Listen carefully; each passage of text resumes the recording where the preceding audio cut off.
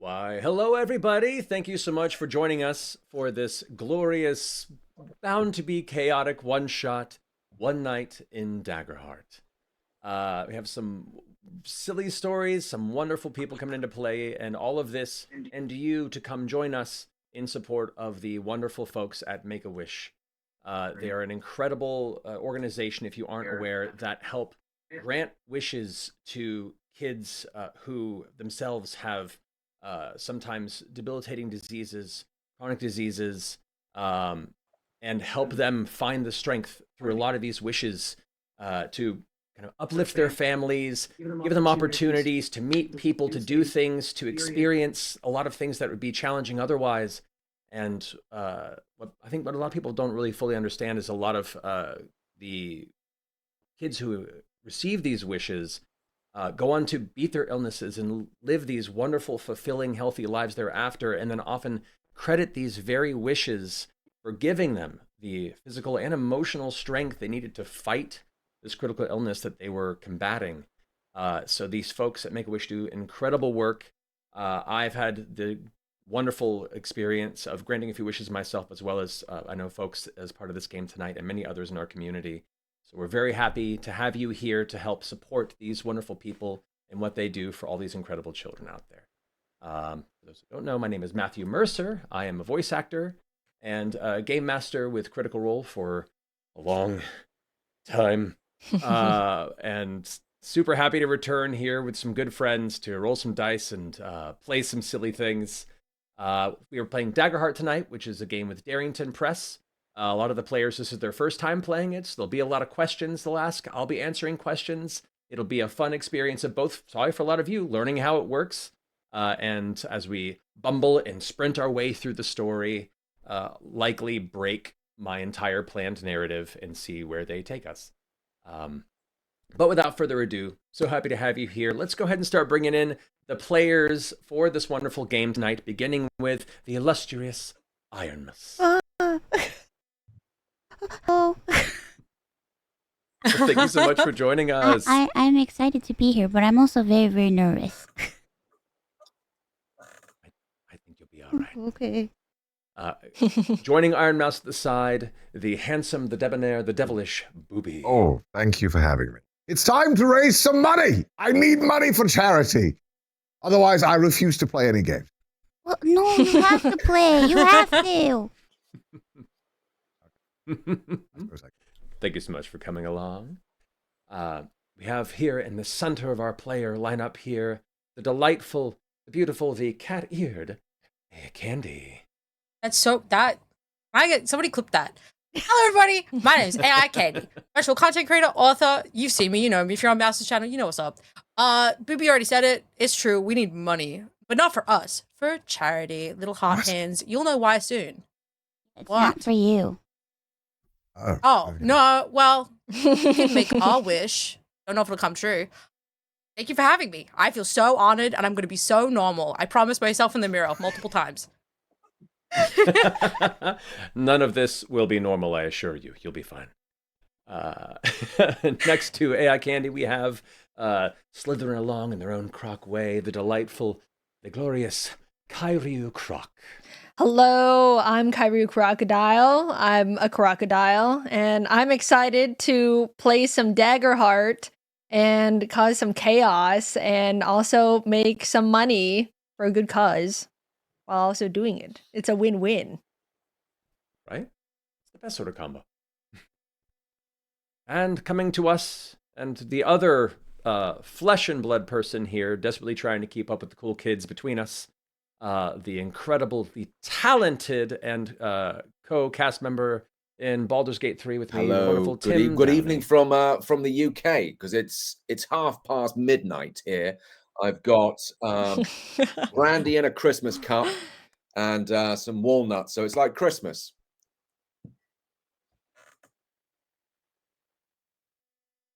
I graciously appreciate you sacrificing a good night's sleep by being here with us for a good cause. As everyone has said as well, let's raise some money and play some games, but also raise some money. Wunderbar. I love it. All right. Before we jump into tonight's narrative, we've got some fun things to go through here. I'm going to go ahead and throw to our wonderful DJ Donovan to go ahead and let us how tonight's arrangement is set up. Hey everybody, it's your friendly neighborhood DJ Dono Man here and back to read some donos all night long. Good to see y'all.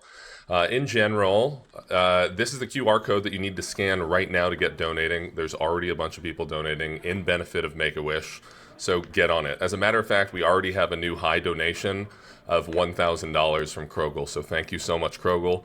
I will be reading 100% of the comments, but the only way that we're interrupting the show is if you donate to be the highest donator. Otherwise, the narrative's fully in charge, so get in there. Okay, so this is a quick walkthrough of our actual auction and donation page. So by typing bang donate, you'll get taken right to this page, and there's a lot of great rewards available for all of you at home. Check this stuff out, so many raffle tickets.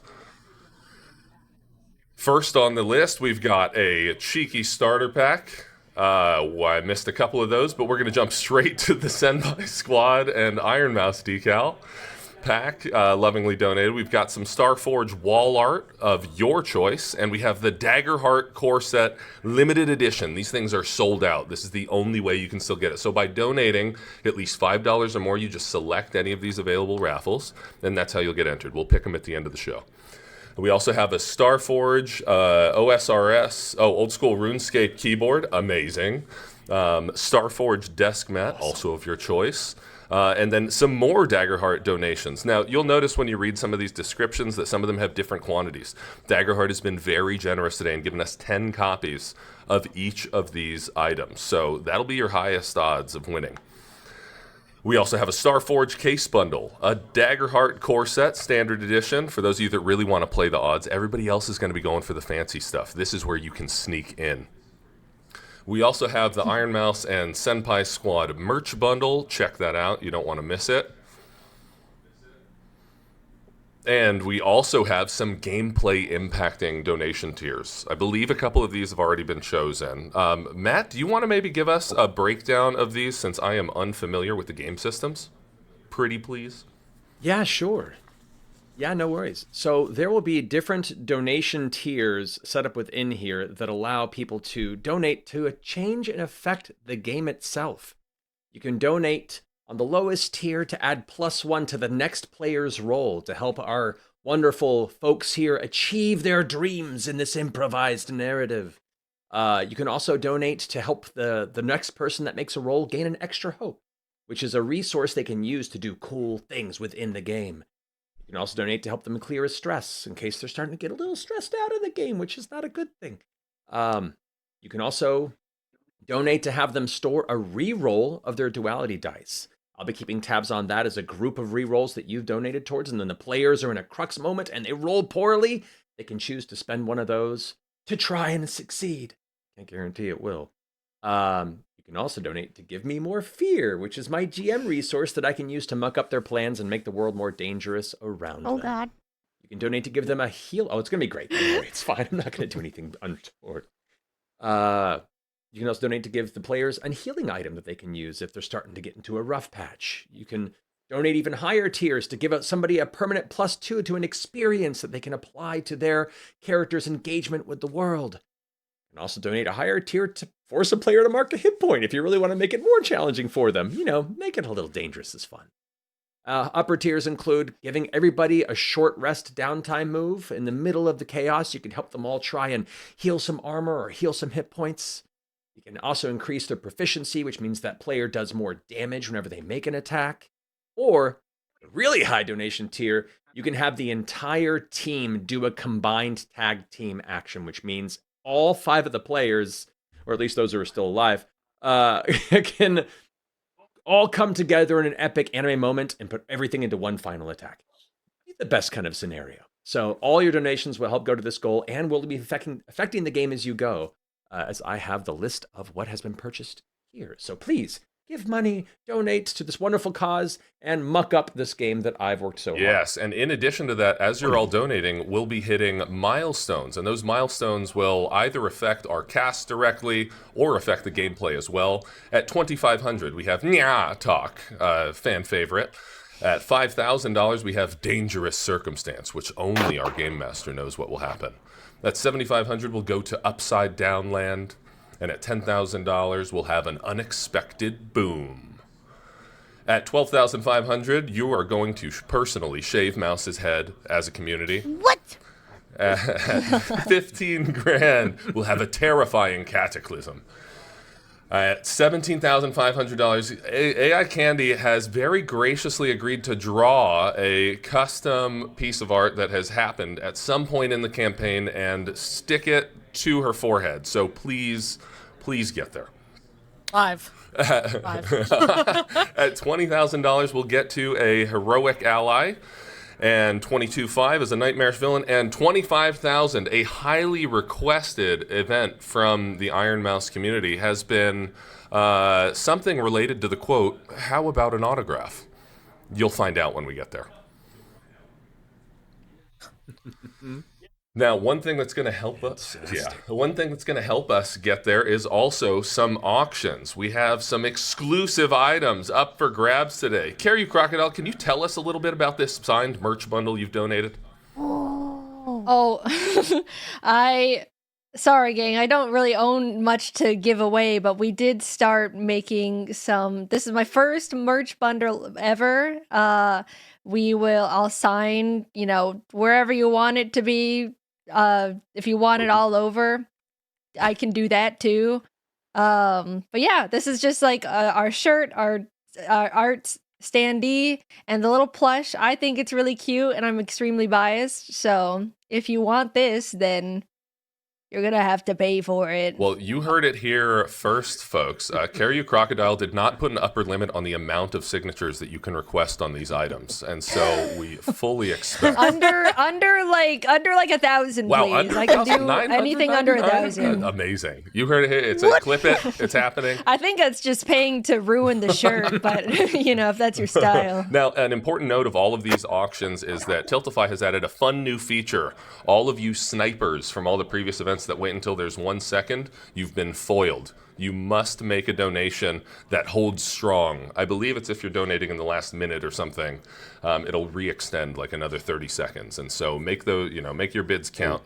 Okay, second thing on here, Ironmouse signed Chainsaw Man collector box from Cheeky. This is really cool. It will be signed by Ironmouse herself. You can finally take a shower. Finally. Well, I don't know, but would they use the soap? Because it's like Yes, signed and it's a they have collective to. soap. No. I use I'm not saying you can mine. eat it, but you could smell it. Pretend you're. I mean, Also, probably worth noting that some of these auctions end in 45 minutes. Ooh, so get your yeah, bids in. you gotta Great hurry. point, Bubi. There's a second Cheeky box available too, for those of you that might miss the first. This is a signed solo leveling collector's box as well, also signed by Ironmouse. So thank you very much, Cheeky, for those donations. There will also be Ironmouse signed Starforge wall art. Do not miss that one. If you want to have the signature from the Demon Queen herself on your wall, get those bids in. And Matt Mercer has donated a signed limited edition Daggerheart set. Matt, can you tell us what comes in this set? Meg. Wait, what? It's a delightful set that, once again, you mentioned earlier, has been sold out for quite some time. I'm not making any more of them. It comes with a limited edition core book of Daggerheart. It also comes with all the incredible cards you need for the core game set with beautiful kind of like gold-edged, high-quality card prints. It comes with its own set of little plastic gems that you use for markers in the game, both for hope or fear, as well as like player rolling usages.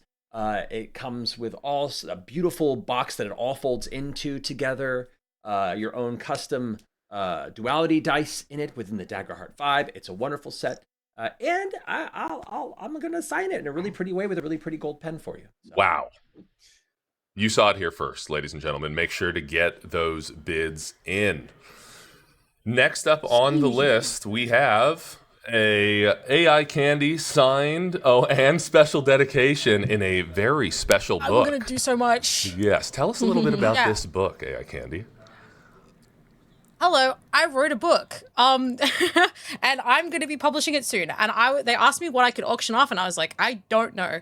So I thought to myself, I could put in the book permanently forever in all the editions your name and like a little thank you and a mention of this like event because it's very Whoa, special whoa, to whoa. me, and I just wanted a way to commemorate You're that. adding a dedication in the actual printed book, so Forever? everyone that also buys it will have this Printed. dedication printed. Whoa, that's amazing. So. Yeah, and I also have like little bits of like VTuber merch and stuff like that. So I might spice the package up a little bit because I didn't know I could add extra things. And I'll make like stickers. I don't know. You'll see. But yeah, baseline, you get a book and it's gonna be signed. And I don't know. Actually, I could even include the messed up print that I made by accident because I accidentally made the book go live. Wait, I can I'm include that jealous. one too. I It's want gotta- my name to be in your book. Wow. Do not miss that. Well, there's a raffle. You're So- gonna have to fight me for it, guys. I'm already being outbid on some of these items. This is ridiculous. Oh no. But Amazing. Now, the Nice. last two items available here on the list are an Ironmouse signed Senpai Squad desk mat. I, as DJ Donoman, exclusively use this desk mat. I don't have a signature on It's it, so but cute. this is the best desk mat in the world.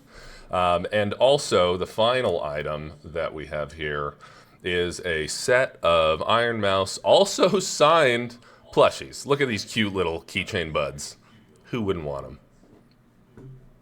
Yay! They're so cute. I'm good at signing my name. Yeah, do it for Make-A-Wish. You're doing. Remember, all Wow. these bids, everything we're doing today is for the children at Make-A-Wish to keep making really cool wishes come true. Matt already said how big of a difference it makes in these kids' lives. And through all of these recent donations, we've actually already hit 2 donation milestones. And so as we get into Act 0, we are going to be starting with some Nya talk and a dangerous circumstance. Don't forget, all donations over $5 that have a comment in them will be read before the end of this broadcast. So get your donations in now. And now back to the show. Fantastic. Thank you so much.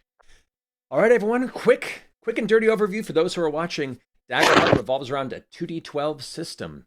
Whenever someone wants to make an action roll, I'll tell them what trait to roll. They roll 2d12s, one of which is their hope die and one is their fear die. Add them together along with that trait bonus, and I'll let them know if that succeeds or fails. Beyond that, if the hope die is higher, that is a success with hope, and they succeed with a high enough number. They get a hope, they succeed wonderfully. It's great.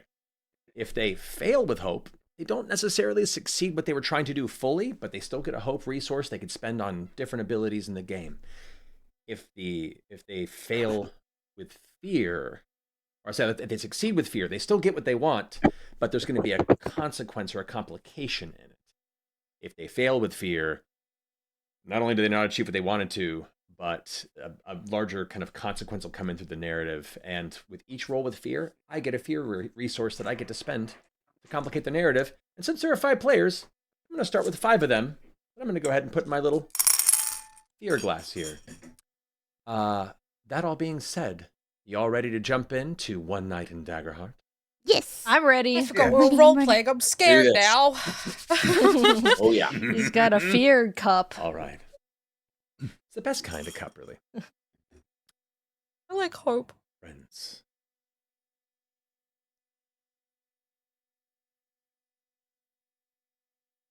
Oh, Oh. Okay. crap. Yeah. All right. Oh man, yeah.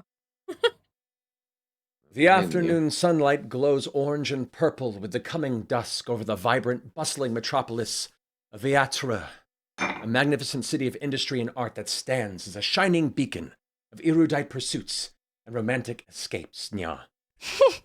The sunset skyline of pearlescent towers and climbing arched bridges that connect the massive 3 rising districts glitter as evening lanterns flicker to life, and the people of the city wander out for an evening of celebratory revelry, as tomorrow marks the opening day of the Miscaro Glyph Fair, a renowned annual exhibit of esteemed magical invocation, where the grandest of arcanists and spellweavers get to show off their latest creations and discoveries for the populace to marvel at. Nya. And here it is. within the gargantuan halls of the Rhinatheon Chronicle Repository, the grandest of Iatrib's museums, that the fair is to take place on the morrow. Nya. This year's theme: the path of the skyward banner, heroic paths and the relics that define them. Nya. You are all recent hires by the repository.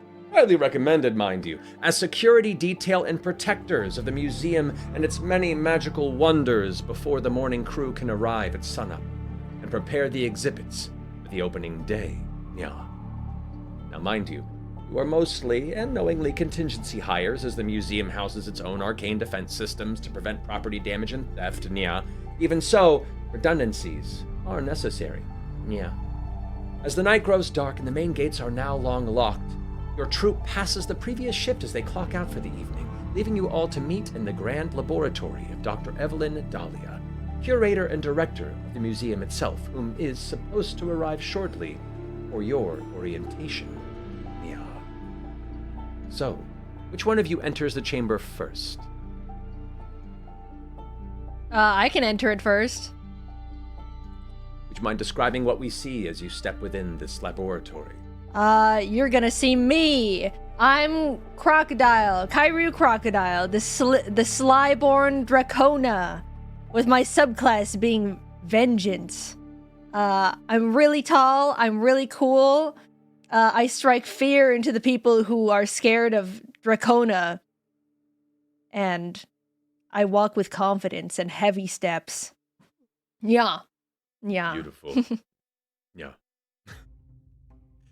As your heavy footfalls kind of clack and echo into this empty laboratory, kind of desk-strewn chamber, yeah, you turn to see a secondary individual kind of follow up from behind. Bubi, if you would go ahead and tell us what your character looks like. Yeah. Hello. Well, I look so good in real life, so I decided to keep something similar in the game. Bubi of Highborn and Furnace, and Nightwalker, of course. I strut in confident. Museum. Curious crocodile of insurmountable height. Yeah. Yeah, of course, yeah.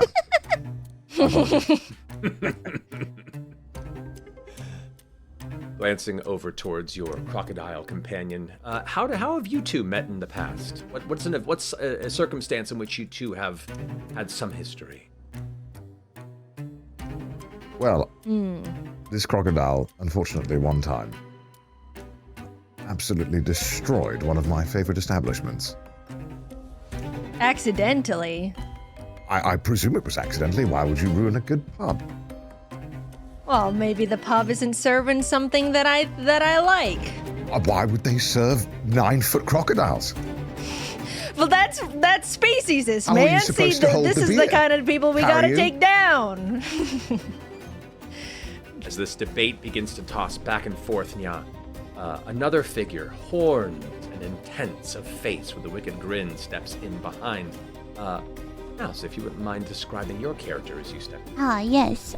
Well, I am Ironmouse, and I am a wild-born Infernus witch. I casually try to saunter in looking cool. I'm really short and really cute. Unfortunately, I trip on my outfit, and I land face first into the ground, and I'm like, oh! And I laugh nervously, and I'm like, "Hey guys, it's me. I'm sorry I'm late. I hope I'm not late, but hi." And then I get up really, really fast, and I run over to Bubi, and I tug on his outfit, and then I go and I try to hug Kairyu, and I'm like, "Hi everybody, hi," and I'm really, really nervous, and I really hope that they didn't see me fall. We all saw it. What? Oh, Yeah. You saw it? I'm so. Ugh. Yeah, unfortunately, everybody seemed to see it, including the individual that walks in shortly after you do. AI Candy, would you please describe to us your character as you enter the chamber? Sort of in diametrically opposed to Mouse's entrance, I sort of slink in wearing sunglasses at night, or the equivalent of some sort of lens. It's like dark. Dressed for bed, dragged against my will by my duty to the previous academy that I trained with, and my mentor, who gives me really annoying missions, and I feel like it's trying to sabotage me, but I'm really trying my best to perform to the standards to prove that I can be trusted with magic, and I swear to God, I won't experiment on people again. I learned my lesson. I promise I won't do it, but here I am. So I'm sort of striped top, shorts. I look ready to sleep. Here I am. Which I'm excited. Then I'm like, oh, museum. But oh, I'm too cool for that. So it's a sort of duality. Whoa. I did see her fall, so. Oh, God. As you try to nonchalantly play it off like there's nothing too embarrassing in case in the chamber. What you don't notice is another figure stalking in from the nearby shadows to finish out, to round out the rest of your troop of nighttime guardians to this closed museum. Tim, if you wouldn't mind describing your character as you enter. Well, I am a ranger, a ridge-born goblin, wayfinder, if you will. I slope in from the shadows, clinging to them. I've seen everything that's gone on, and I just think to myself, my God, am I stuck with this lot for the rest of the night? I sincerely hope not. I slink around the shadows. I make sure that there's a very definite smell that I exude. Whether it's pleasant or not is entirely up to the smeller, or the smelly. But I keep low to the ground. I don't want to cause a fuss. I'm not really going to talk to anyone. It's been a long day. Probably got a little bit of a headache. I want to get through the evening as quickly as possible. And if any of these have to fall along the way, well, that's just part and parcel. But it's lovely to meet everyone. Is it? And to that point, I'd say, Tim, as you glance around, you do catch a hint of familiarity as you glance over to AI Candy and Ironmouse. What sort of embarrassing circumstance initially allowed the three of you to cross paths before this night? I believe that the reason I don't think we can look at each other in the eye is that particular evening out that we had. You remember, don't you? I strive not to. I strive. It was quite difficult. There was the three of us, a rather large horse called Percy. And just a lot of night ahead of us. A lot of road. Oh, God. A lot of road. A lot of embarrassing, to... awkward road. We kind of promised each other that we'd never The door slams back behind you in the chamber. Now you see as lantern lights kind of flicker on the far edges. And you watch as a tall, lithe female form in a long black dress with a high collar, long, draping, kind of a librarian type aesthetic.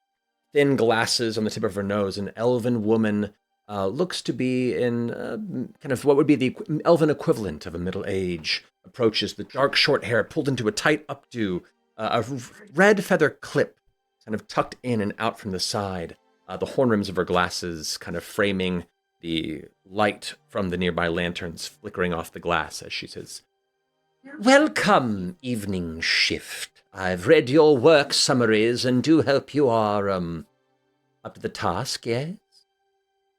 Yeah. Of course. I'm ready. 100% ready. Yes. Very well. Very well.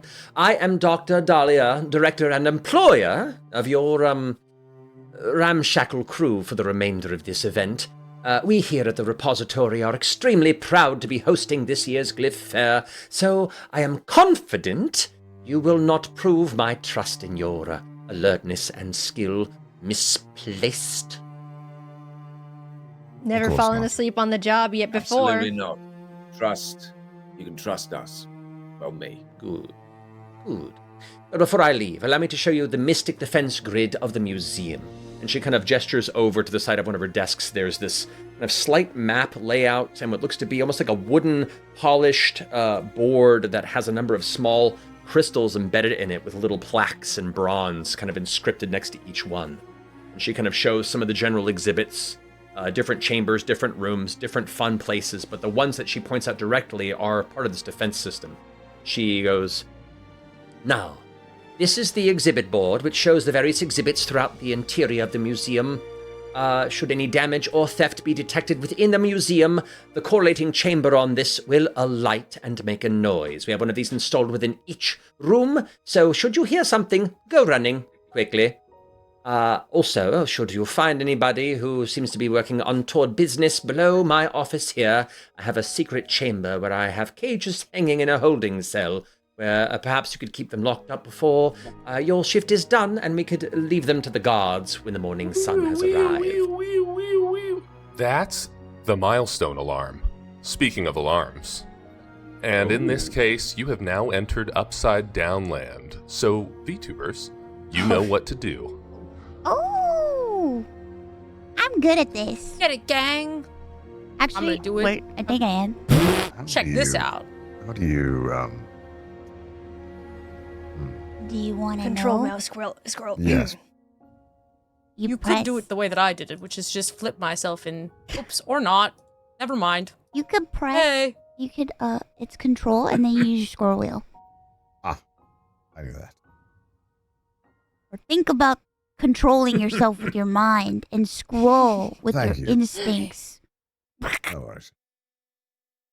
They made me so short. As you, Papa, I'm so short.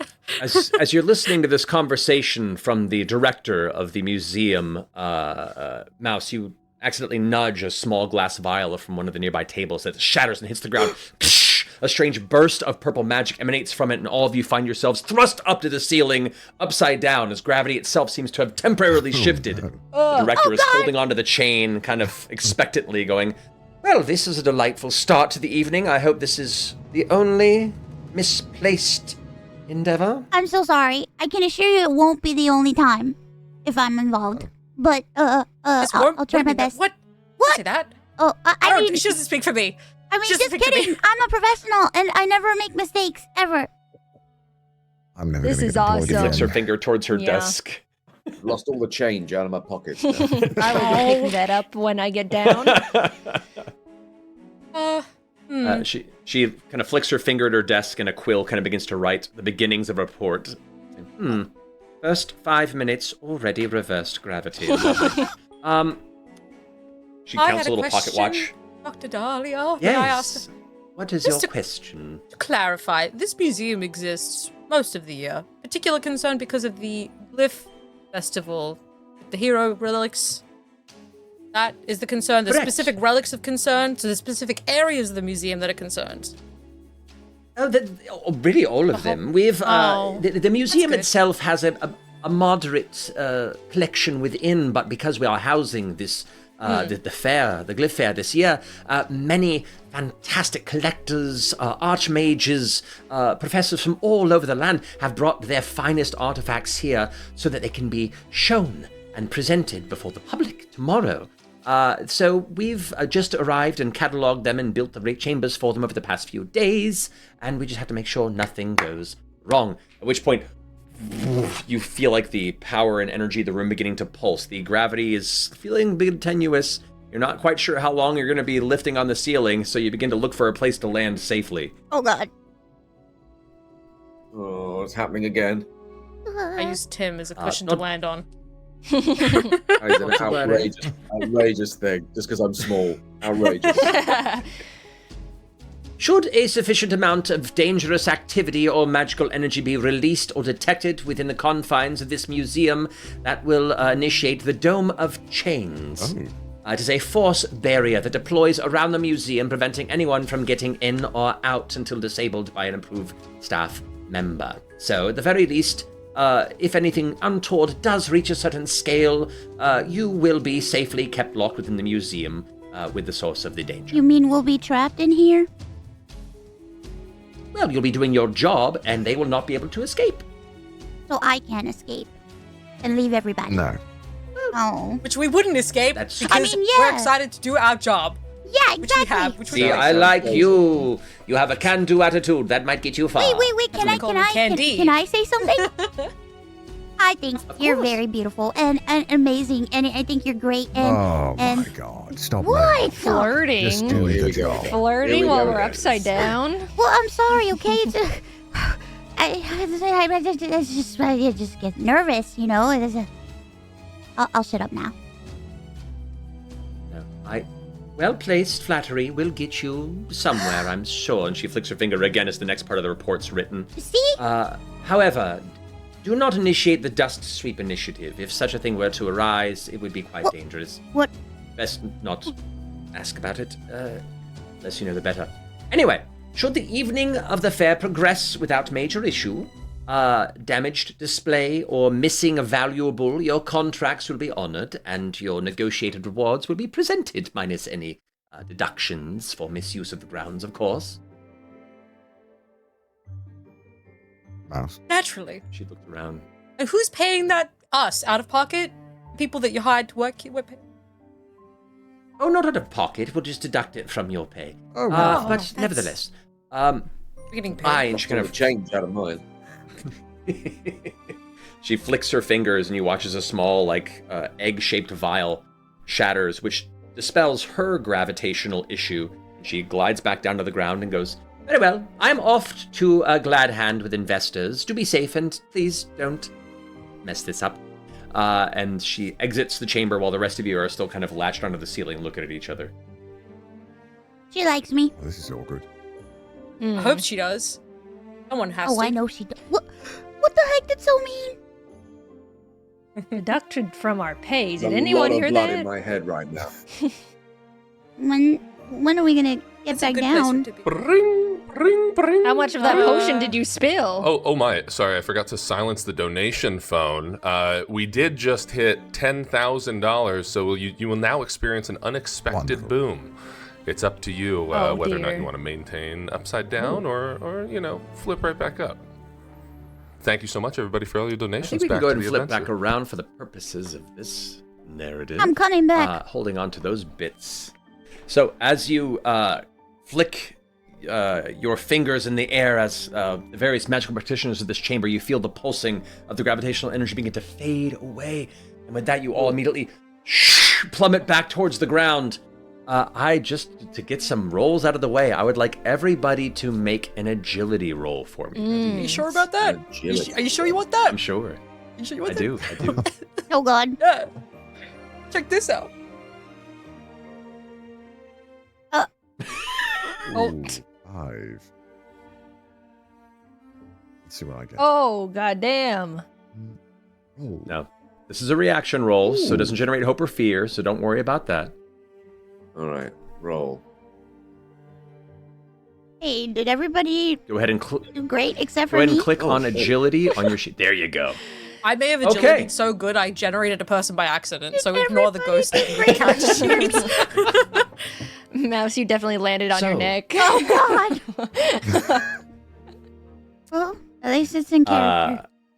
Now we did have +1 to the next player's rolls, so with that, looking at what we have here, I will happily spend 4 of those to go ahead and give +4 to Tim's roll, which gives him enough to succeed at this. So all four of you managed to gracefully land on top of nearby tabletops and carpeted floor, with Tim barely kind of catching yourself before you kind of shake it off a minute. You all wait a second before a slightly loud scream and an impact as Mouse ends up. Oh God. Oh, you've fallen right on my keys. Oh, dear. This is how With it that, started. Mouse. You're welcome. This is how the Percy thing Go ahead and mark your started. stress. Sorry about that. I open a book and I make a second mark, and then I just put it away. Wait. What's that book for? I'm just keeping tabs. Oh. Mm. Like a ledger? Like you're keeping a ledger? Well, so far that's 2 times she's landed on her face, and it's been 5 minutes. It won't be the last. It won't be the last. I like you. Oh God. I mean, oh, I'm Doesn't take. gonna crack my whole back while I get up. Can I grab her by the scruff and like brush her off myself with my giant reptile hands? Sure. He isn't. Brusquely, Oh. roughly. You'll notice I'm so strong. I pull you up by one arm and I shake you a little bit like a dog. But all the dust comes off of you. I'm not the shortest one here, you know. Why is everybody acting like I'm the shortest one here? Good point. I'm just laying there with my arm outstretched, looking around. No one's paying any attention whatsoever. I pick myself off the floor, rearrange my keys, find all my change, and look around for a little while, thinking, ungrateful lot. Fair enough. Tim, as you kind of glance around the chamber, gather your things, you keep an eye kind of situated over towards the exhibit board, kind of still getting a deeper lay of the land in this region, starting to kind of put it to mind. It's about that time that a dangerous circumstance arises. You hear a massive shattering of glass echoing from a distant hallway as I gain 2 fear from the dangerous circumstance. You all spin around and look, and it was loud, but it does sound like it had echoed quite a bit before it reached you, so it's a bit of ways away before you see a little light begin to flicker on the exhibit hall board. Going, That wasn't next me. to the term. That was not me this time. Someone should go and look at that. That's quite important, I think. So someone should absolutely look at Bubi, that. you should go look at it. Is that you I would volunteering? like to go and have a look. Oh, Bubi can. There we He's so go. brave. There we go. Didn't All pair right, them you glance ahead. at the exhibit hall board. You see the small little plaque on it says the Crimson Egg Exhibit Hall, and it has a slight line on it, a map that you can follow to begin rushing that direction if you'd like. Oh, okay. Only freedom units. You all gather yourselves.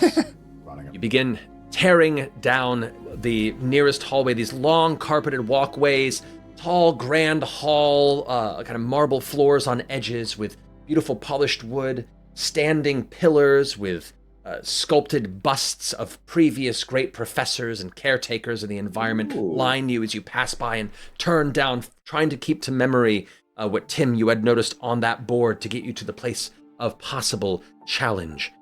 You hear another shattering bit of broken glass, not as loud as the first, but a bit of like falling and the clinking of smaller shards kind of dashing across a large echoing floor. You know you're about 15 or so feet from what is an open arched entryway into a somewhat round-looking chamber. Low lit, it's nighttime, there's not a lot of light sources in this space. What would you like to do?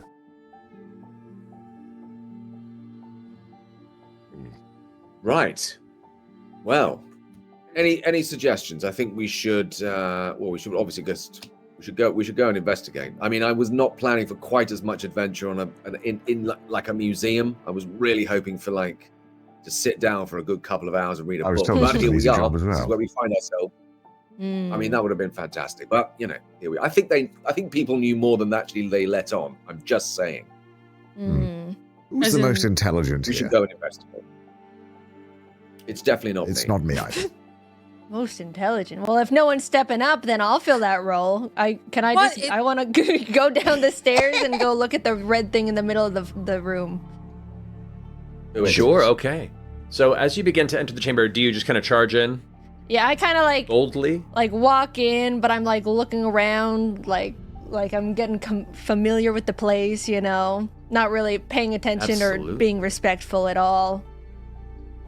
Great, yeah. As you step into the edge of the balcony from the upper floor where you all kind of enter this strange chamber, the large, 85, 90 foot tall, colored glass windows that line and surround the perimeter of the other side of this chamber. There's a beautiful skylight above you that as you glance up, you can see part of the skylight is broken, and there is a rope dangling from it where a figure seems to be currently holding onto it about 20 feet up.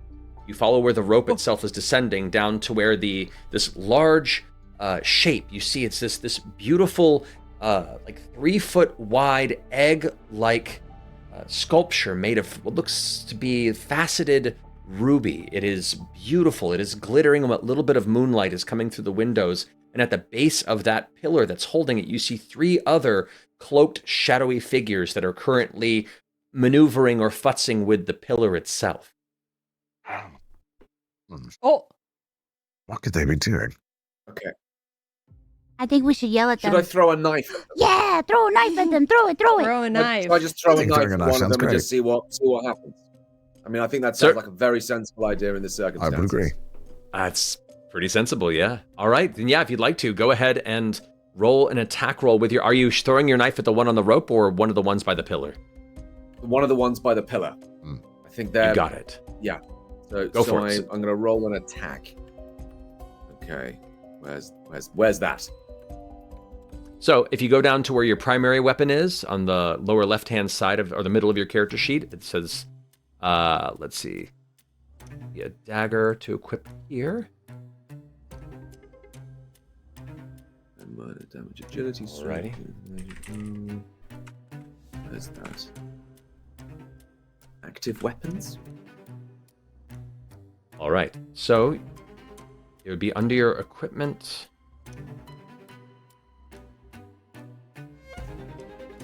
Do longbow. That sounds Here. While the UI is being navigated, this is a 15-minute warning on the first 3 auctions. This is a 15-minute warning on the first 3 auctions. Ooh. There you go. So where he says under primary weapon, it should have dagger. Go ahead and click on that. Let's have a look. Where is it? What have I got? Torch. I've been rope, far too basic locked in trying to supplies, work out what the longbow. significance of the egg is and what it potentially does and why a group would want it, and we're doing way too much mental math. I'm currently not trying to doing win some anything physically. Kairyu merch. I'm thinking about taking the ruby too. What Wait, not? It's all good. what if they're We're nice we're people? not stealing relics. We're not. That's not why you took the job. This is like the perfect excuse. Wait, but what if the people are nice so Tim- and we threw a dagger at them and they were nice people and they were nice and they were just trying to help and they were just here just to like help and stuff and Well, you we'll know. find out with how they react to the knife throw, surely. Yeah, Oh, we God. can take him to the That's true. hospital. Well, Well, don't like let's the knife, hope then so. I perhaps, mean, I'm taking my time, I grant you. Ask for apology and not for forgiveness. Or no, forgiveness. Ask for forgiveness before apology. Are we the bad guys? That's the motto. Got I that. live First, by. questions later. Yes. That's okay. Yeah, Tim, right beneath your Alright. stress on the left-hand side, it says active weapons and dagger. You can go ahead and just click on that. Stress. Where the hell is stress? I'm doing so well. Looking at which knife to throw. Ah, stress. There we go. Yeah, he Active has so weapons. many. You can also just choose, if you want to, just choose your finesse trait. That'll work for you as well. Are we the Finesse bad trait. guys? Nah. Morality is based on perspective and subjective. I'm trying to work this job so I can get some money to donate more to win some nice things. What weapons trait? What's this? I have no idea. It's all good, buddy. No worries. I have You're no, taking the stress no out. Actually- idea. Maybe just a skirmish. Yeah. And so that's the weapon there. If you mouse over where it says the finesse +1, go ahead and click that. Where on earth does it say finesse +1? I've probably gone past it now. Right, active weapons.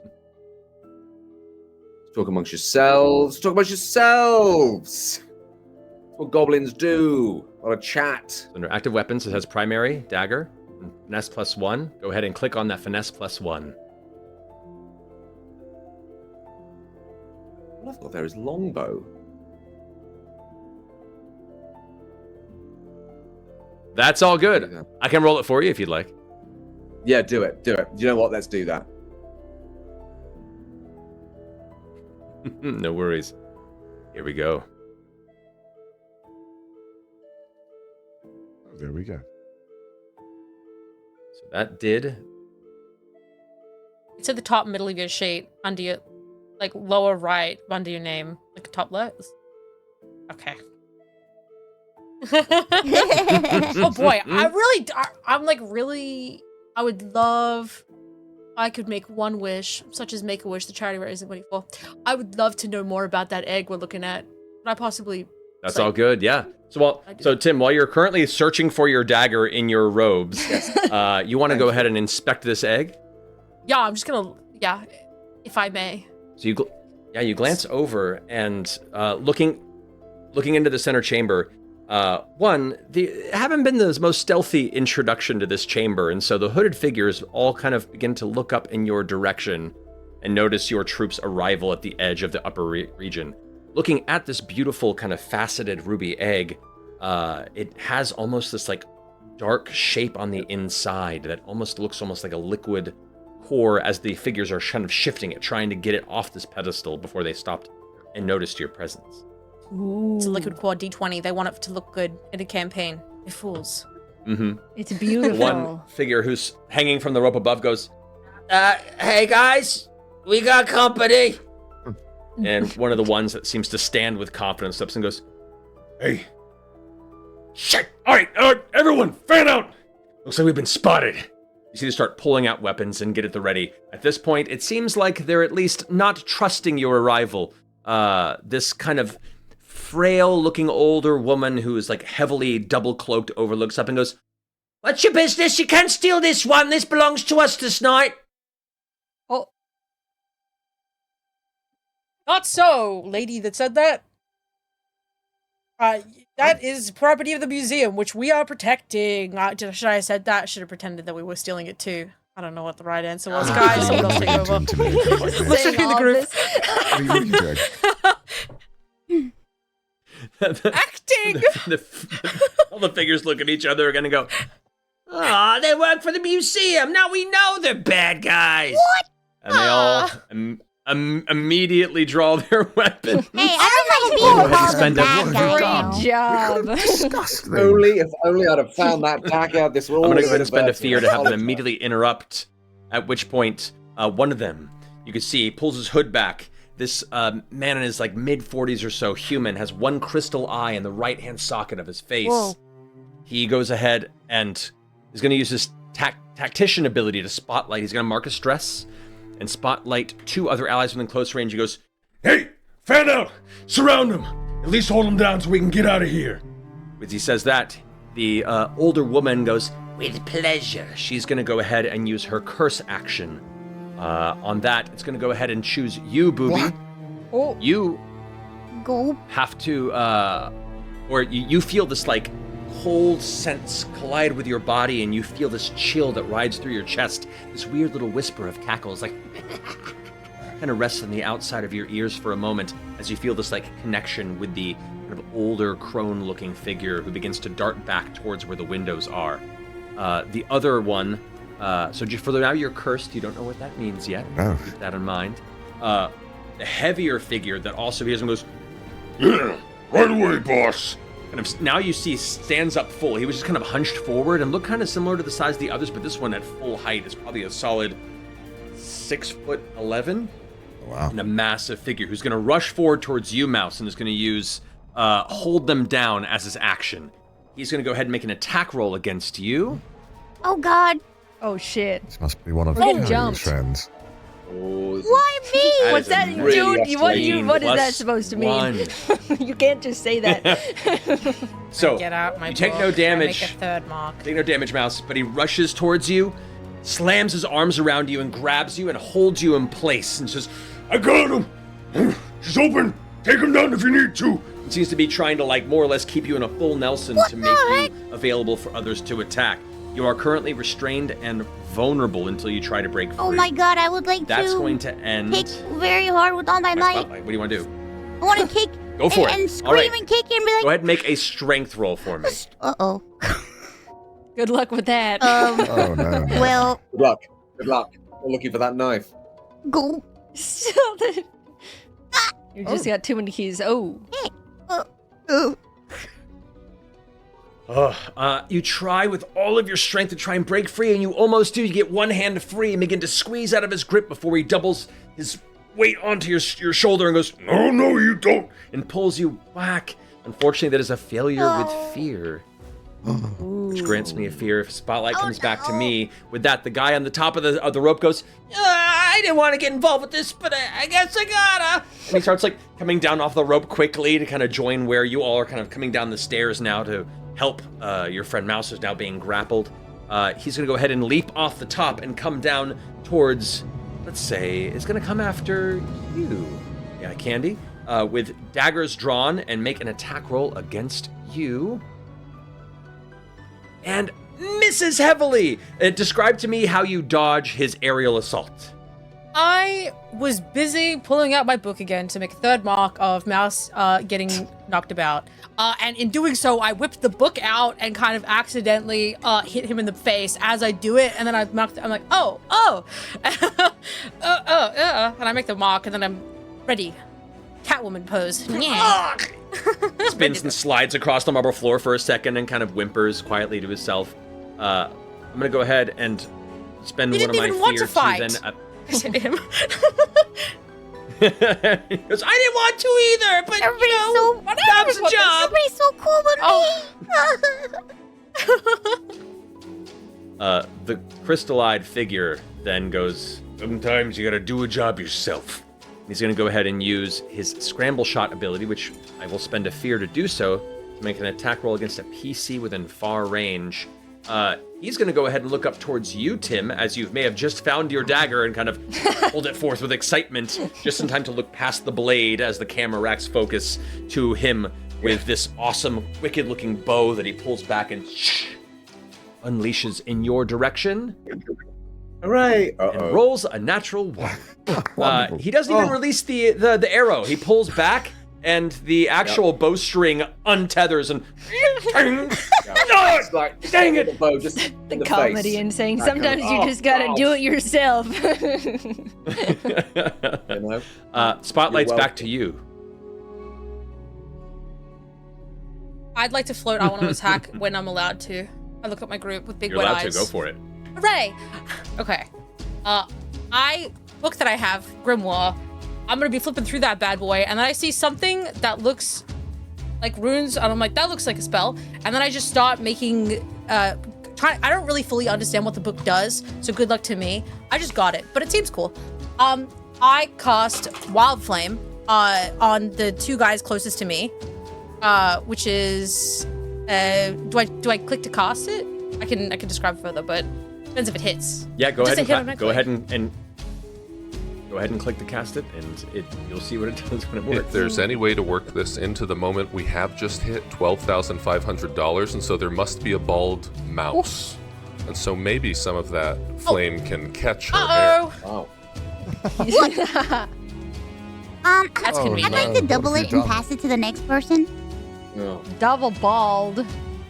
I got it. Double ball. Let's go. In casting Wild Flame, I also burn my hair off, I guess. Oh my god. There you go. So Face worth so dead. I'm like, don't worry, Mouse. I'll make sure that it doesn't hit you. And then in doing so, oh my god, it's all over me. And I'm just like, it's me, them too. Hopefully, fingers crossed. Fire. Perfect. So the roll, what you rolled is 2 4s, which is a critical success. So My hair! that degree, not only do you gain a hope. Well, actually, somebody had paid for and donated for you the next roll to gain a hope. So you actually gain 2 hope on this. You clear a stress if you had one, and you go ahead and do max damage on Wild Flame, and then roll the damage dice on top of it and add it. Oh. Okay, so allow me to. Is it just a plus 12? So I just add 12 to the. Yeah, it's just 12 to whatever you roll for damage. Holy. Guys! Whoa. Oopsie. Oopsie! Oh my god. Oh no. I take museums seriously, and also my hair's gone. Oh, dear. Now, describe to me how this Wild Flame engulfs the 3 figures that were at the base of the pillar. So this is one of those spells that did get me in really bad trouble, I realized, after casting it. This is kind of part of the reason that I'm in the position I'm in. And so it is sort of a war crime, I think.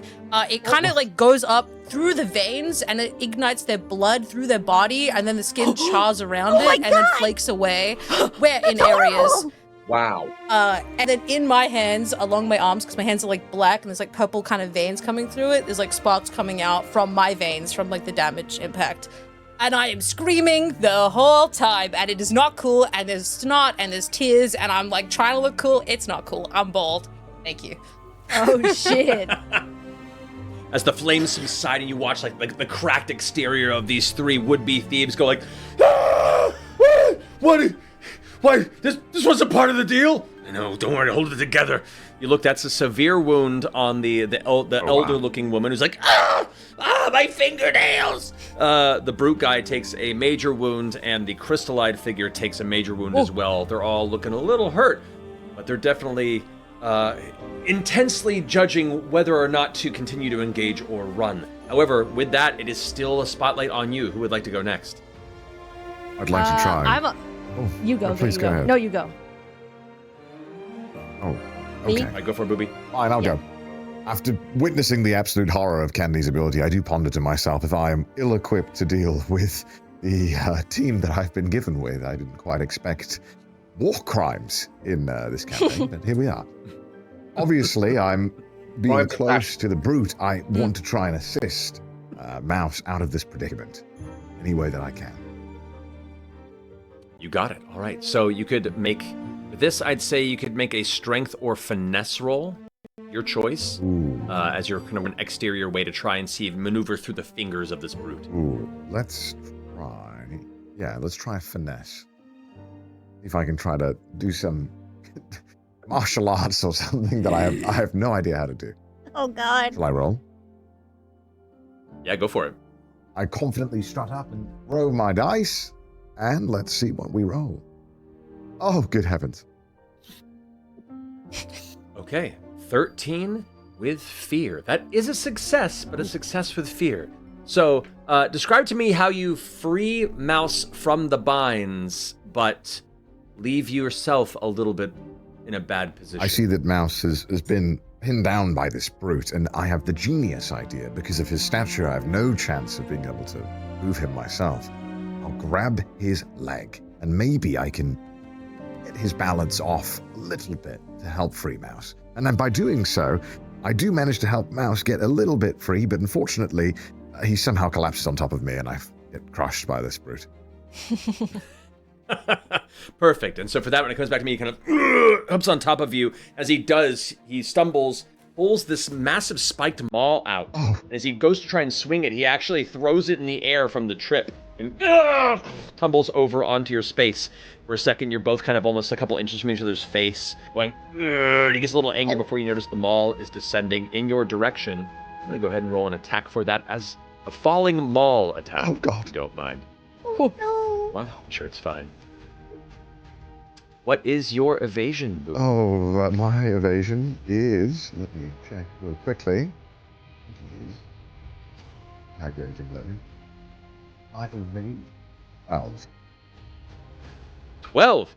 That is a 10 plus 1 on his side. It's an 11. He misses just barely, or the mace lands, the maul lands like 3 inches from the side of your face. This massive onto the ground, cracking the marble. Good heavens. I just got this suit dry cleaned as well. I don't... I'm standing like arms out, legs out, hands claws, looking at you like, yeah, man, you'll be right. It's okay. All good. No worries, guys. Continue. With that, I'm going to go ahead and spend a hope while it's still on my activation here to go ahead and activate the crystal-eyed figure once more. It goes, sometimes you gotta do something yourself, don't you? He's going to go ahead and try and restring his bow real fast and pulls this wicked-looking black-thorned arrow out from a side quiver and pulls it up, and he's going to go ahead and aim it at you, Bubi, since you managed to free your friend.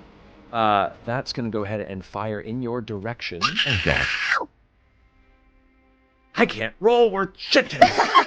That's a 4. Just passes by you. You kind of narrowly dodge it in a slow motion, kind of Neo from the Matrix kind of method. Okay. And it looks at the rest of them. Guys, I would appreciate this isn't looking some help good, here. gang. Oh, I want to attack him so bad. I'm laughing at how pathetic he is. Oh. All right, Spotlight's can I back move? to you all. Go for it. What do you want to do? All right, after witnessing such a good fight and a giant spell from Candy and a heroic save from Bubi and the dodge, I'm all hyped up and I'm like, all right, it's time to fight. So I'm gonna hoist myself up onto the banister and I'm gonna jump and like use my muscles to like torpedo myself towards the guy who just broke his bow and then missed an arrow because he's got to be at a mental low right now. And I'm gonna use the momentum to like try and land really hard with a mace strike on him. I love it. Let's go. Yeah, I marked distress on him for his natural 1 earlier. So this is just insult to injury, literally. Go ahead and roll an attack with your mace. All right, let's see. I believe it's this. Is this the wait? Am I allowed to roll? Right next to where it says mace to the right, it has a +3 strength. Okay. Go ahead and click on that. It'll do the roll for you. That is a 12. Now, that would normally miss, but we did have donators that gave an additional bonuses Yeah, to attack. donators! We're going to go ahead and spend Oh, nice. 2 of those to nice. turn it into a success with fear. So you do manage to hit. Describe to me how you attack him with this mace and how it kind of turns a little bad for you. All right, with the power of a higher being, possibly charity, beaming down from the heavens above, I land. I jump in the air. I dart myself towards him. I land an attack, but I'm too hyped up on adrenaline and excitement where I hit him and I forget that I need to land too. So I land flat on my back with a thud. So I'm now just on my back Beautiful. between the two of them. As you land and you actually like slide and impact the edge of the pillar itself with that fear roll. And Like as a the pillar Kira begins slide? to Circle. it nudges, and you watch as the ruby egg begins to spin and tumble. It falls off of the pillar and hits the ground with a heavy impact. As it does, you're worried an egg would shatter, but it just kind of rolls for a second and comes to a stop. Before you all look and see the outside of its faceted ruby exterior begins to show a crack. Uh-oh. Oop! Sorry, gang. That was my bad. Kairyu! You watch as this glow begins to pulse and pulse louder and heavier as the shape, this weird entity inside, begins to push from the inside. The egg begins to crack more and crack more. Suddenly you watch as a spirit begins to emerge, some sort of strange voice of a figure in a hood arrives from this weird spiritual guardian space around the egg and beseeches you. Curse you! You Whoa. were tempered with the sacredness too soon. My guardian shell cannot keep the great beast at bay. Woe unto you, you misguided fools! She hunger.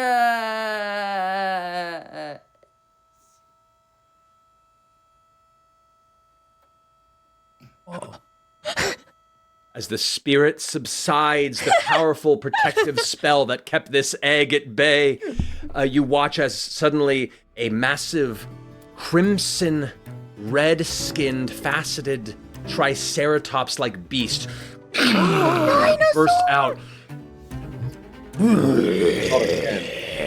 Oh shit! We gotta tame this guy. Wait, there's no way we're getting paid now. What have we done? No, this is really not looking good. I want to We've ride only the been here an dinosaur. hour. No, oh my god, no! Yes, yes, yes, yes, yes, yes, yes, yes, yes, yes. Dinosaur. Please.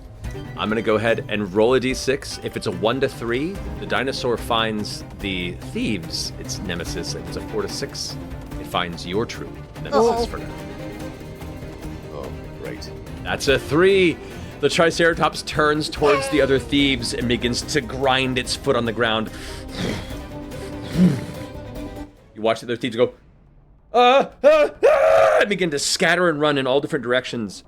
The spotlight is back on you.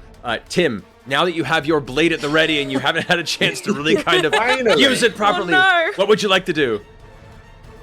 Right. I think I'm going to try and communicate with the dinosaur, with the beast. Ooh. I think I'm going to come up and sort of like have a little bit of a like, it's okay. It's okay. I know what's happening. We've had a bit of a bad day. We've all had a bit of a bad day. Do you know what? It's going to be all right. Let me help you.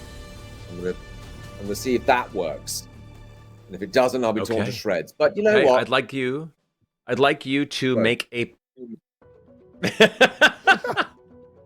It might, but we'll see. Go ahead and make a presence roll for me to see if you can impart the very essence of your understanding into these strange ancient beasts' eyes. Okay, presence roll. Here we go. Roll.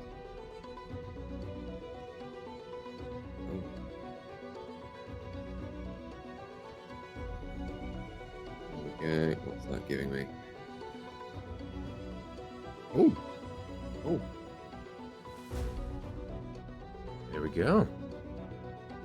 All right, That so good? that would be an 11, which would be a failure, but because the donators have 5 bonus points back there, that'll get it up to an 18, which will that'll be the successful difficulty on this roll. Holy. You watch as the Triceratops turns back around, its glittering red exterior, its eyes burning with hatred. It kind of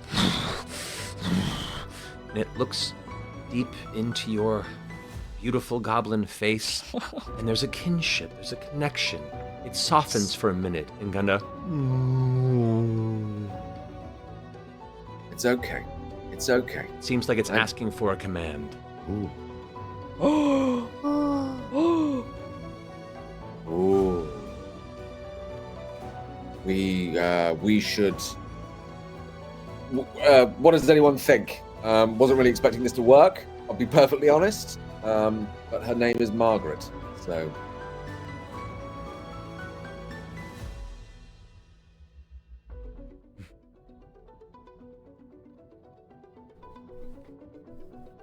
Ooh. Sorry about that. I think Command. we had an audio hiccup. Go ahead and do that again. Oh, what command does anyone have? I really wasn't expecting this to Oh, work. no. So if anyone has any I suggestions, do. I want to write it. Oh, no. Okay, apart from Mouse, thank you very much for that. Okay. Honestly, Could we put it back to rest in Anything the else? We egg can that it ask her came? to go we- home. Oh, come like- on. It just got here.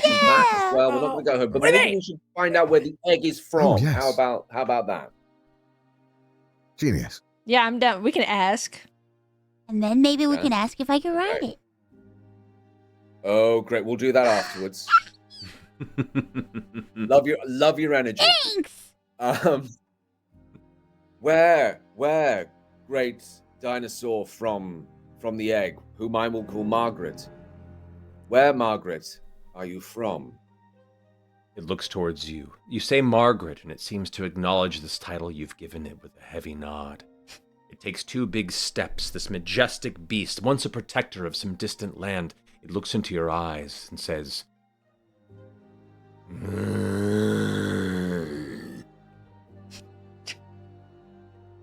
Anything more specific? Did anyone catch that? I guess we should have thought this through. Margie Oh, said, good "Bah." heavens. Candy, do you have any like book on Margaret speak? It's a dinosaur from a big red egg that we're supposed to be protecting. I want to get paid, and I have accolades to get, and I really appreciate this emotional attachment you have, but I want to get this job done. It need go egg now. Thank you. I could try, though, if you want me Are to. you be a going to team try player. and push this dinosaur back into the egg? How do you make an omelet if not by shoving a dinosaur into it? Something. I mean, I could listen. I'll play along. All right. May I? Is there any sort of intelligence based? Could I? I mean, I'm more of like a culture anthropology. I'm not really like the dinosaur type. I'm culture type. yeah. Do you have a I don't book on want to that? pet the dinosaur. What about this entity are you trying to acknowledge or glean?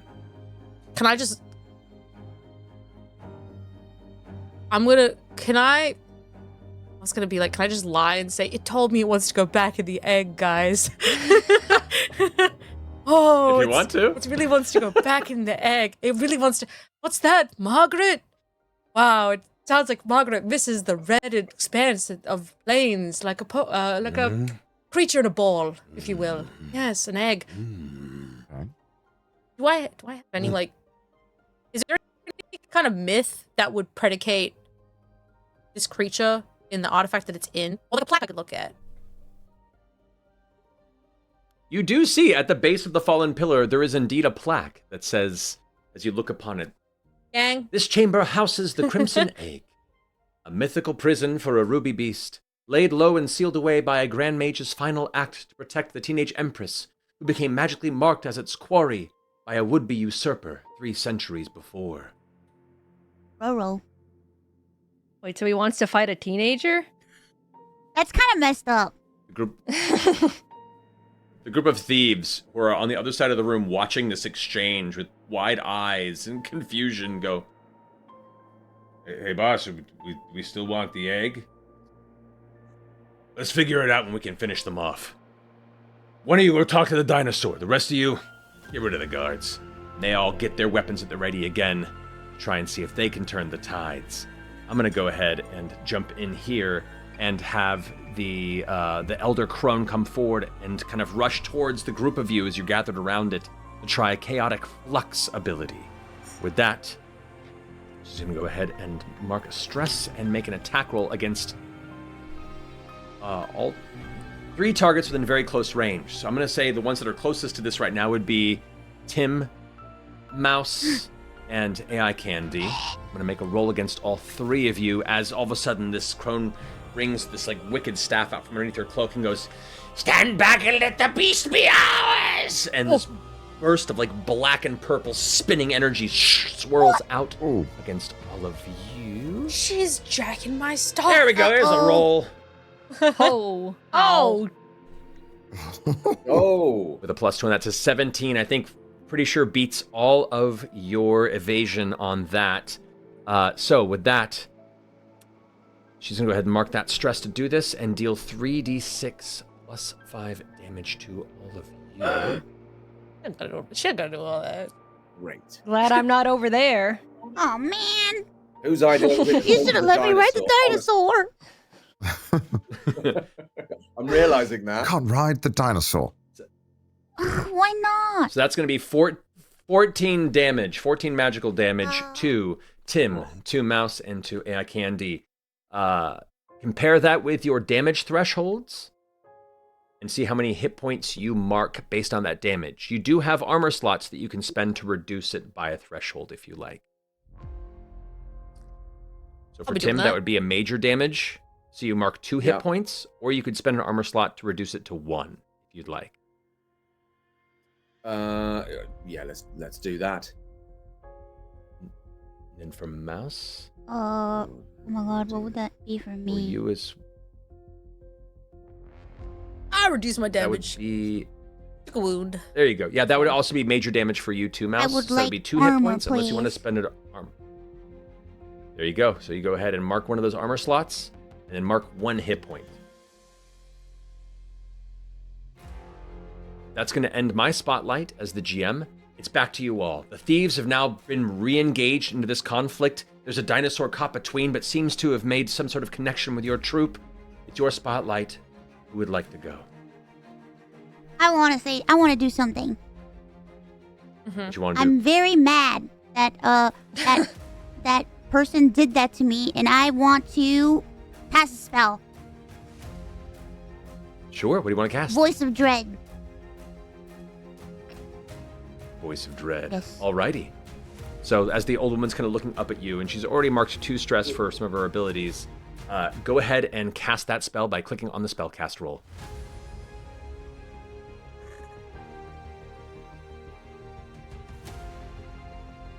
That is just her difficulty. You get it at a 13 with hope, so you gain a hope, and that is a successful spell cast against her.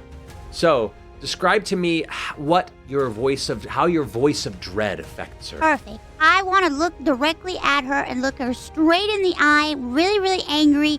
And I put my hands on my hips, and inside of her mind, she hears my booming, scary voice that sounds just like this. And I'm like, you are so mean and you're disgusting and nobody loves you. Your whole family doesn't love you. Nobody wanted you to be born and you're terrible. And I hate you and everybody in this whole room hates you and everybody, your whole life hates you. And I say, I hope you die. She then clutches the side of her head. Goes like, That's not true. That might be true. Is it true? Oh, I should talk to my grandchildren. It's been years. you see tears form on the corner of her face, and looks down at a locket she pulls out from her inside of her cloak and opens it up, and there's a little drawn painting of the ugliest family you've ever seen. And you see beads of sweat on her forehead. She's nearly stressed out, and she is now vulnerable as she is currently focused on the family and questioning her life's choices. With that success with hope, it's still on your end. Who would like to go next? Guys, now's your chance. She feels like crap.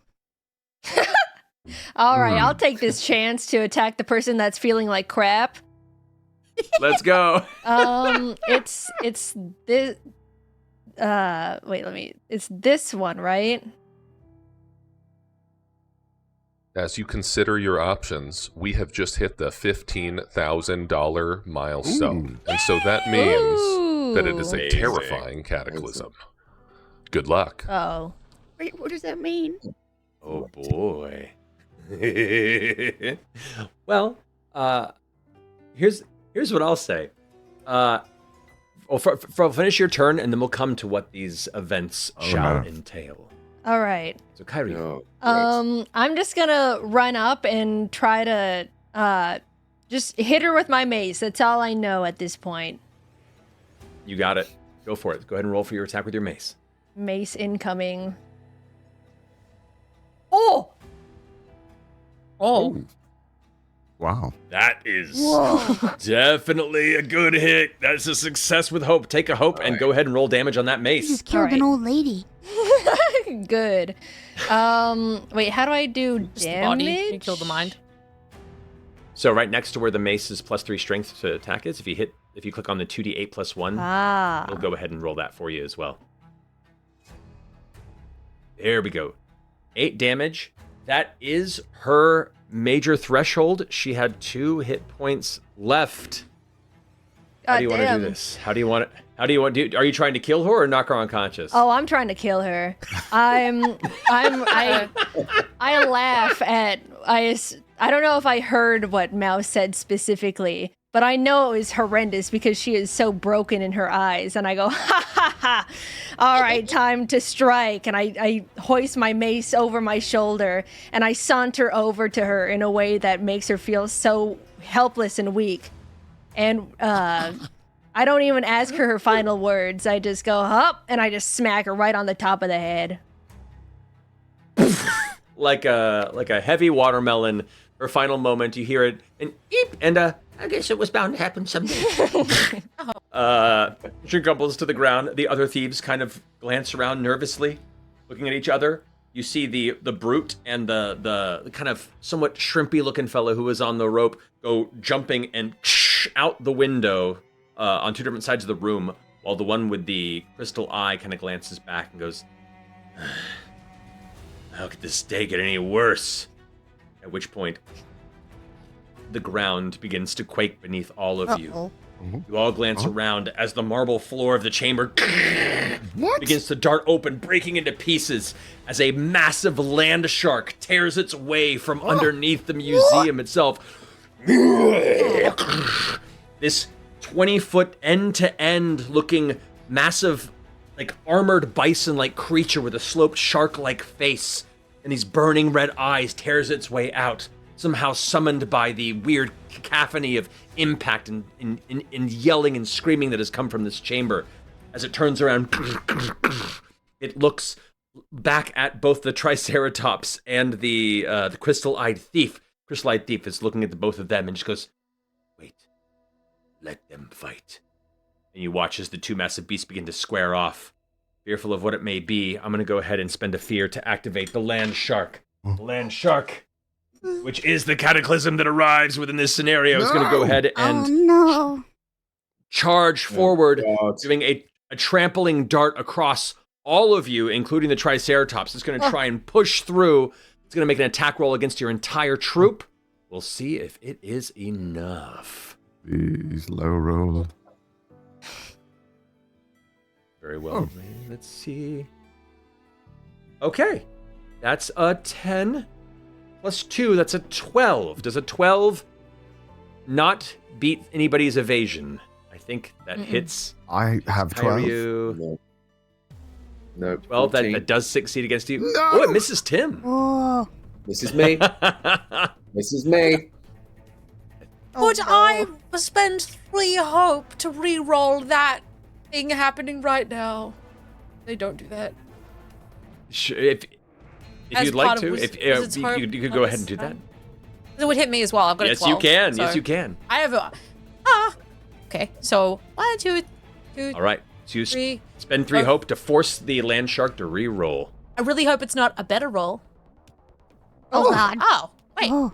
Thank you. I think that actually saves me. It saves me, too. All right, that brings it to an 11.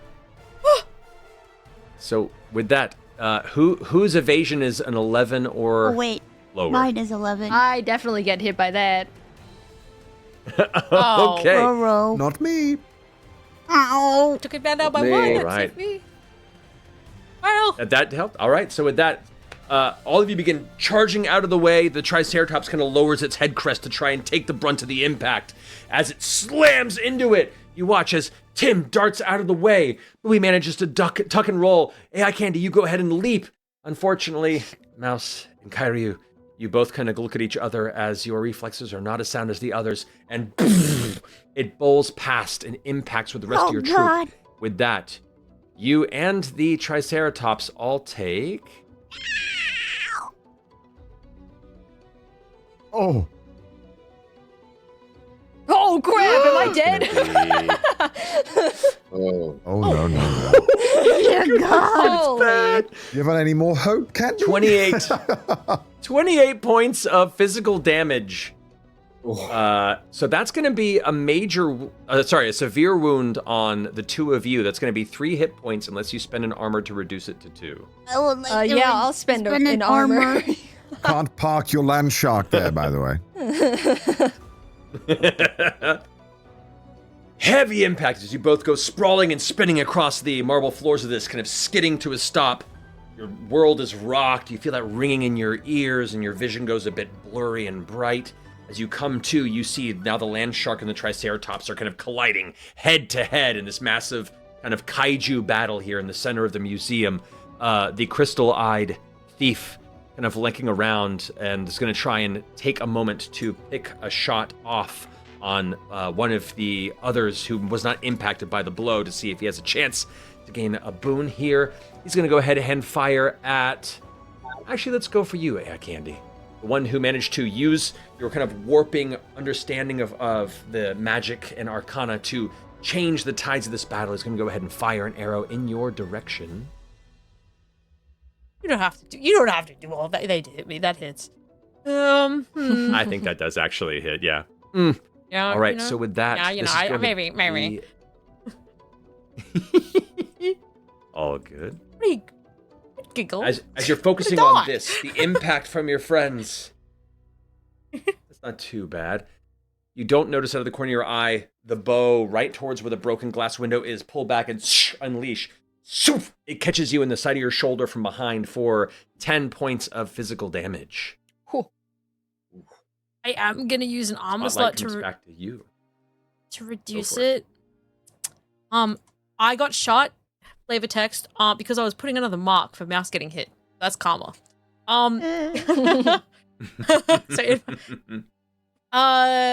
So it's next to me because it just hit me. Yep.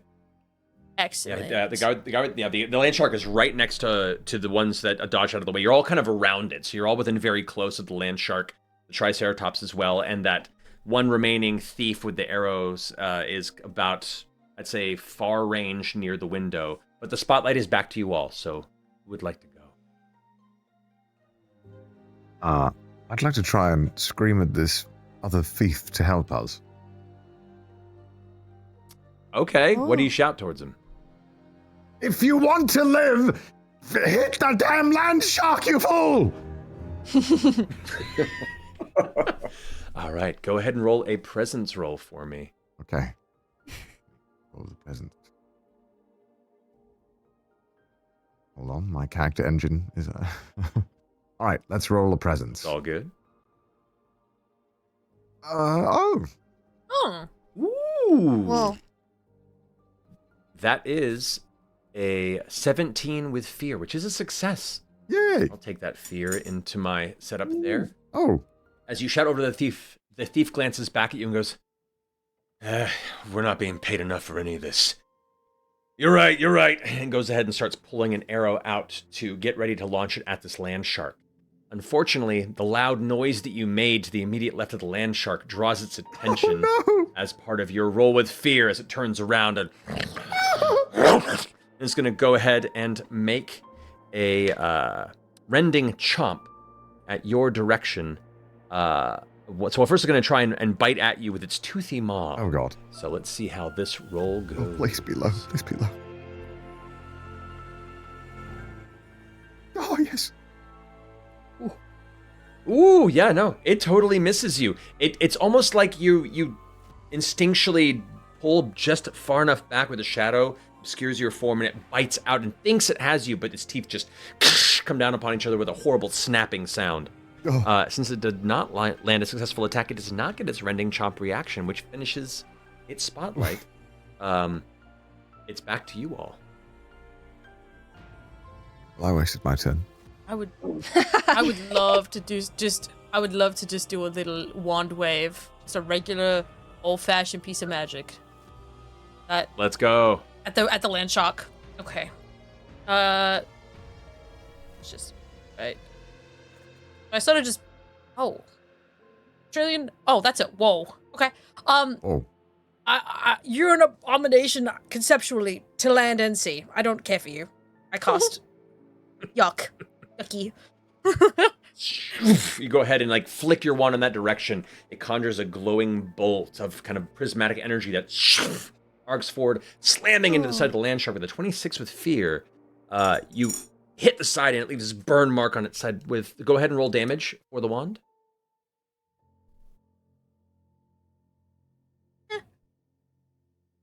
8 damage. Yeah, so it marks a hit point. It leaves a kind of a burn spot in the side, and you watch now. It kind of this large, sloped, armored hide, and its head shift in your direction. Its low slung eyes kind of looking towards you as it growls deep and resonant. Growl back, but it's not as impressive. Like, With that, it's going to go ahead and take a swipe at you. Its own toothy maw in your direction. Nope! You are ready for it. You just dodge out of the way. No impact. I'll say as part of that roll now, I'm going to go ahead and let both the thief and the Triceratops get attacks on the land shark as well. The Triceratops is going to go ahead and try and gore it with its horns. With a 12, unfortunately, it does not succeed. Wait, that's a +2 on it, so it does succeed. A 14 is what it needed. So with that, the Triceratops is going to go ahead and tear into the side of it with its horns, like now defending those that roused it from the egg. That will be for image. A heavy hit. That's 2 hit points off the land shark as the ruby Triceratops gores it from the side, kind of lifting its shoulder up, and it skids onto one of its legs and gets pushed about 3 or 4 feet to one side. You have to kind of step back to not be jammed with it as it does so. At which point, the crystal-eyed thief looses an arrow from further back, and we'll see if he manages to actually aid in this endeavor as well. With an 11, unfortunately, does not succeed, but it seems at least he's taken Bubi's words to heart and is no longer firing upon you and is now firing upon the land shark, the immediate danger. Good. That's going to go ahead and finish that. The spotlight is back to you. Who would like to go next? I would like to do something. Alrighty, what would you like to do? I want to sneak away from all this commotion and get as close to Margaret as possible. So like kind of like nobody trying to ride noticed. Margaret, aren't you? Yeah, I think so. All of this going on, and you still just want to ride a dinosaur. Yeah, I kind of really do want to ride the dinosaur. All right. So how do you go about riding Margaret? Oh well, I since I'm light-footed, I am very quietly and very sneakily run to Margaret, and nobody notices that I ran to Margaret, and nobody notices that I creepily. We're all noticing. What? No, nobody's supposed to notice. I'm very sneaky. And then. Even the land shark is watching you. Oh, and then I give Margaret a hug and I snuggle Margaret, and then I say it's okay, and then I jump on Margaret, and we're best friends now. I wasn't aware there was a bullshit check. You just power game friendship. That's crazy. I love it.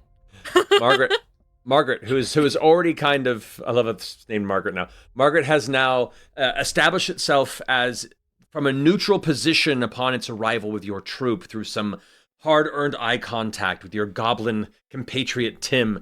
Now feels a hug to its side, the first hug it's felt in centuries since it was sealed within here. Its mind once manipulated towards dark means, it now feels truly free and embraced, and you see in its big ruby-like eye looking towards you as your arms pull back and you say these words. It gives you a soft nudge with the side of its head and His mom Does And you watch as Margaret it think that leans its... she's a baby? Does she take little horns as well? Does she take little baby triceratops? I'll be Margaret's baby. Could be. It moves its crest and horn down in your direction, Mouse, and at first you're afraid she's trying to strike you. But Margaret instead actually lifts you up into the air and onto the back of its shoulders. And you find yourself now sitting atop, straddling the very crest of this ruby triceratops's back. I cheer from the ground. Woo! She did it! We did it, guys! Look, I have a new best friend! Now what? I'm making direct eye contact with the land shark. I am making direct eye contact with the land shark. I'm afraid. Tim, would you like to do anything? I think I might take full advantage of the fact that everyone is looking at Mouse and Margaret, just having an absolutely lovely time, and it's really quite heartwarming. It really is. So maybe if I try and do like throw a rope around the land shark's legs, something like that, whilst everyone's doing it, something like that, to kind of debilitate it a bit. Absolutely. You can either roll an agility or finesse roll for that if you'd like. Let's do agility. There we go, nice and slow. Right, roll. You just go ahead and click on the agility +3 on your sheet. There you go. Whoa. Amazing. That's a 23 Wow. with fear. So, you describe to me how you go ahead and begin to tether up the legs of this massive land shark, and what aspect of it goes a little wrong? So what I think I'm going to do is I'm going to run over, and whilst everyone's watching this kind of like wonderful, sweet little event happening here, there's a lot of love in the room. I'm going to quickly kind of tie crudely one, and then I'm going to walk around the land shark, just kind of dragging it around. What I don't realize is as I'm doing it, I'm slowly tethering myself to one of its legs. And so then when I pull that final bit, I'm suddenly tied to the leg of the land shark. It falls over, I fall down. We're just laying there together, wondering what on earth to do next.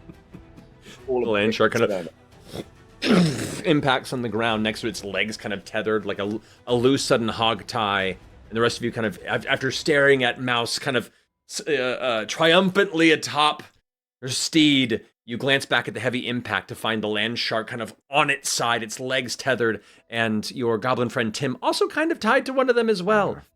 It is currently restrained now from that successful roll, so it can't move unless it tries to break free. Instead, it will try to, while it's there, lean forward and try and bite the currently half-tethered goblin compatriot at its side. As it reaches its massive mouth, opens to try and bite you along its leg. Oh, yeah! 21, that's gonna succeed! As it bites down into you, Tim, you unfortunately feel its massive, kind of jagged, rock-like jaws chomp down onto your torso. This will be 2d10. 4 This is physical just like damage. Percy. All happening again. It's all Alright, having over so you again. take 12 points of physical damage to you. That is in your major damage threshold, so you would take 2 hit points unless you want to spend an armor slot to reduce it to 1. Let's do that. I don't think I have much left now.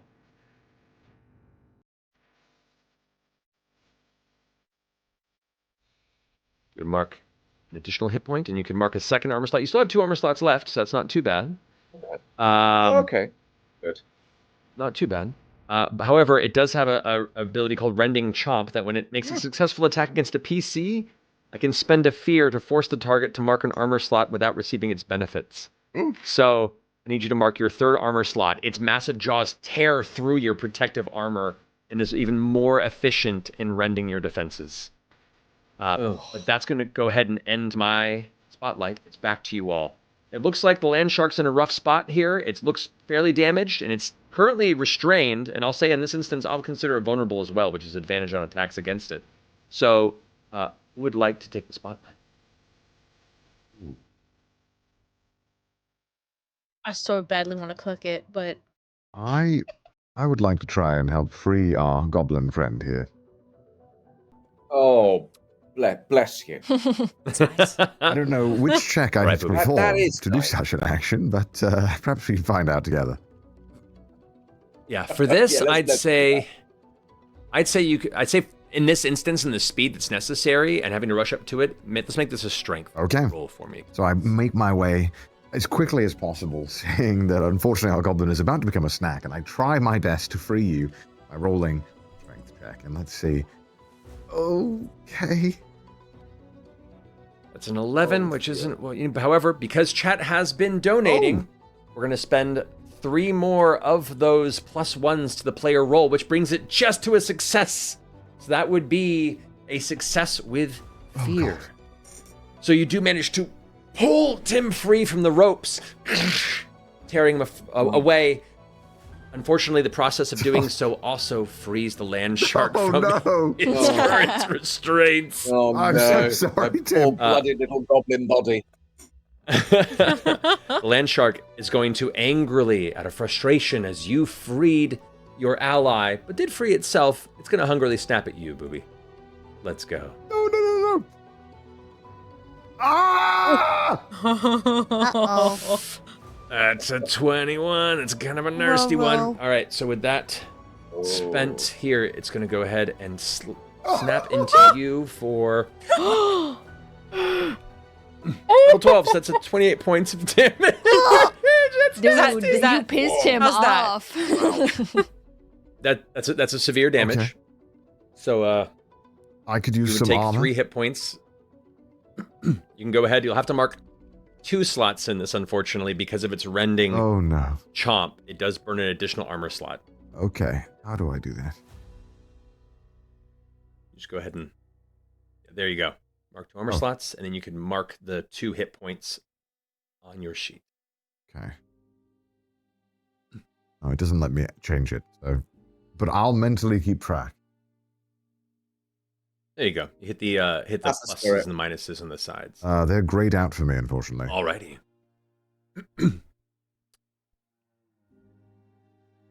We'll figure out a break. Yeah, we'll figure it out later. It's on the We'll stream, definitely so. count them to my. But not a worry. So, as it finishes pulling its jaws off of you, Margaret, pardon me, little strange vocal lump there. Margaret sits there with Mouse on its back. It looks up to you for direction. Mouse, what do you command your Triceratops mount to do? Oh my god. I wanna help my friends and but I'm kind of scared because I don't want Margaret to get hurt because this land shark is really scary. But also I'm also celebrating because I have a dinosaur friend, so I'm really happy. But I give Margaret a nice little hug, and I say, "Let's kill that thing, Margaret!" Magnificent. With that, Margaret goes, grinds its, heavy feet onto the marble floor, kind of grinding and tearing it through the marble itself, cracking it, and goes into a full charge towards this massive land shark. Just as it gets its feet ready and pulls its jaws back from Bubi, it turns its head around and looks right as it begins charging towards it. Let's see if this impacts. That's a 15. That's a success. So with that, the Triceratops is going to go ahead and roll its damage against the land shark. 22. It is looking very hurt as it begins to kind of thrash around. It has massive impacts on its sides. You see puncture wounds from the ruby Triceratops horns. The land shark's just on the cusp of collapse. Who would like to go?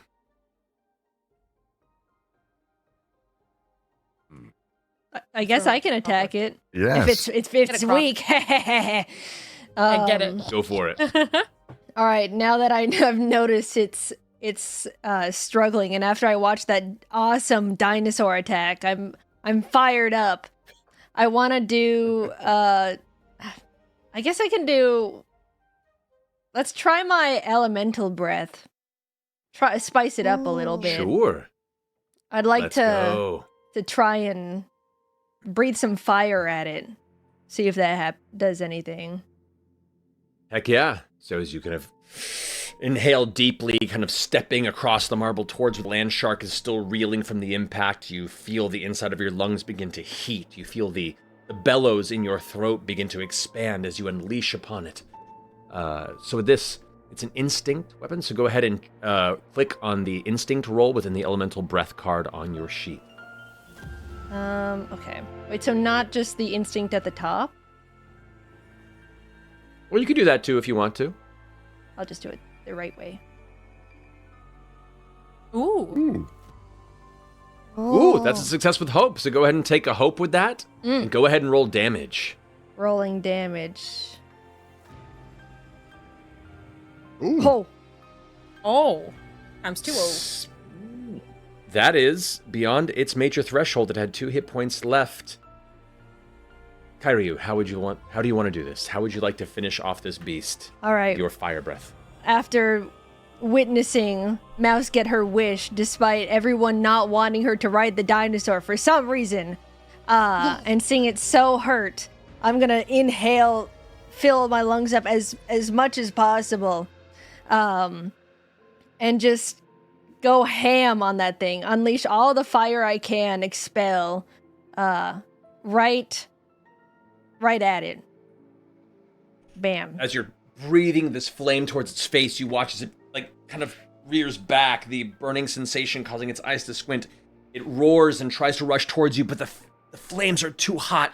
One more time, it lunges towards you, trying to open its jaws to snap shut on your torso, but the flame gout that you release catches a strange bit of digestive gas that had been sitting like a pocket within its stomach from its last meal, and it ignites it like a sudden burst of explosive.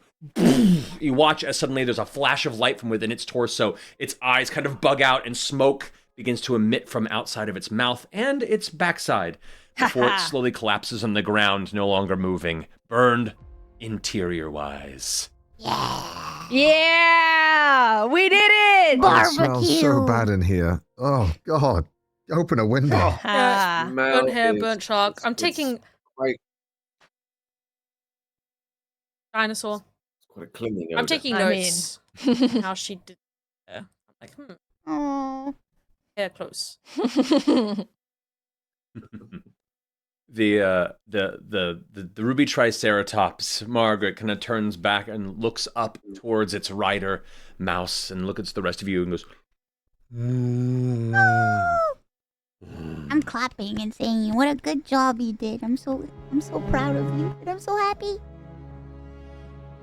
It nods, and you watch as its form begins to shift and it slowly reverts back into its ruby egg form, returning to its shell, its brief moment here and strength spent.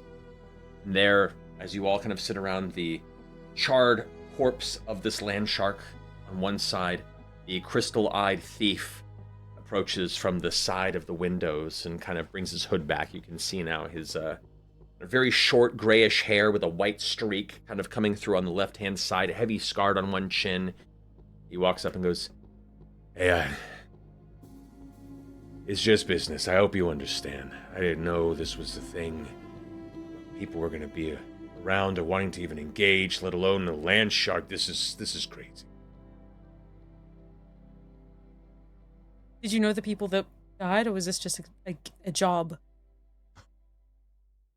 Oh, I mean, I know Withsia, but to be honest, this was going to be her last job anyway, and she always wanted to have a blaze of glory sort of scenario. So if anything, you really kind of helped her see a long-lived dream anyway. Much obliged. She looked a bit sad at the end there, which I haven't seen her like in a while. That was weird. Anyway, this all went completely tits up. I'm gonna get out of here before I get arrested. So Bye, and turns to start walking away. Bye. Yeah, bye. No, it's fine. We'll clean up. Thank you so much for visiting the Looks museum. over the shoulder. I'm gonna kneel down next to the egg. Of course, no, and you say- know, I love learning. Hope you learned your lesson. I'm getting the last one. All right, I'm back to. You turn, Candy. I'm with Tell the him. egg. Yeah. You learned. Oh, he's Anyway, back to the scared. egg. Oh, I'm he's trying to scared. prestidigitate it. I'm trying to fix the egg All right. with my prestidigitation. Okay. Slowly, like the cracks on It's it cracked. begin to like seal up. You watch as the ruby begins to fill, and then slowly, it takes a moment of concentration, but the egg begins to form back to a solid state. You're uncertain if the spiritual guardian is still present or if it was expelled.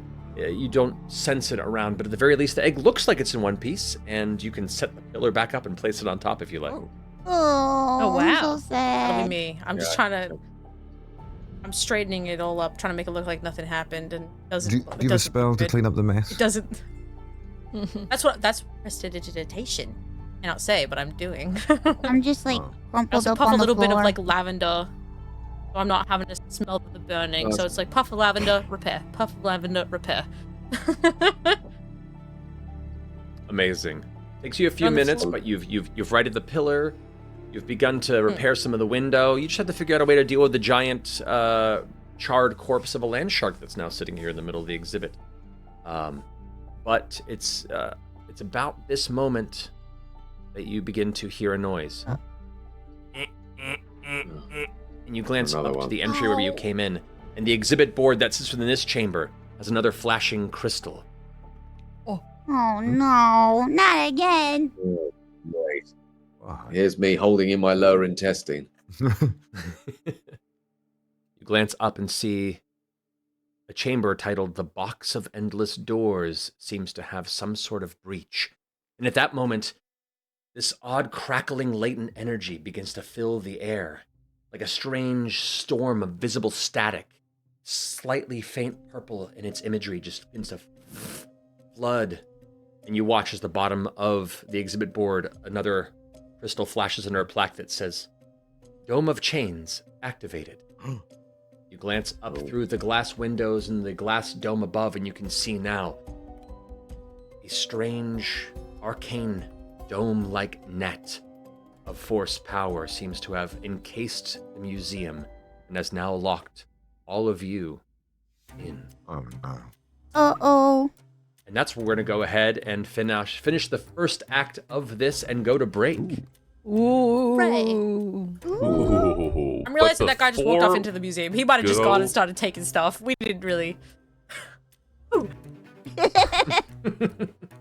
Before we get to that break, we're just going to briefly go over the auctions because we had a few finish. We want to give you a brief update on those. Now, take a look at these bids. Holy heck.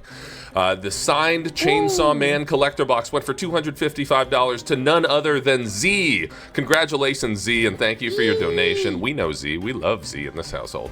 Yeah. Wow. Oh my And now, the goodness. lucky winner of a Kairyu Crocodile signed merch bundle with up to 999 signatures is Mr. Morse with a winning bid of $620. You lost. What? Yeah, we'll have to get your size and how many signatures you'd like. What if it says 999? Then I will figure out a way to put 999 on there.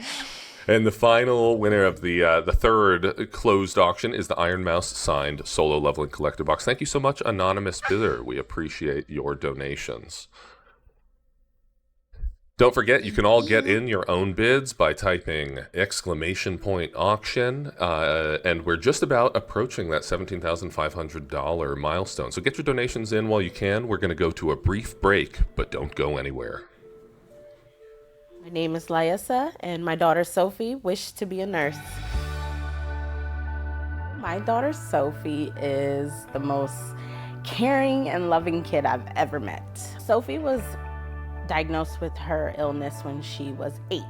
It attacks her kidneys, it attacks her heart, it attacks her brain.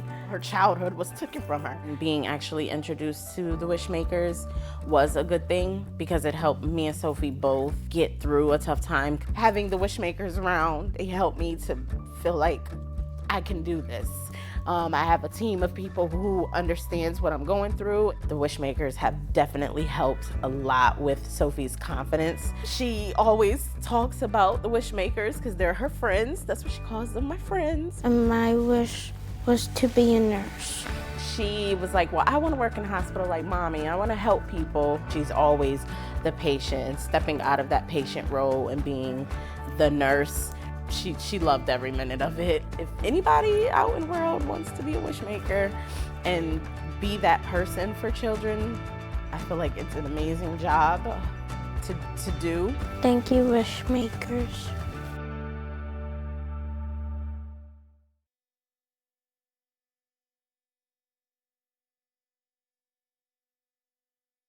Check, test. Oh boy, this is DJ Dono Man back to do some reading. Boy, do I have my work cut out for me. We're just going to stop at the top and get rolling. So first, thank you, Grade, for the $5. Thank you, Chicken Parm, for the $20 dono. Thank you, Sam Phoenix 98. Sam Phoenix 98 says, I'll be surprised if Kairyu Kruk doesn't get to do a death roll maneuver on an enemy. Also, let's go Captain DJ. Oh, thanks, Sam. Veline. Oh, Vel donates $50. Thanks, Vel. Taka Bakashi donates $25 and says, thank you for doing what you do for the kids. Thanks for this. Look, I'm going to say one thank you to all of the anonymous donors. Thank you all so much. I'm just going to check the boxes. We got a lot of names to read. Neo Straw Hat, thank you for the $15. Septarius, thanks for the $150. Wow, thanks for redeeming that reward, the +1 reward. It says, and my axe. That's a great comment for what you purchased. Thank you. The Gunsmith, thanks for the 10. Cap Cinnamon, thanks for the $10. Narcinim, thank you for the $25. Noir Ocelot, thanks for the $100 donation. Anonymous, okay. Wicked Pawns, Wicked Owns? Is it Wicked Own? PWNS, that's a throwback. Thanks for the 10. Daisy, thank you for the $150. Kawaii Neko-san, thank you for the $15. Says, lots of love to all involved in this. Yeah, thank you so much. Involved in this good cause. Wild Cuckoo, thanks for the $50. Juan, thank you for the 15. Hope I win. Have fun. Let's make a difference. Good luck. Good luck, Juan. Chief of the Sky says, glad I could do a little bit to help.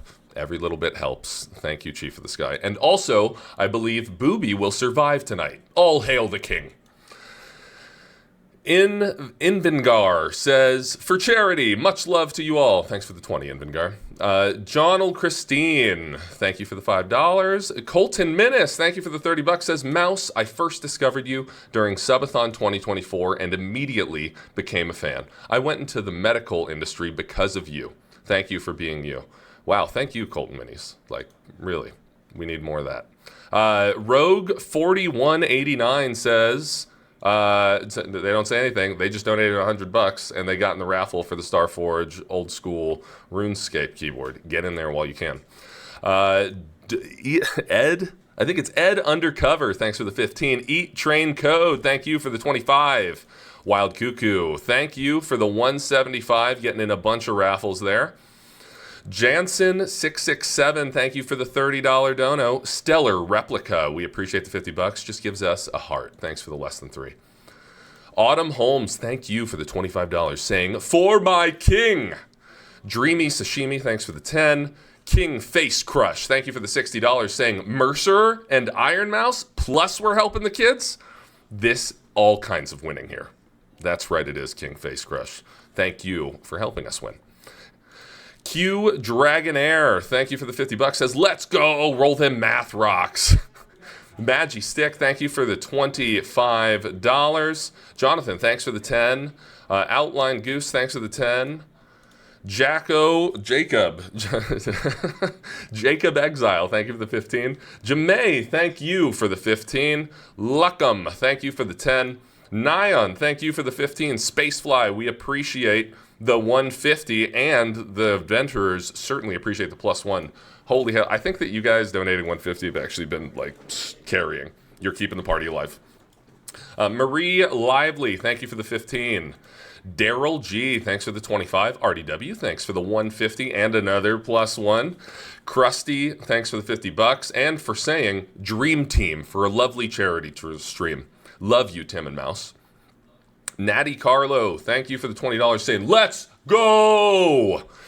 Shaltha, thanks for the $5. Every bit counts. Dryo, thank you for the $40 dono.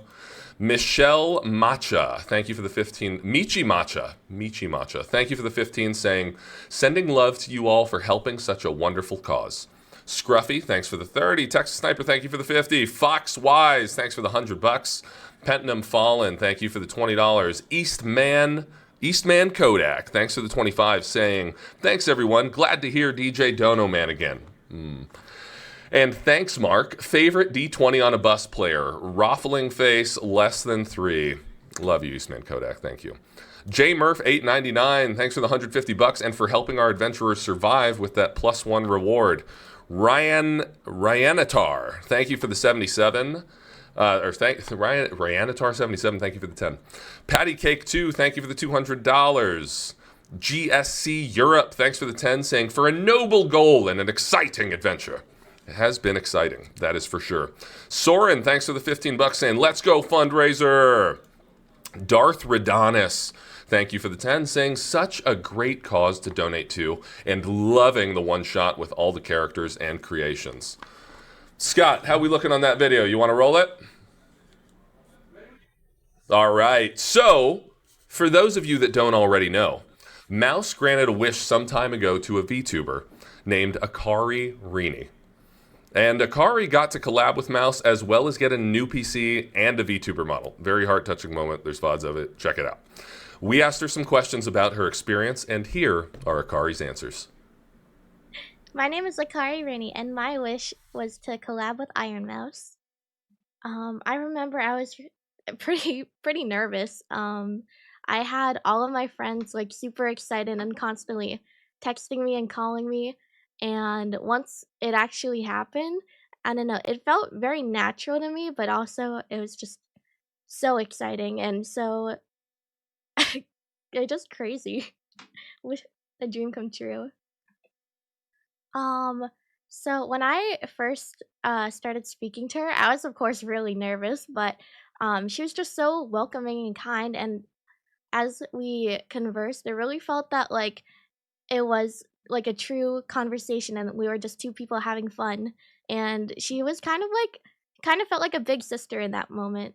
But that day was like very nervous, or I was very nervous but super excited. All of my friends were excited as well, and I don't think I've ever received that amount of support from that many people, but I appreciate it and cherish it with all of my heart.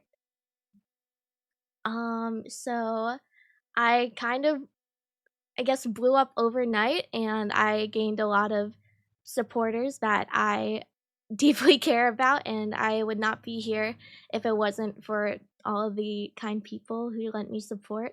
But yeah, Make-A-Wish granted me a lot of new streaming equipment too, so that's been very, very helpful. And to this day, I just think about how, again, grateful I am and how much I also want to give back to the community and also spread awareness about what I have and how they can help other Make-A-Wish kids as well. I'd want them to know that their impact truly does matter and that people like me appreciate it with their entire hearts, because a lot of people who deal with illnesses sometimes aren't the most fortunate either. So it really is like a blessing, like a wish come true when people's support allows people like me to really live their dreams that they couldn't have achieved without it. So right now I am about to finish my sophomore year of college. I'm about to go into my junior year, and I have a couple new outfit debuts coming up for my VTuber model. And yeah, I'm just excited to be able to stream more and more because I love my community and I love streaming. And I'm happy that I'm able to do this as often as I can. I want to let every chronically ill person and or VTuber know that their condition doesn't define them. Chase your dreams no matter what, even if they seem impossible or out of reach.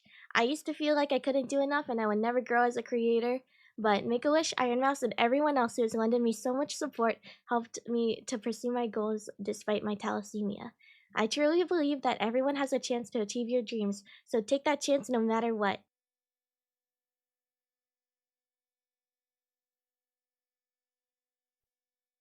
Ooh, wow.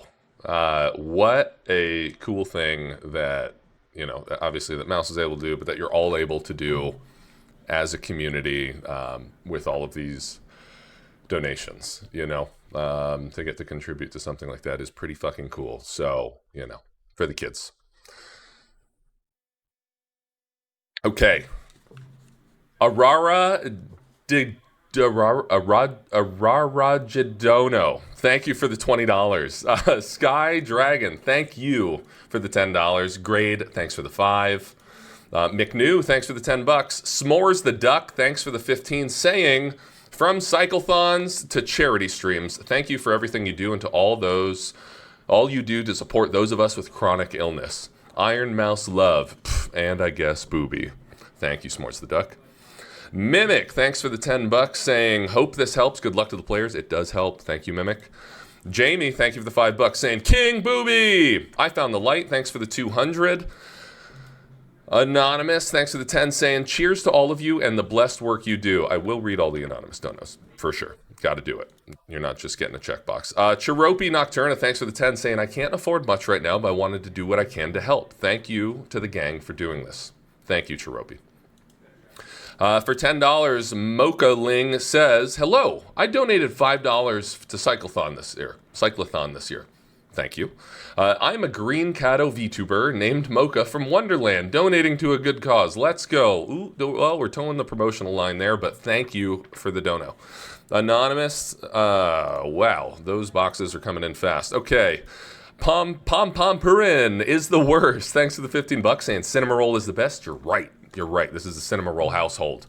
Fuzzy Panda, thanks for the 5. Hello of the North. Hell of the North, thank you for the 5. Rough Knight 850, thanks for the 200, saying, Mouse, you're amazing. Thanks for putting our hearts in the right place. Doesn't she?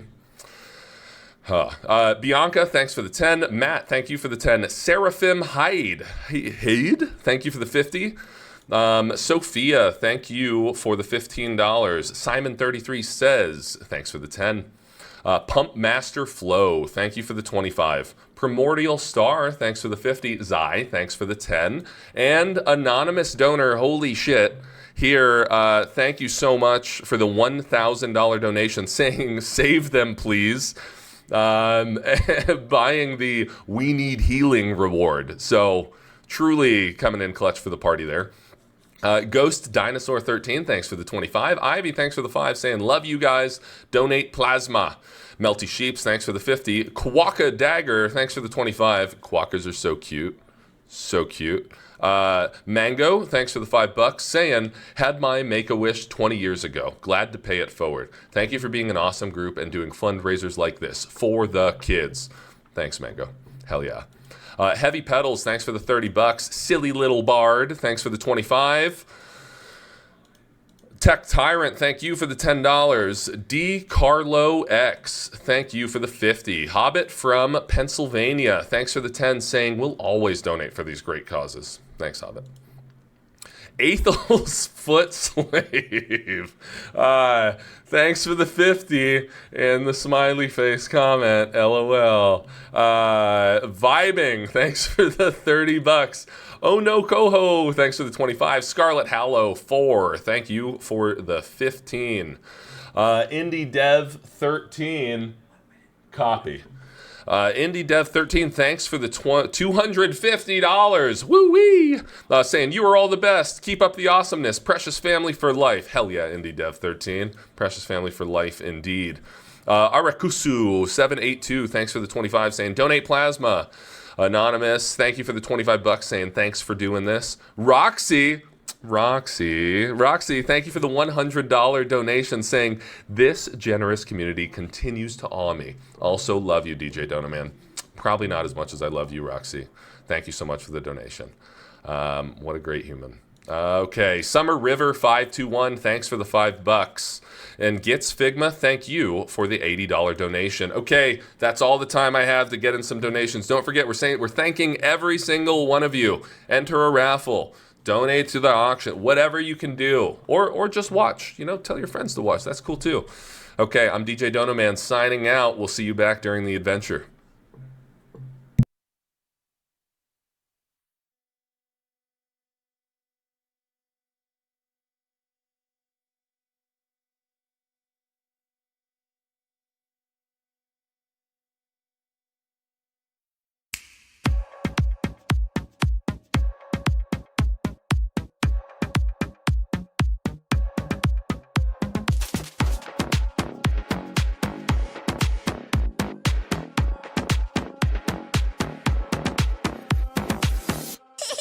Life inside a box of every one-sided design. I'll rise, but of their gods and rules I will resign. You're right that power is power, but what's the point if I'm bored blind?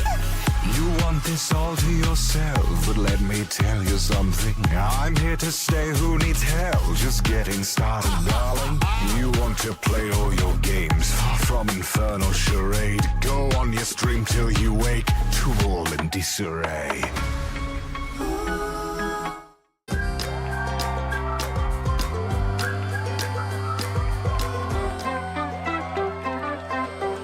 My name is Brian, and I'm a wish maker. My name is Beryl, and I'm a wish maker. My name is Amy Kay, and I'm a wish maker. But wait, what is a wish maker anyway? A wish maker is anyone who takes action for wish kids. You can be a wish maker, whether you fundraise, participate in events, donate, volunteer, become a corporate partner, and so much more. I am a volunteer. I'm a fundraiser. I'm a medical partner. And I'm a Make-A-Wish donor. As long as kids face critical illnesses, they'll be counting on wish makers like you to make their wishes come true. Don't doubt yourself. Don't doubt what you can bring to the table. Just bring it. There's a multitude of ways to get involved. The need is so great. You have the ability to be able to make change in these kids' lives. This organization would not exist without you, and the mission would not be achievable without you. What can you do to become a wish maker today? We need more wish makers like you.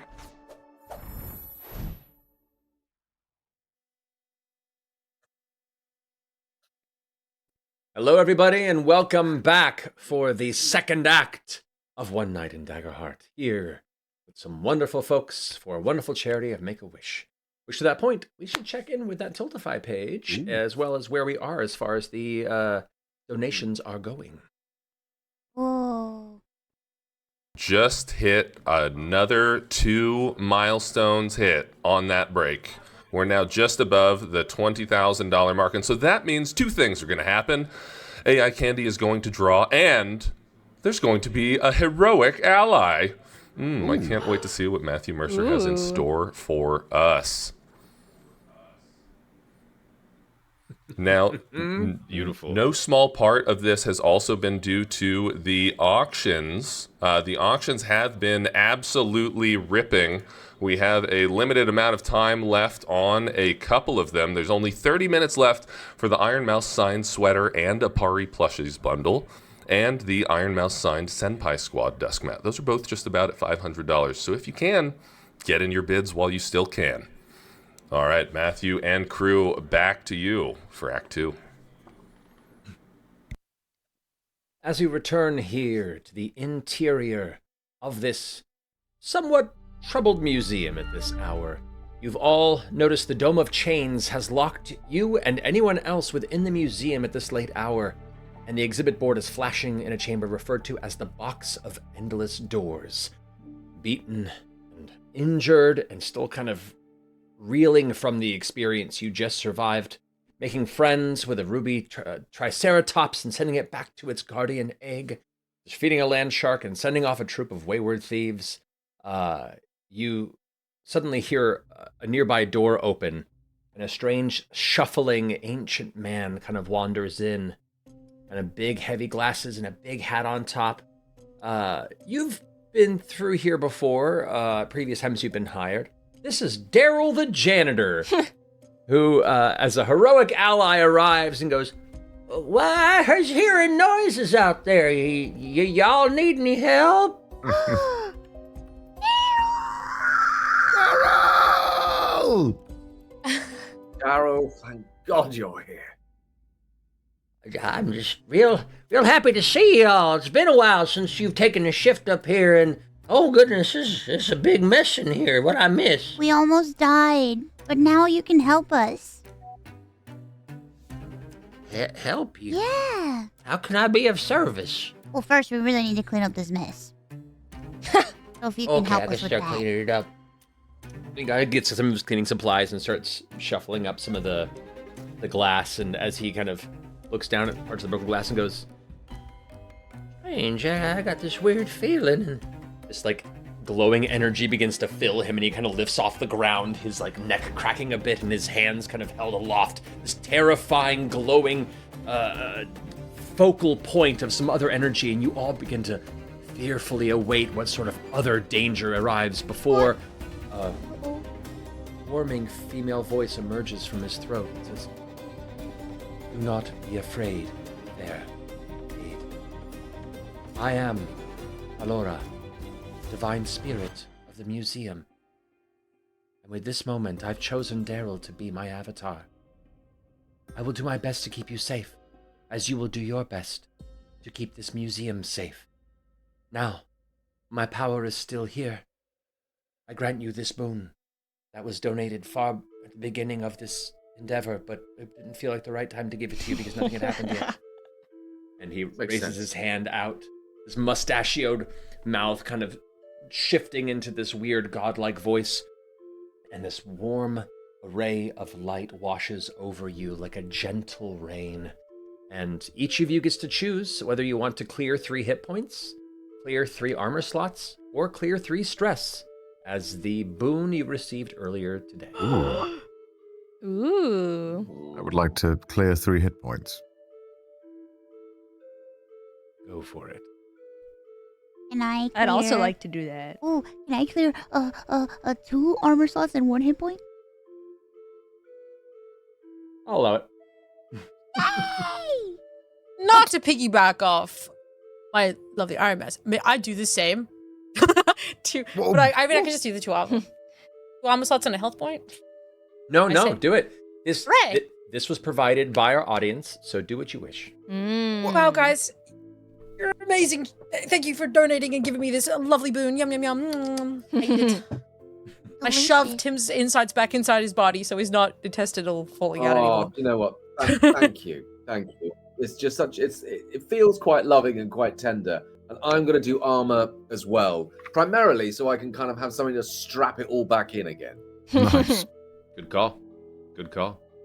The Lovely little image. crystal on the board is still going Uh-oh. to the Endless Oh. Doors entryway exhibit. Oh no. That's right, our responsibilities. I forgot all about that. So I guess we go in? Yeah, why not? All right. Yeah, Bubi, you should go first. Fine, I'll lead the way. Thanks. Yes, Very it was well. Very brave of you.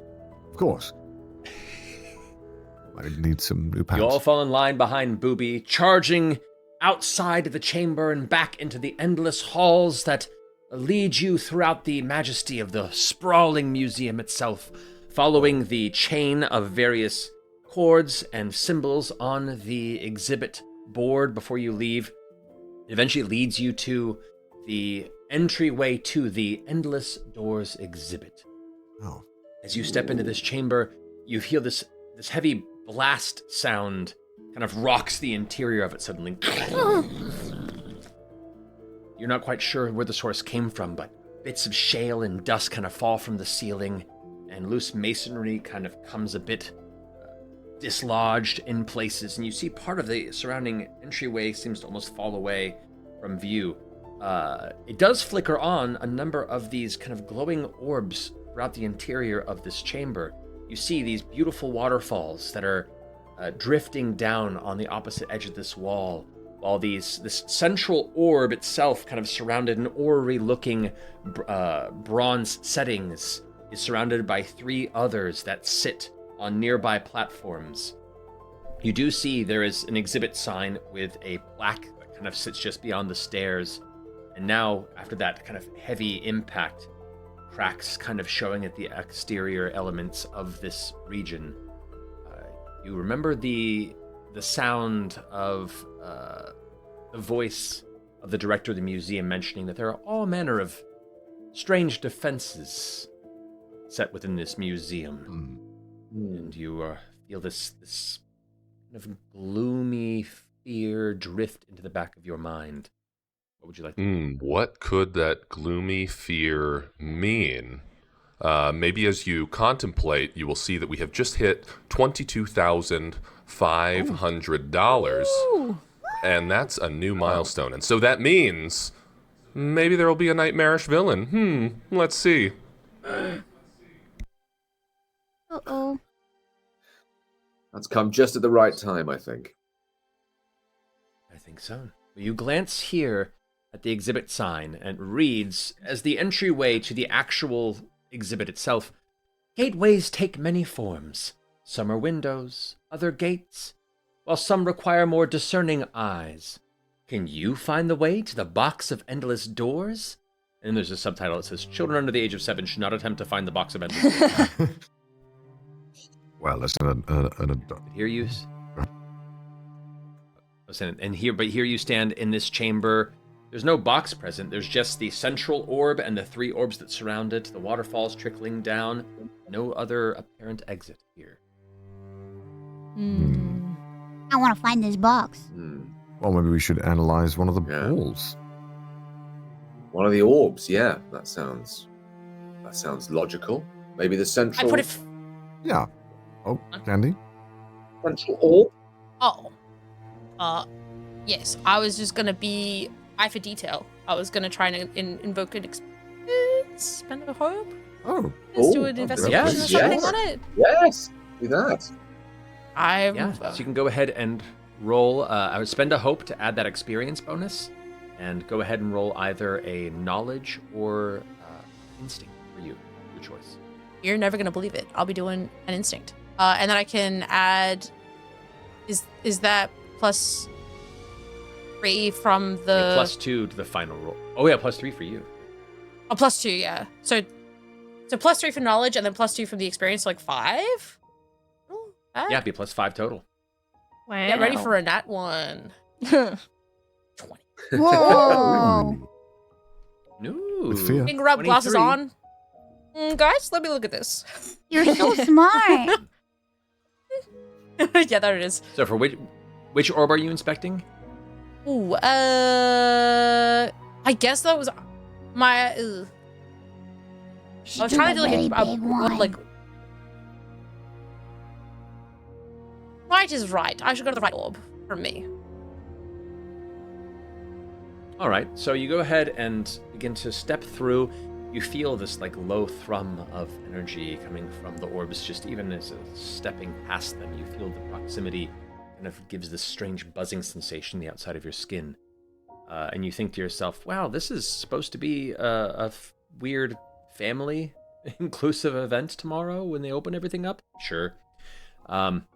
You head to that right-hand orb there and begin to look towards it, and you see each orb kind of has a similar glow behind it, and you almost see the other waterfalls have like similar glows behind the water itself.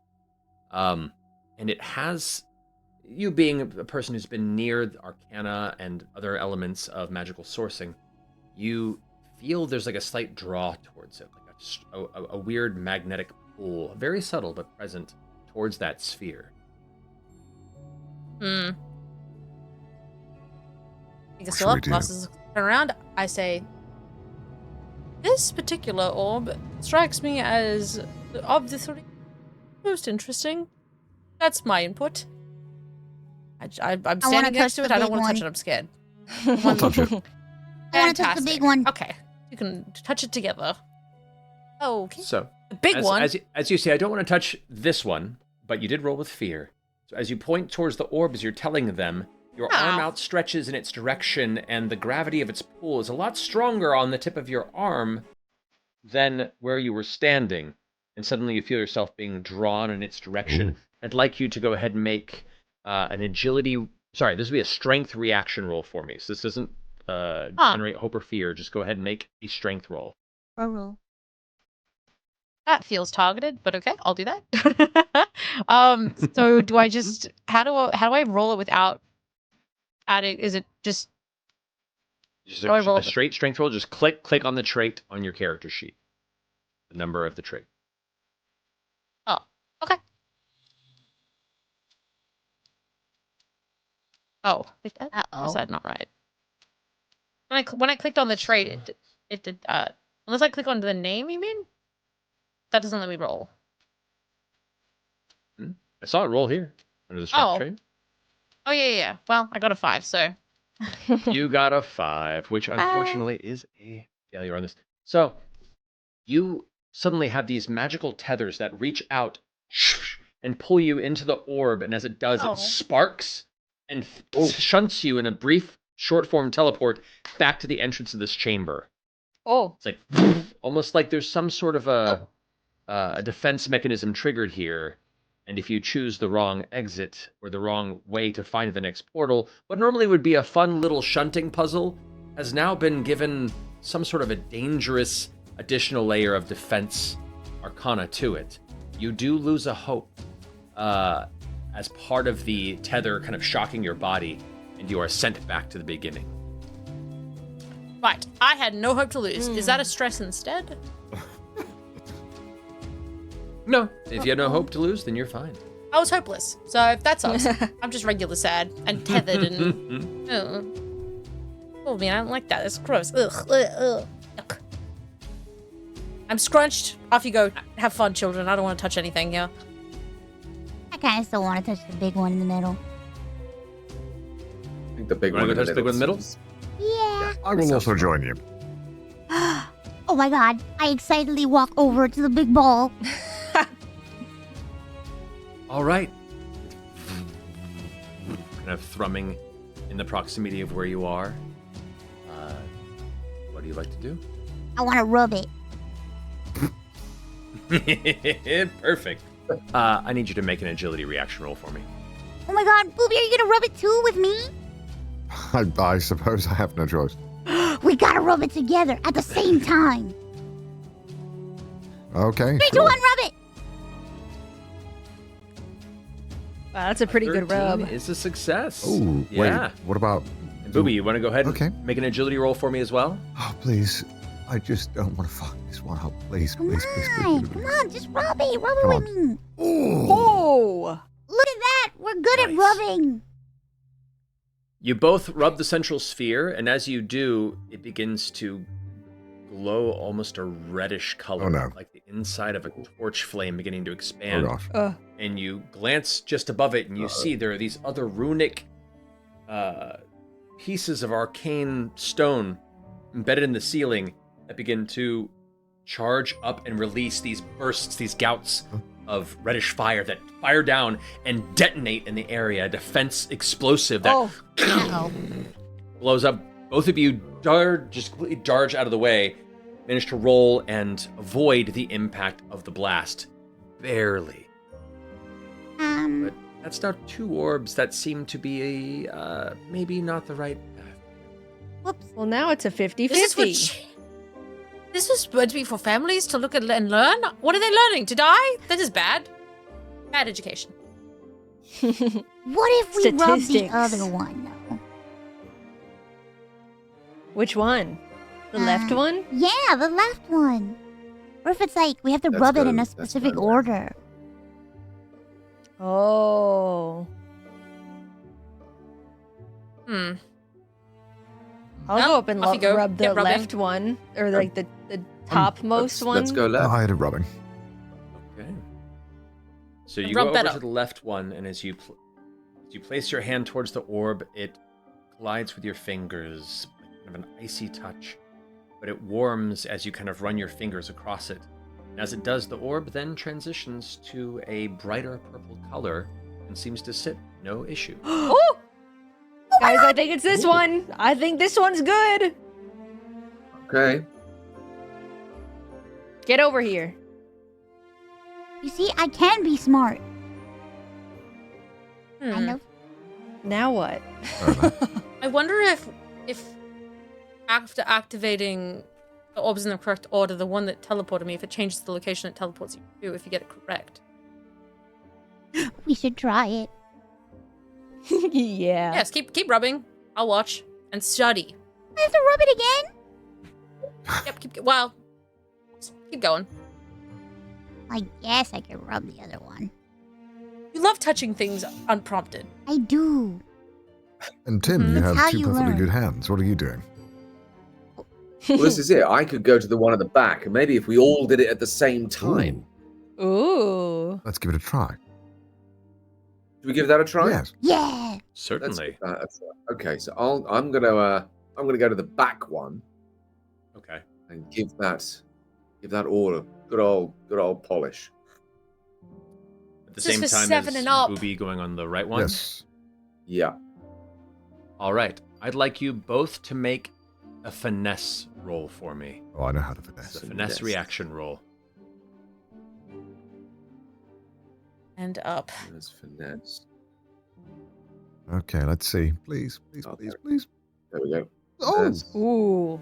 You are good at rubbing these balls. I'm Yeah, you're really so good at that. locked in.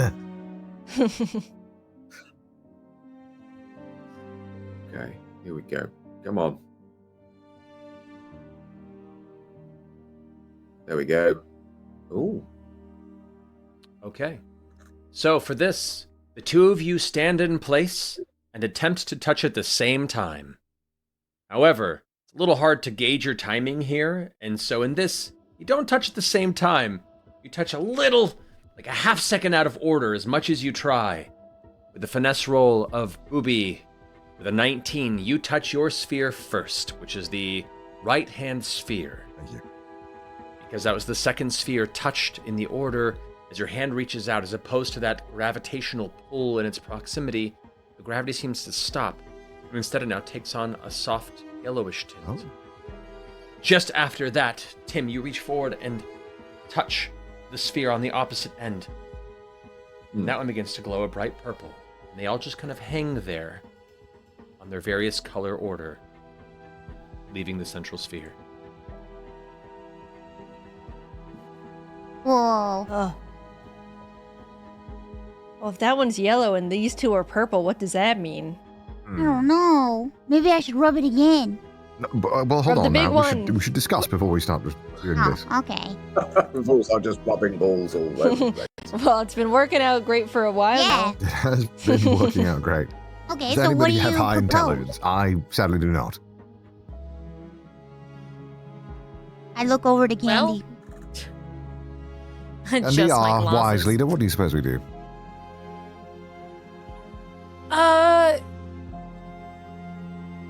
You're smart. You know colors.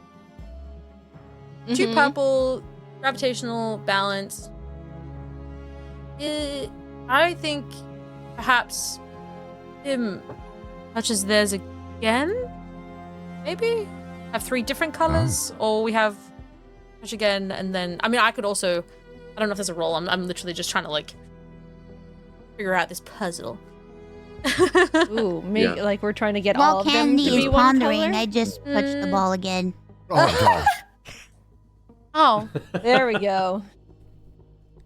All right, so you go ahead and you touch your sphere again. As it does, the color turns black Ow. into a dull, burning blue. I need you, Mouse, to go ahead and roll an agility reaction roll for me. So go ahead and roll a trait roll, or an agility roll for me.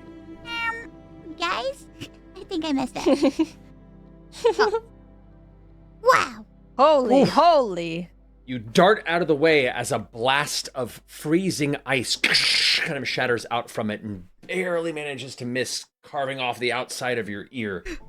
As you step back, you feel the kind of falling of frost around you before it crumbles away, leaving the orb and all the other orb's colors fade back to their general hanging pale blue. Guys, I shouldn't have touched the ball. You should not have touched the ball. We Shouldn't were have told done you that. this. We'll just do it again. Oh! No more ball touching! No, we gotta touch the balls, but just differently next time. I touch mine again to reset it. And start the thing again. Well, I was going to say maybe Tim goes first, and then Croc, Okay. then Bubi. Yep. It's my pitch. I say from my give it a- podium let's- up top, let's watching give it a you all whirl. potentially die. Just regaling. So if we're going left, right, far, and mid, what order is that for you? Oh, as in who goes first? I was gonna say top to bottom, so Croc. No, Tim. So mid. So straight ahead, center, Tim. Mm-hmm. Croc, and then Bubi, and then Mouse at your leisure, and then fingers crossed. And I'm gonna hide behind a little ledge. But what if I All touch right. it again? Ow. So Tim, you're beginning this process? I am beginning the process, yes. I believe in you. Thank you. Right. You go ahead and reach out and touch that orb. As your hand touches it, it's a little bit of warm to the touch, and that one takes on a purplish hue. Ooh. Good. Now my turn to touch. Go on. Touch. You go ahead and grasp it with your fingers. That one takes on a purplish hue. Ooh. Touch it. Bubi. Boobster. Cuddle that orb. Now, you must know I'm quite good at doing this. I'm sure there is no way that I would fail this. Finesse, correct? Absolutely none. Absolutely none. There is simply zero chance.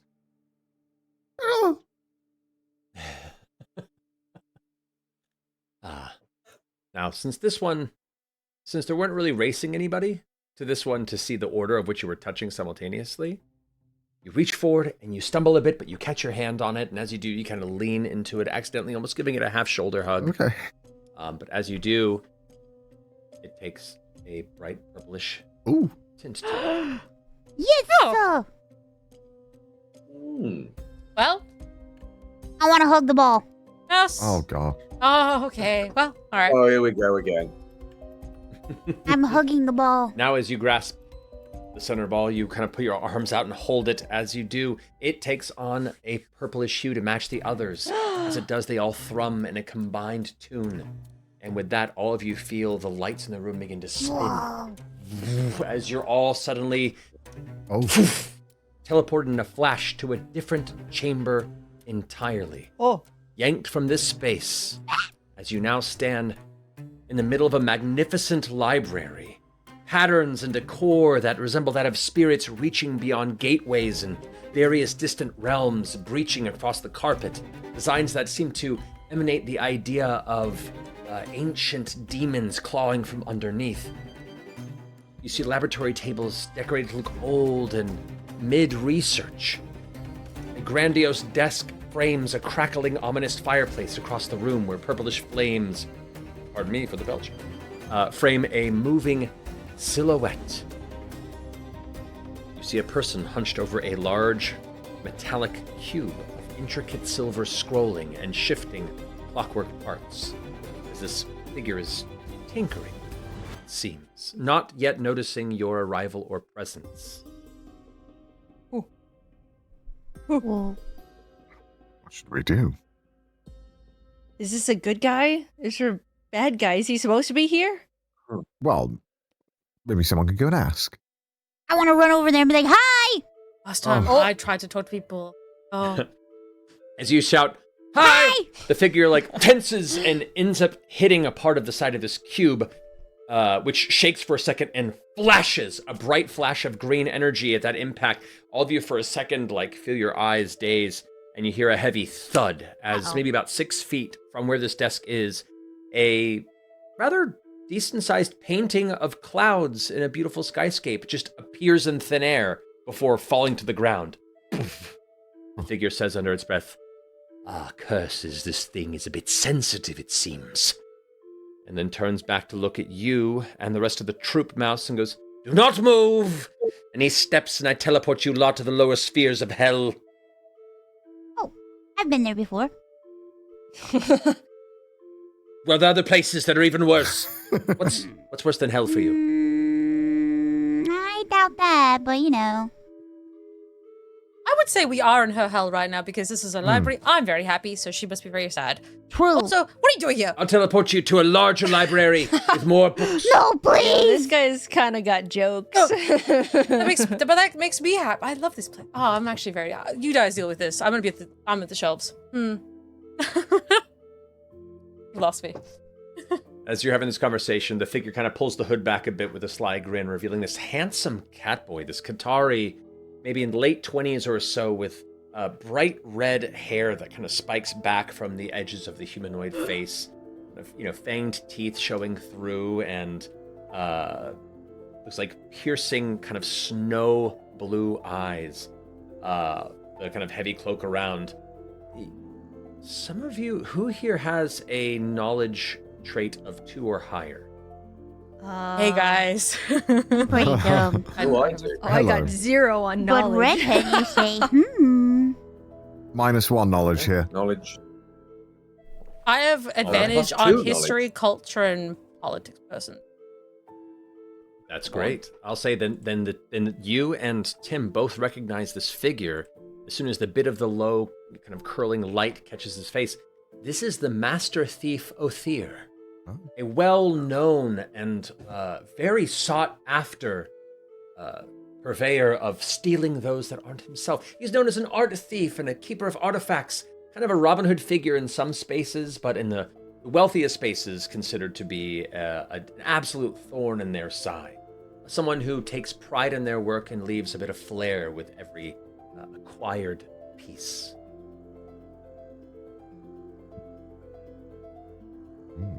Warning, Look warning. over again, 2 mate. minutes left on the Apari bundle and the signed Senpai Squad desk mat.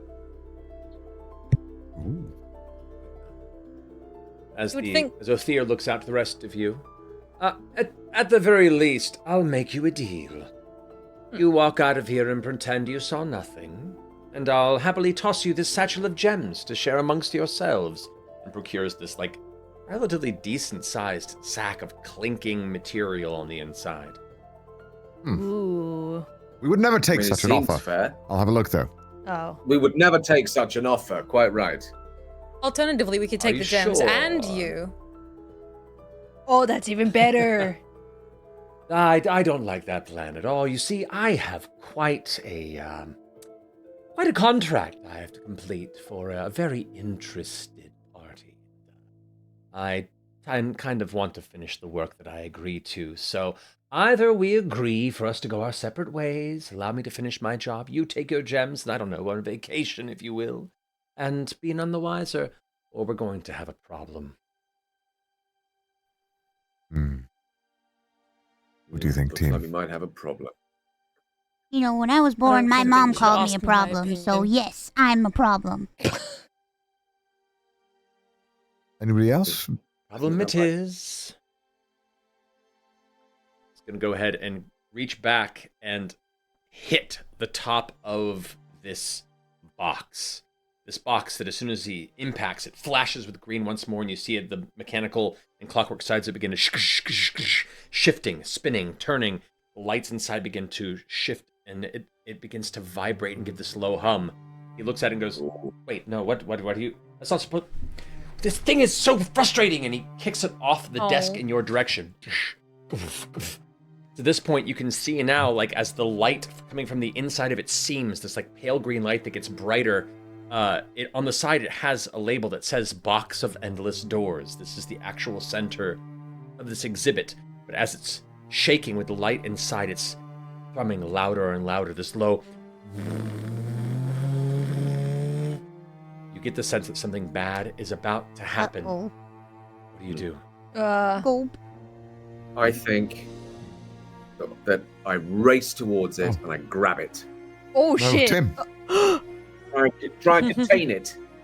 Tim, no, we don't understand this. You throw yourself on it? Yeah, Oh. I'm just gonna Oh my I'm just gonna God. run and throw myself on it. What's the worst that could possibly happen? It's a box of endless doors. You'd end up somewhere nice, or I contain it. That'll teach him. Okay, that'll teach it. I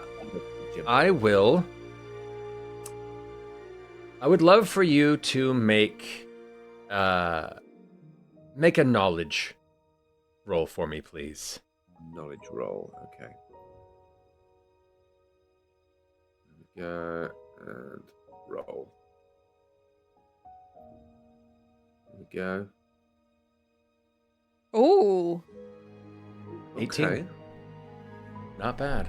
With fear. Not bad. So as you grasp onto it, you look into it, and you can see through the gaps of the inside of this box endless portals and worlds, flashes and shapes. You see doorways and faces and landscapes. It's like staring into the most beautiful infinity in front of you. You see beautiful vistas of distant purple clouds, horizons of crystalline mountains that rise up to the very skyscapes. You see the distant spaces of the astral realms where gossamer threads of silver drift through dreams. It's incredible. Yes. Just as a massive blast of vibrant green power bursts out in all directions, you guys watch the outside silhouette of Tim begin to flash up from the outside, this high-pitched screech, this Akira style like dome explosion seems to operate around him. It's For not quite worked out as I hoped. this, for a bunch of direct damage, which means this cannot be reduced by armor. Right.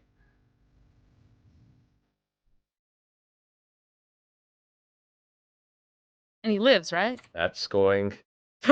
Nope. That What mark happened? Oh my God! is last. Oh, God. So, Tim, we're gonna get to the death move option here. Okay. You have 3 options at 0 hit points in Daggerheart. You can avoid death and face the consequences. You can go unconscious until you're either healed or have a long rest. You can risk it all by rolling the duality dice, and if the hope die is higher, you can heal hit points or stress equal to the number rolled, but if the fear die is higher, you instantly die. Or you take a Blaze of Glory death move, which means you get 1 automatic critical success on any action you want to achieve as your final action before you pass beyond the veil. What would you like? I'm gonna do the last one. I'm gonna do a sacrificial swan dive into the doors for you guys. I hope you appreciate that. And I know that some of you have picked up the loose change that fell out of my pockets earlier, and I'm aware of who's done it. But choosing to forget that for now. Sorry. I think we've all Fair grown a enough. lot closer, and I want to do this for you. Oh. Oh. Thank you, Tim. All right. Is it because I said I turned you into a hand puppet? Sorry. There's a little bit to do. Yeah. It's a little A bit true hero. I haven't really got over it. So, I'll say in this moment here, Tim, as you glance into this expanse of infinity, you see the doors within this box that are closest that contain dangerous facets beyond the way, entities and energies that are extremely corrosive and violent, that are brimming to escape from within this contained artifact. I'll say you see like a blast of psionic cloud. You see a clapping of thunder upon a hillside. You see a gaseous, horrible fume. Which of these doors do you dive towards to close to protect your friends? Oh. Let's do the fumes. In your sacrifice, you have removed one of the box of endless doors features. But I want you to describe to me the final look and final phrase you give to your companions before your sacrifice takes you from the board. I fall in the gaseous realm. I see many beautiful things. I see my father, my mother, who should have sold me a watch on her deathbed. I'll remember that. I'll remember that. And as I fall through into the gas realm, and it engulfs me and slowly dissolves the skin from my bones, and I start to become a sort of skeletal figure as I fall through it, I think to myself, I hope I turn that tap off. Oh. The rest of you watch as Tim, Oh. the inexorable, vanishes within but closes permanently one of the many doors on the outside of this box. As it begins to quiver and shake in place, the danger not subsided, just limited. With that, Tim, I think your time at this table has finished. No. Thank you so much for being a part of this. Rest in peace, Tim. Rest in peace, Tim. Thank you very I took much. your change. I'm sorry. I knew you had. I bloody knew you had. I could just tell with the clanking on the back of Margaret. I knew it. Well, it was It's lovely been- to get to play with you. I'm sorry for what I put in general chat. It's honestly, it's been a real joy to travel with you all. Travel well. Go and win this. We will. We will for you. Go and do it for us. For books and for the library. Oh. Okay. Love it. Thank you so much, Tim. Thank you for your time. Pleasure. Go get some rest. Thank you so much. Rest well. Thank you, Tim. Thank you. Thank My you, gaseous Tim. realm. Thank you. Good night. Thank you. Well, as Now- Tim departs, if I may There are interrupt 4. with 2 quick updates. We have 2 auction winners. Congratulations to Krogel for winning the Apari bundle at $610. Amazing. And congratulations, Keishina Zero. You won the signed Senpai Squad Decimat, the best Decimat in the world. And this has pushed us over $25,000. So as Tim leaves the table, is that the Raccoon City PD we recognize? And this also updates and allows us to see the next donation goal at $30,000. Uh-oh. Back to y'all. Ah, well. Didn't realize I had such a big fan. How about an autograph? Let's... So we'll say here's the rest of you are trying to deal with this strange box of doors on the opposite side of the room. The, Master Thief Othir, both wide-eyed and confused at the sudden sacrifice, gathers his wits about him and looks back to the rest of the troop and goes, "Well, this is certainly unexpected, but a bit dangerous in its own right," as the box suddenly unleashes a torrent of energy around it. I'm going to go ahead and roll 2d8 to see what happens. I'm sure it's fine. Don't have to worry too much about Oh, God. it. It's a 4 and a 4. This. All right. I'm going to re-roll one of those to double 4s on that. Oh. 5. Okay, there we go. You watch as a flash of bright, vibrant fire bursts out from the side of it. and a screaming skull emerges, completely enveloped in bluish flame. The chaos skull apparates from a realm beyond what you've come to experience here and spins around in the air. Whereas a strange, kind of twisted-looking imp charges out one of the other doors. Its leathery wings span out, its little beady, burning yellow eyes looking back at you, and the imp kind of flaps its wings and goes, Nice to get out of there. It was starting to stink up the place. Hey, what's going on around here? With that, the Chaos Skull is going to go ahead and leap forward and immediately begin to strike in the direction of, let's say Mouse. Oh, God. It's your stream. We got to make it fun, right?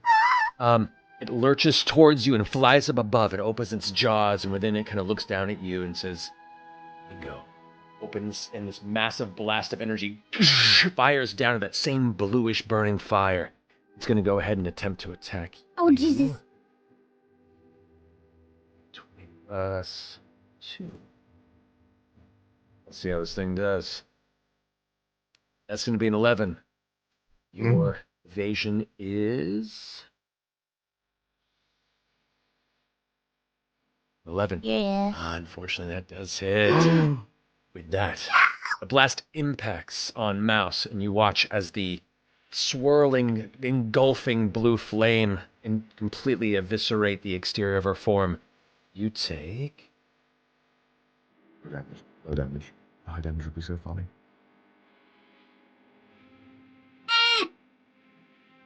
12 points of magic damage. Oh, God. Mm. No. Which points the box kind of rises up and is shaking in the middle of the chamber, just kind of gyrating. Little bursts of light out of these different doors that are almost like fighting to open. What is it you guys are going to do? Guys, can you help me, please? I want to go and stare at Leon Kennedy, of course. I mean, hey, it's the kind of reaction I get here and there, so I ain't going to hate on you. I must go and admire him closely. Oh. You're supposed to be helping me. I'm sorry, what? Hello? I'm being attacked. Can you, help me? That happens every Tuesday. Leon Kennedy is here. I'm unaffected by Leon Kennedy, so I'll rush the imp with my shield. Thank you. Let's go. Go ahead and roll for an attack. Okay, wait, where did my thing go? Oh, I've lost my page. That's okay. Oh, I found it.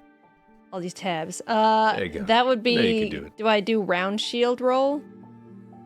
Yeah, go ahead and roll for the round shield. So hit that +3 strength button next to it. Oh. There you go. Ooh. 25 with hope. Take that hope point and go ahead and roll that damage for that shield as you slam into the side of this imp. All right. Okay, well, that's a little underwhelming, but I guess we'll take 3. All right. Poof, you slam into the imp as it kind of like spirals in the air. Poof, slams behind one of the tables and flaps back up. Hey, what are you doing? I wasn't hurting nobody. Glances back at you, a little flare of fire in its mouth. I didn't even know I ended up here. I'm not even supposed to be here. Spotlight's still on you all. Who wants to go next? Can I try Voice of Reason with Othel? Like, hey, somebody died. Was your contract involving... You didn't think we would be here. You've already caused a casualty. That doesn't really fit MO as I understand it. Killing civilians. Sure, go ahead. Go ahead and make a presence roll, and if you want to go ahead and use a hope to add that experience bonus to the roll, let's do it. The only hope I have is my soul, not in my collection. Well, here, actually what I'll say is there have been donators to the next roll to gain extra hope. So if you want to, I'll go ahead and spend one of those. Huh. And Leon says you can go ahead and take a hope for that one. Thank you. I do also have the dead body of my friend. Is that cool if I caught that around, or is that? I have this guy. See that I drew. Oh my gosh. Oh my god. Oh, he's he's green like screened he's out. like decrepit. Ooh. Wait, I'll just Well, he I'll looks just like pop him like soulless, so I think it works out. I'll just strap him in my back. He was green. There you go. It's with me. Well, he's consumed the toxic souls. It's a rough looking boy. Yep. That's the only way that I can throw him, I say. Whatever. Shut up. I'm trying to reason with you. That's a That's a 13 with fear. However, the audience did donate a number of +1s to it, so we can go ahead and spend 5 of those to bring it to an 18, which is what you needed to try and convince him at this point. So while I do get a fear for this scenario, he looks over to you and says, I know. I feel like these contracts for the night have been a little wonky. So do you work for this museum, or are you just sort of looking to make a name for yourself as heroes in the middle of its halls? Yeah, we've been hired to, get rid of people like you, and then we're gonna follow through with it. I'm here to advocate for accessible education, and I get that you're being paid to take this stuff to some collector or something. I don't really know, but that seems unfair to deny the people free education in the museum. I don't know if it's free. Sorry. It's been a rough night. In the conference, because of the audience spend, that brings it to a success at least. Othir goes, I kind of grew up in an environment where I didn't have access to museums and spaces to really kind of indulge my imagination based on history and anthropology, and I've always had kind of a burgeoning interest. Part of the reason I took this job was I had a personal vested interest in maybe getting to see some of these spaces that normally I don't get the opportunity to engage with outside of a particular stealing contract.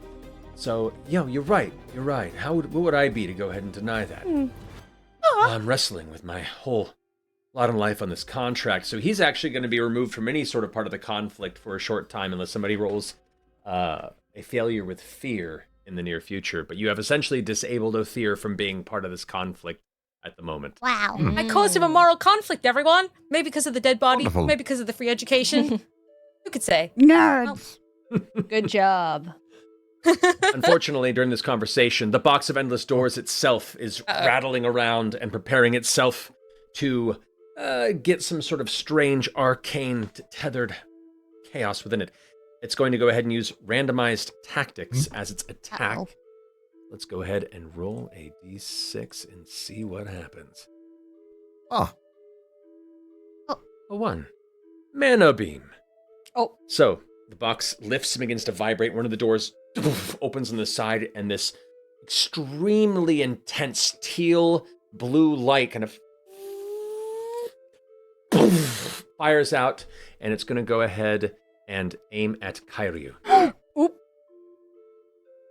Kairyu, you turn over your shoulder and watch it go tearing in your direction. This is going to be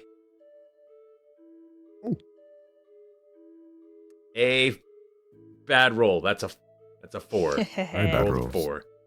Thank you. Stupid book. Misses you entirely. Darts past. Strangely, even though being a bulky guardian as you are, this box isn't doing well. However, it does have a relentless feature, which means I can spend a fear to activate it a second time on the GM turn, and I'm going to go ahead and attempt and use another randomized tactics by marking another stress. Ruh-roh. Let's go ahead and make another d6 roll and see what shakes out. All right, so this is going to be a 4.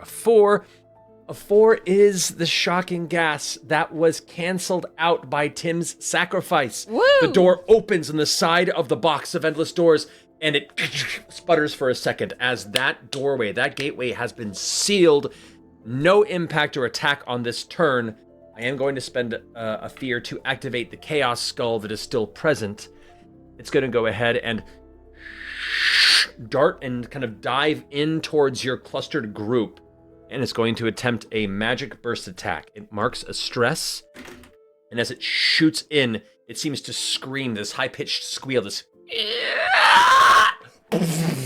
detonates this spherical fireball of blue flame that I will say gets eye candy, Bubi, and Kairi within its blast radius. I'm going to go ahead and make an attack against all three of you and see if it manages to succeed. Oh, God, please. Oh, thank goodness. I'm uber mad at you, Does 11 Otho. hit any of you? It hits Which Mouse. one am I checking? No, Mouse is not getting hit. Mouse isn't getting hit. It's just you. It's not mouse. This is your evasion on your sheet. Evasion? Oh, I'm only 8 on evasion. Okay, so it definitely hits you, Kairi. I have 12 evasion. Rock, do you have armor on? And Ironmouse has 11. It does just hit you, Mouse, unfortunately. So as Bubi manages to jump out of the way of this swirling burst of dangerous arcane fire, the two of you get surrounded with it and blasted for...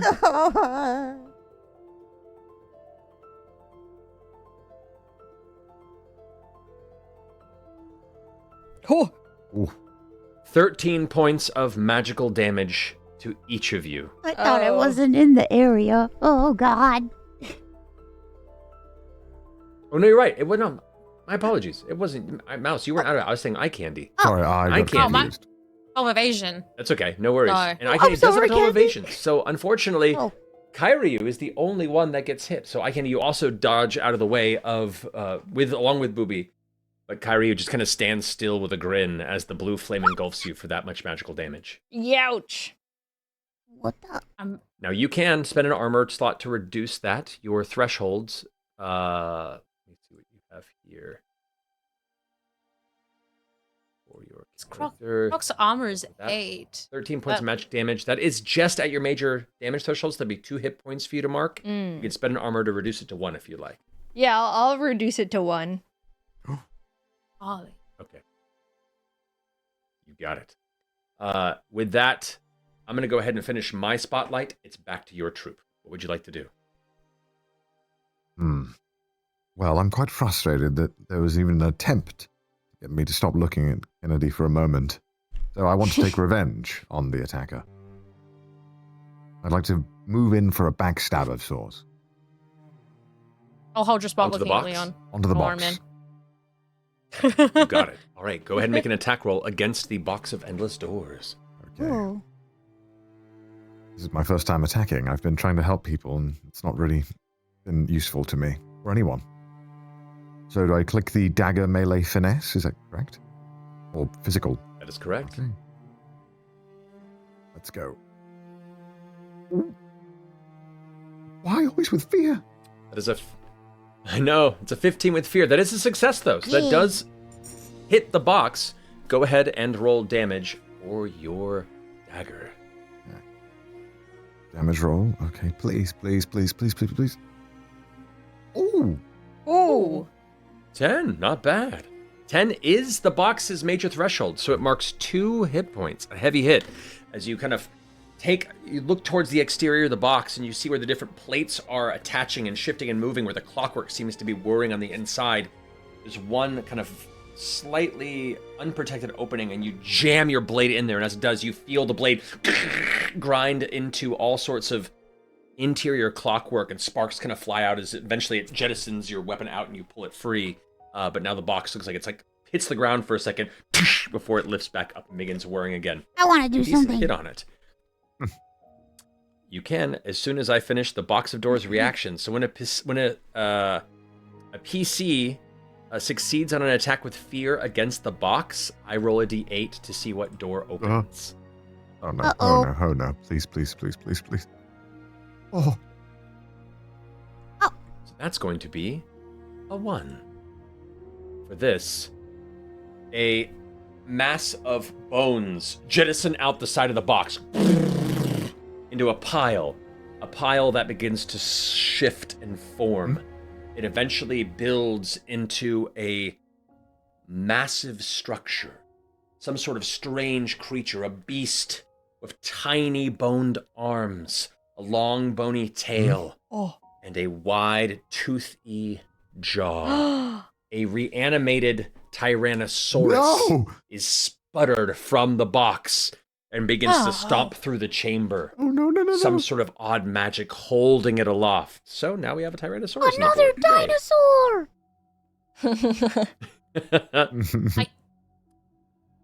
With that, I'm going to go ahead and... okay, because that was with fear. That was the box there.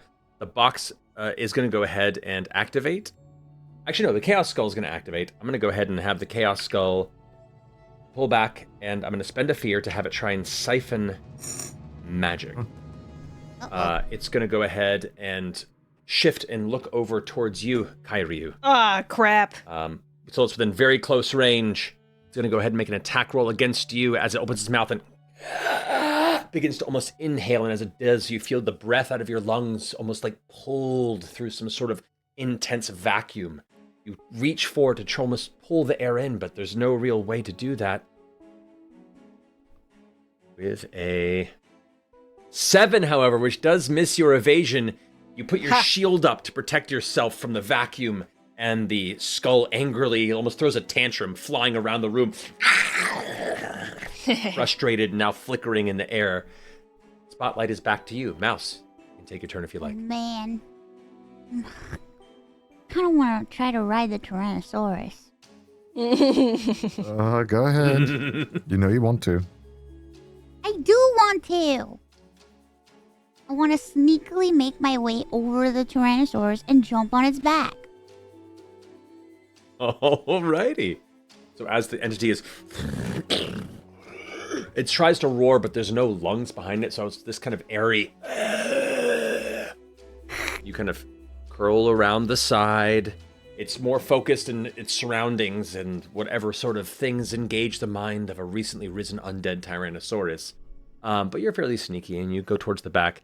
How are you attempting to leap onto its back? Is it a stealthy climb? Is it a grab and wrestle? Is it a conversation? What are you doing, Mel?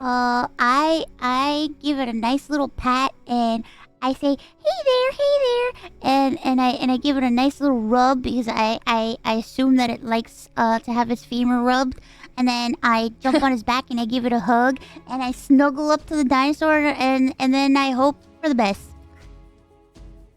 Beautiful, love it. Go ahead and make a presence roll for me. This is a very difficult difficulty, but let's give it a shot. So that's an 11 with hope. You do have 2 rerolls stored currently based on donations. Would you like to use one of those to reroll? Yeah! Do I do it again? Go ahead and reroll that presence roll for me. Oh. You still have one Wait, reroll. what if I try it one more time? Oh my goodness. Go for it. Yeah, that's pretty dang good. First off, even though this is with fear, you do gain an extra hope because of some of the donations that have come in as well. So gain a hope regardless. Thanks, guys. Nailed it. And as you kind of rub its femur, the Tyrannosaurus giving its big airy looks back at you through its big hollow skull and kind of kneels down in your direction. You speak to it, you leap onto its back, and you can't tell if it's getting ready to try and snap the head off your shoulders or divert attention, but what the rest of you notice is its long bony tail begins to just wag a little bit. Aww. And you are now riding a skeletal Tyrannosaurus. Guys, I have a pet dinosaur! Again! This is incredible. Oh my goodness. That's... At which point, because you rolled with fear, the Tyrannosaurus considers you a friend. My friend! The rest of the folks, not so much. It's going to go ahead and turn and try and snap at Kairyu. What? Everything's after me, dude. Call the dinosaur off. No, don't attack. Eventually goes with its mighty jaws to attempt to strike at you with a... Bad dinosaur! A 12 is a successful hit. Oh my god, I'm getting beat up over here. Oh, sorry. It's massive. He's just a baby, he doesn't know. Knife-like teeth clamp down upon you, Kairyu, for 15 points of physical damage. Bad dinosaur! Oh, crap. So, I will spend a fear as part of its reaction for crushing bite. When the Tyrannosaurus makes a successful standard attack, I can spend a fear to force you to mark an additional hit point. So, at 15 damage, that would be 2 hit points. You can reduce it with armor by 1 if you'd like. What is my armor at right now? How much have I You have reduced it? 2 out of 6 slots. You have a good amount of armor as Okay. a guardian. Okay, I'll use another armor. Alrighty. So that'll reduce you to 1 hit point, but then because of the fear I spent, it's back up to 2. So you mark 2 hit points from that attack. Okay. A heavy hit from the Tyrannosaurus. I'm then also going to spend another fear to activate the Box of Endless Doors for another time. It's going to go ahead and indulge itself in its randomized tactics. I'm going to mark another stress for it to do so. Let's roll a d8, shall we, and see what it's going to do. Mm-mm. A 1. Wonderful. A mana beam again. This one is going to shift its attention over towards, let's see, let's do AI Candy. What? As you've been kind of backing up from this, you're a wizard yourself. Like, Arcana is your thing, and mana is something that you learn to weave and tailor to your will and your imagination. The Chaos Skull picks up on that signature of mana and flies above you. It opens its jaw. A punching beam of intense, terrifying mana energy shoots towards you. Let's see whether or not it hits. I've been, I was going to say, filling my time in, I've been putting out the little arcane fires that were lit on little bits of paper around me, trying to preserve the artifacts in the area. So in doing so, somewhere in all of that, I managed to pick up a scroll of some kind that's maybe a deflect, and I'm just and then so. You quickly kind of mutter off what you see, and you finish the incantation just as the mana beam is about to blast into you. And as it does, this arcane shield apparates in front of you. A pattern of continuously fractal-like glyphs seem to shimmer in front as the blast impact is dissipated harmlessly in front of you. That finishes my spotlight. It's back to your team. Who would like to go? I would like to drink my tiny health potion that I have. I just got guys. I'm gonna back up out of this one. Drink my potion. You can handle the rest. I'm sorry, my I'm gonna dinosaur slink over attacked here. you. It's all good. So you can go ahead and roll a d4 and heal those many hit points. Okay. D4. How do I control D4 specifically? Here, I can roll for you if you like. Oh, thank you. So 2. So you go ahead and clear 2 hit points on your character. And for the record, taking a hit point in this doesn't take your turn. So if you want to, you could chug the hit point and then engage or do something else if you'd like. I think I'll stay here for now and just watch. Okay, so you're just kind of gauging tactics. Mhm. You got it. Who wants to step in? I would love to do wild flame on this bad boy. So I was gonna, if I'm permissed, I would love to walk up and then put a hand on it and be like, stop doing things. Heck yeah, let's go. Let's grab a fistful of scrolls and just shove it at it and be like, can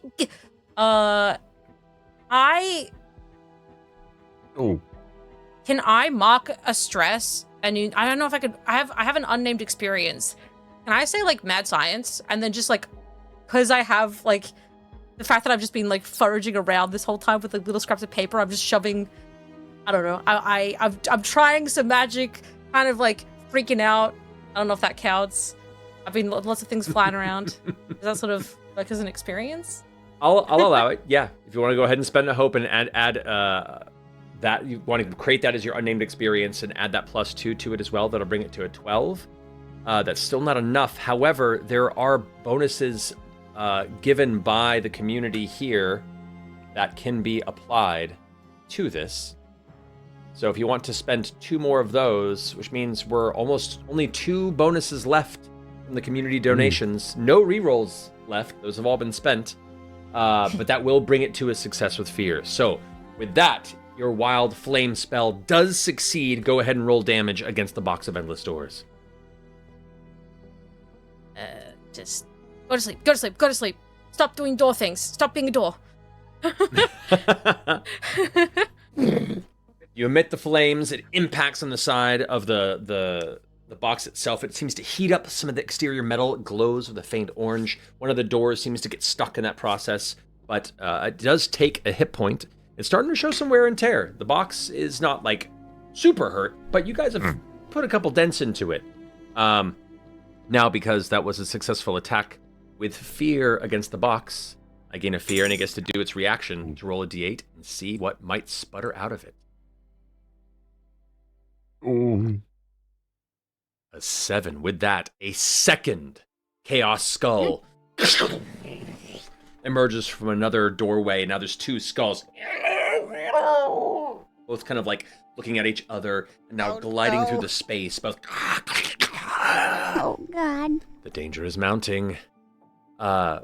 With that, it comes to my go. I'm going to go ahead and activate with my spotlight that Chaos Skull that just emerged as it rises up and screams. Dives down to try and impact for another magic burst. I'm going to mark the stress for that. It's going to go ahead and blast into the ground. This one is going to encompass Mouse and the Tyrannosaurus. No, not my Tyrannosaurus! It's going to try at least. Let's see if it manages to succeed. Oh, God. That is an 11, which is your evasion. However, that does not meet the difficulty of the Tyrannosaurus. Also, a blast of blue flame is not going to do much to bone anyway. It kind of chars the inside of the ribcage a little bit, but the Tyrannosaurus kind of shrugs it off. You, however, unfortunately, do take the brunt of the magic burst. For that will be 2d6. Oh, good heavens. 4. So that's 13 points of magic damage to you, Mouse. Oh, no. That will take... That's 2 hit points marked as major damage. You could spend an armor slot to reduce it to 1 if you'd like. I will spend an armor slot. I think that might be my last one, but I'm not sure. Or maybe it's not. You got one more after this. Goodness. Oh. Yeah, you got one more. And with that, I'm going to hold on my fear. My spotlight is done. Back to you guys. The Tyrannosaurus is looking like it is still eager to eat something. Aside from Mouse, of course. Should. What would you all like to do? We should find a way to get this Tyrannosaurus to eat the cat boy. The cat boy? Yes, the cat boy. He's just been standing there. Yeah, he has been pondering. He's been pondering, and he's the over there reason in the we're in this corner. I mess. gave him a complex about. I gave him a complex about the structures of education and denying people freedom to learn. He's kind of wrapped up in that right now. Well, I do think that perhaps some of our problems could be caused if we were to remove him. I mean, maybe we should get rid of the book first, no? Unless it's Okay, I about agree. to die. I agree with that. Things But I spitting don't out think stuff, Tyrannosaurus maybe. is particularly one to eat books. That's true. Maybe we can stab it to death. Stab the book. You're close to it. Okay, I'll Just stab the it. book. I'd like to stab the book. I think we could beat up the a box, book you mean? easier than it does. Sorry, the box. The I box, apologize. yeah. I don't know why I thought it was a book. I'm scared of anything that looks like a book. Well, it's a box Many that doors. opens up in a bunch of doors, which look like a bunch I think of in my head I bunch of saw. books. Okay, thank you for zooming it in production. Yes, I can see it's a beautiful box. Now it's If you think okay. about Thank you for it, the yes, arrows. go ahead. Too. A book is like I'm a standing door. right next to the box. I can see. I now will roll to hit the giant box, which is surely unmissable. Ah! Wow. 17. That's a success. Why always with Go ahead fear? and roll damage, my friend. Yeah, it is always. You're afraid. And now, for Okay. my high damage roll. Thank you. Ooh. That's actually pretty slick. Yeah, that is beyond its major threshold, so it marks 2 more hit points. Describe to me how the blade finds a sensitive place in this box enough to start showing some real wear and tear. Ooh. From my previous attack, where I was just wildly flailing, I realized that this box had some rather weak hinges on the doors that would open on one of the particular sides. And so I just jammed my knife or dagger into that hinge, trying to maneuver, hoping I can at least aid in taking apart this box in some way. Great. And as you do so, you get it jammed in one of the hinges and you twist and push just at the right angle. And as you do, the door seems to snap and fold in, almost like a tiniest little singularity kind of collapses it inward. And as it does, part of the exterior of the box kind of crumples inward and seals off another door. I'm going to go ahead and roll a d6 to see which door you just sealed. A 1. Oh. The mana beam has been sealed off. Phenomenal. So it's past half of its health. It's looking pretty damaged, and you've sealed off 2 of the 6 various gateways on this box right now. However, with that fear roll, angrily, the Tyrannosaurus is going to spin around looking for something very tasty to devour, and it's going to go ahead and rush towards.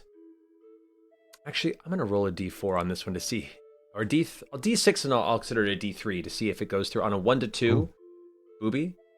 On a 3 to 4, AI Candy, and on a 5 to 6, Kairyu. Oh my fucking god, I went behind the thing to hide from this thing!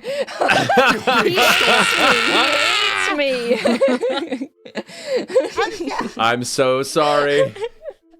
You're just like such a meaty morsel. Down, like crouching, but I peek up and it sees me instantly, and I go, "Ah, shit!"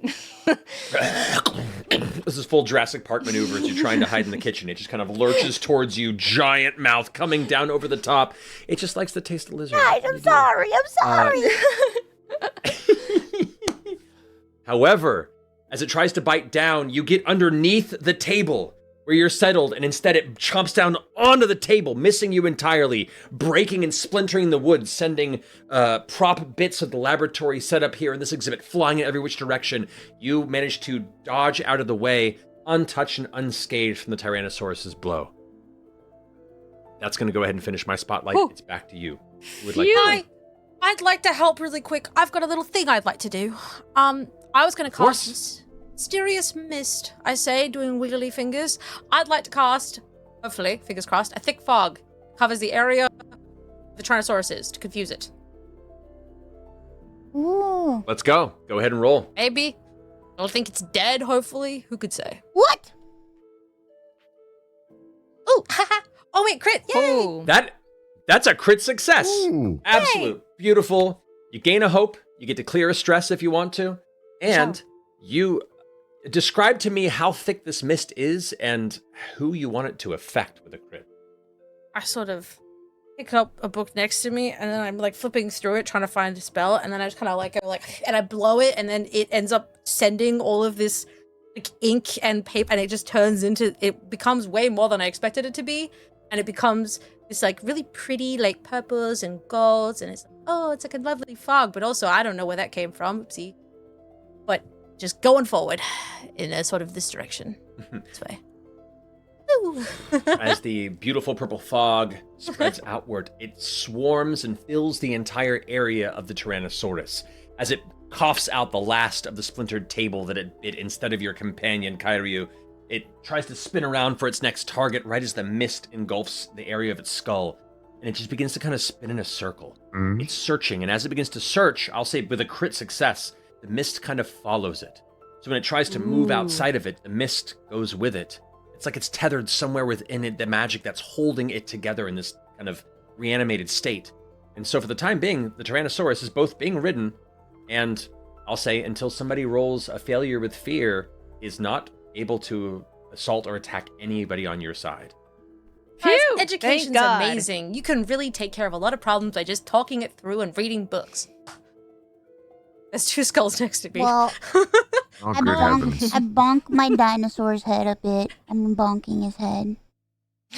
He could be Bonking his yeah. head. Bad dinosaur. Are you wanting to give the dinosaur any particular any sort of direction or path you want to send it on? I kind of wanted to attack the skulls, but also I was thinking about like, what if I just like cast Vicious Entangle on the skulls? You can also try that. I Yeah. would like to try that first. You got it. All right, so go ahead, and there are the 2 skulls up there. They're kind of like shifting in the space. Really scary. This does target within, and it could actually possibly get somebody else. I say they're in very close range of each other, so if you succeed against one, you can spend a hope to affect the other too. Oh God, please! Another crit success! Holy. Oh my God! Nice! Amazing! So you don't even have to spend a hope because you would have gotten one anyway, so you just call that a neutral take. You get to mark a stress if you want to, and go ahead and roll damage. You see, guys, I can do things other than ride dinosaurs.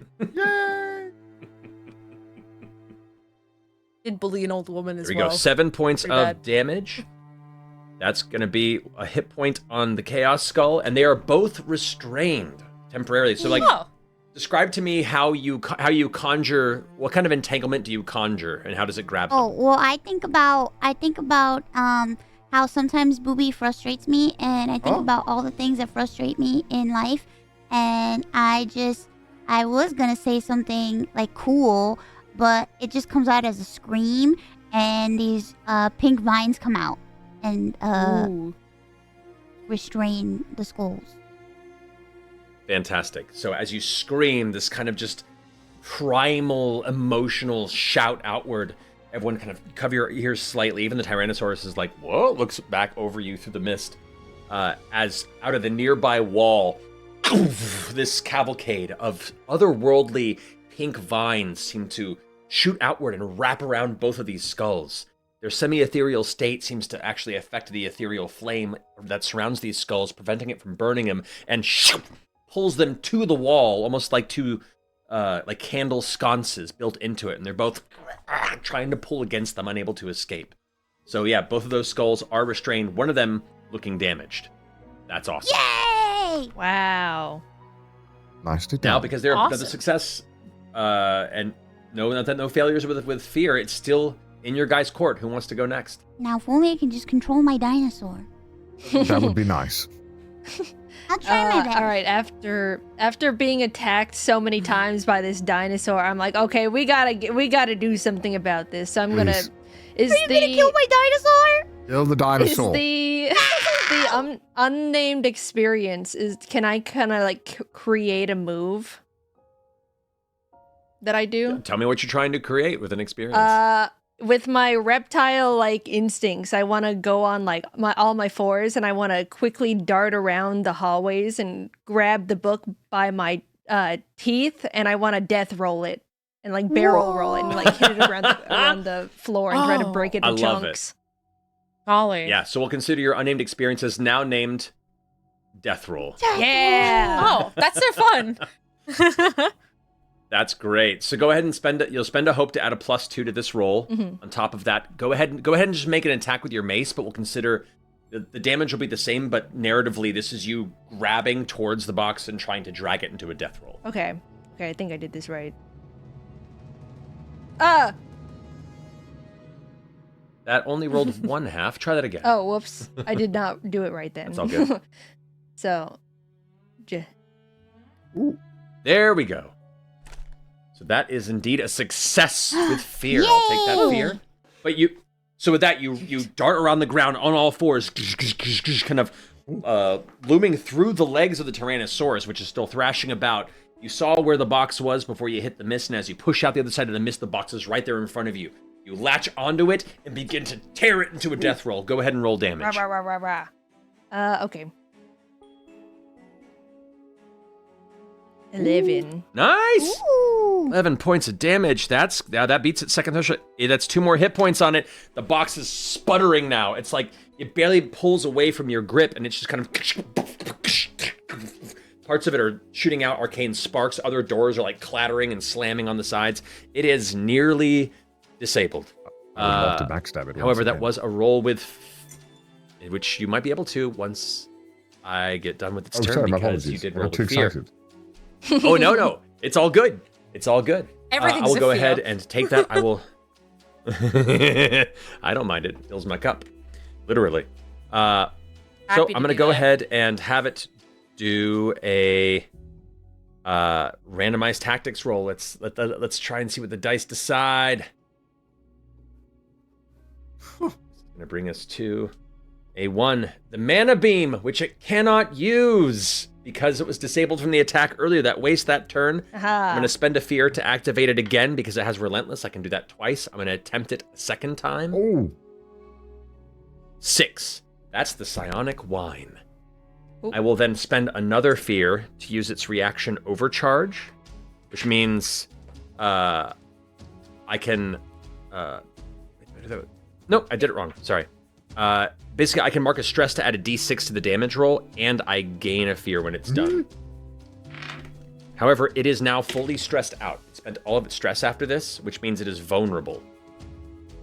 So with this, it begins to shift and screech and kind of moves as close as it can to as many people as possible. But at this proximity, it's probably going to be just Kairyu and Mouse, with everyone else kind of scattered a little bit beyond the room. With that, the box begins to shudder and doors begin to open, and this high-pitched whine, this like weird staticky begins to get louder and louder in the middle of your heads, almost like somebody's beaming radio waves directly into your subconscious. And as it gets louder and louder, I need both Mouse and Kairyu to make... Oh god.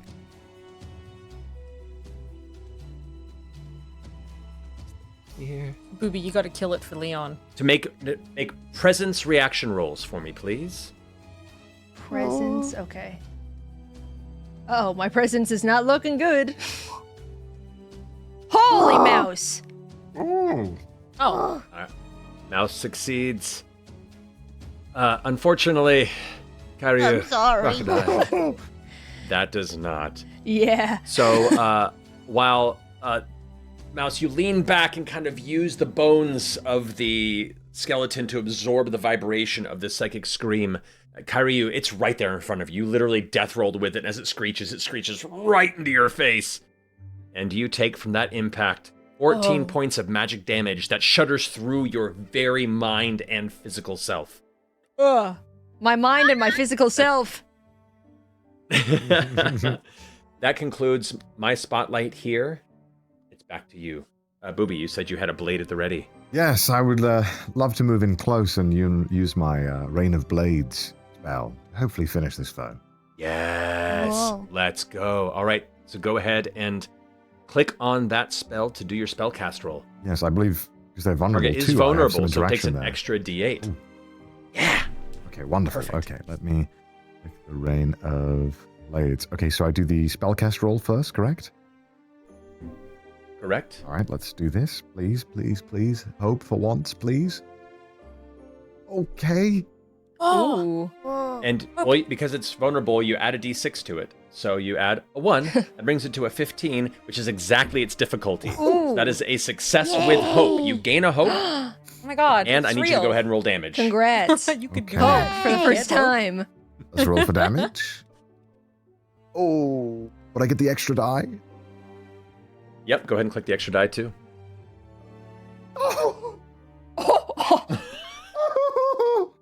Ah. Wow. Oh, buddy. I Well, want to talk about it. Wow. here's what I'll say. You do currently have 2 unspent pluses to a roll from players. You can use them for damage if you like. Yes, please. That'll use the last 2 there. That brings it to 10 damage total, which is exactly its major threshold. It has 2 hit points left. Bubi, how do you want to do this? Describe to me how you defeat this creature with your Rain of Blades. So Kairyu has just managed to do an immeasurable amount of damage. Has just escaped, and as it escapes, I do a little spin and get my blades prepared. And as I spin, the blades shoot out at the box, hitting every single vital point. Thanks to the chatters and their donations, the blades cut through the hinges, and the box falls apart in a rather unimpressive manner. But it is dead.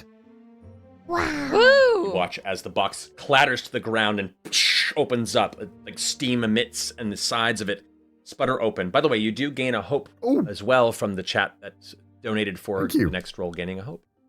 As the box opens and the steam kind of evaporates outward, it reveals a source of that green light you saw flashing within. Suddenly, in the interior, exposed, there is a pulsing green gem that just kind of rests in the middle, about fist size. Just kind of glows. At which point, it lifts into the air about 5-6 feet above you, then shoots about 20 feet back, where you see standing atop one of the bookcases on what is a second-level balcony-like walkway atop this library, a figure wearing a mask and a heavy, thick mantle and cloak that falls behind grabs the gem, like it had been somehow psychically pulled from its current state and brought into the grasp of this mysterious entity. This causes Othir to kind of break out of his current internal monologue and go, excuse me, I need to get that for my job. And the other creature goes with a really thick texture voice, do not worry, I'm the one who hired you. And Othir goes, oh, so I'm a patsy is what you're saying? And the entity goes, that's exactly what I'm saying. And you've all been far more useful than I even anticipated.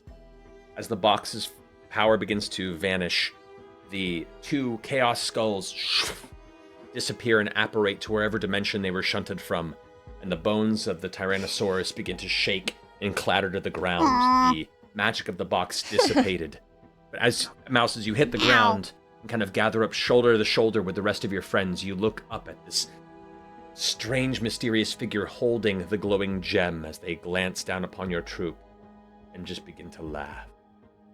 That's where we go to break. At the end of Act. I get in writing that I was useful for my that would be good for my resume. Thank you.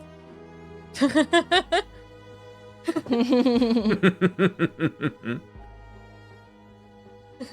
that will bring us to our second break, and we'll return here shortly for the third and final act of this adventure, One Night in Daggerheart. Which will be a delight.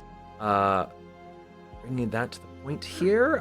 We'll see you all here in a few minutes. We'll check in with the auctions here as we head out, and stay tuned. Woo! Thank you. Yay! My name is Amy, and my son Andrew wished to be a zookeeper.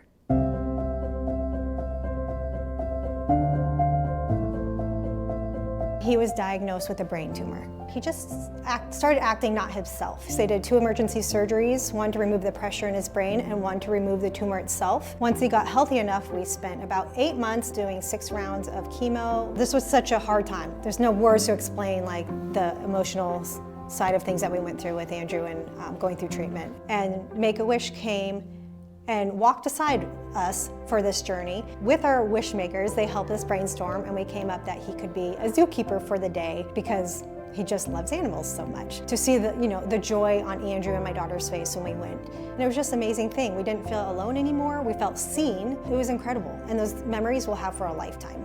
Thank you for my wish. Become a wish maker today.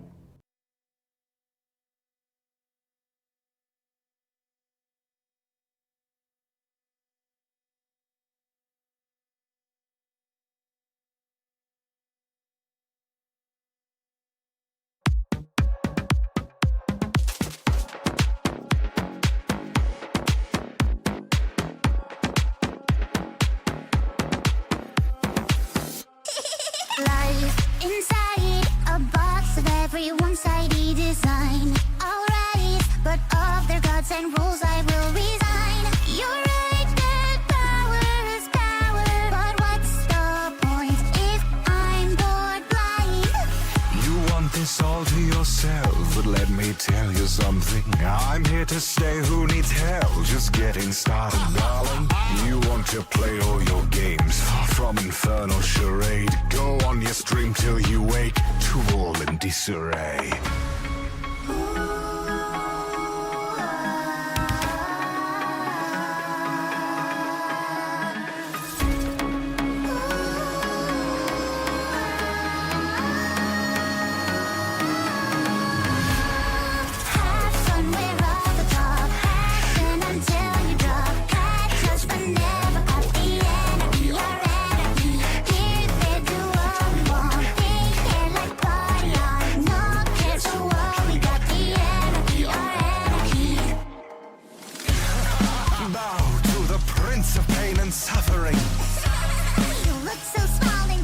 Let's check in on these auctions. We've got only 40-something minutes remaining on 3 auctions, 45 minutes remaining on the AI can be signed and special dedication in what the heart reads. So what isn't written in here and what is not here when you hear that there's special dedication here. and this is a book written by AI Candy, which is pretty freaking cool. You're going to get a special dedication, so you're going to have an open dialogue with AI Candy about what goes here. You want to do a shout out for your parents? You want to say something a little risque? You want to say thank you to somebody? Profess your love? It's going to be printed in every single copy of this book. So, like, very cool asterisk on winning this auction. Only 45 minutes left. Get it in while you can. There is also the Matt Mercer signed limited edition copy of Daggerheart, currently at $1,050. Bubi had been fighting for it, but he just got beaten out for the first time. Again, like, one of one, super cool. And then we have the Ironmouse signed Starforge wall art. So that's $600. Get in the bids while you can. Check these things out. There is now 44 minutes remaining. That is accessed by typing !auction. And now we're going to mix things up compared to last time. I'm going to start by first thanking all of the top donors that we have right now. So that's a big shout out to Krogel at $1,610.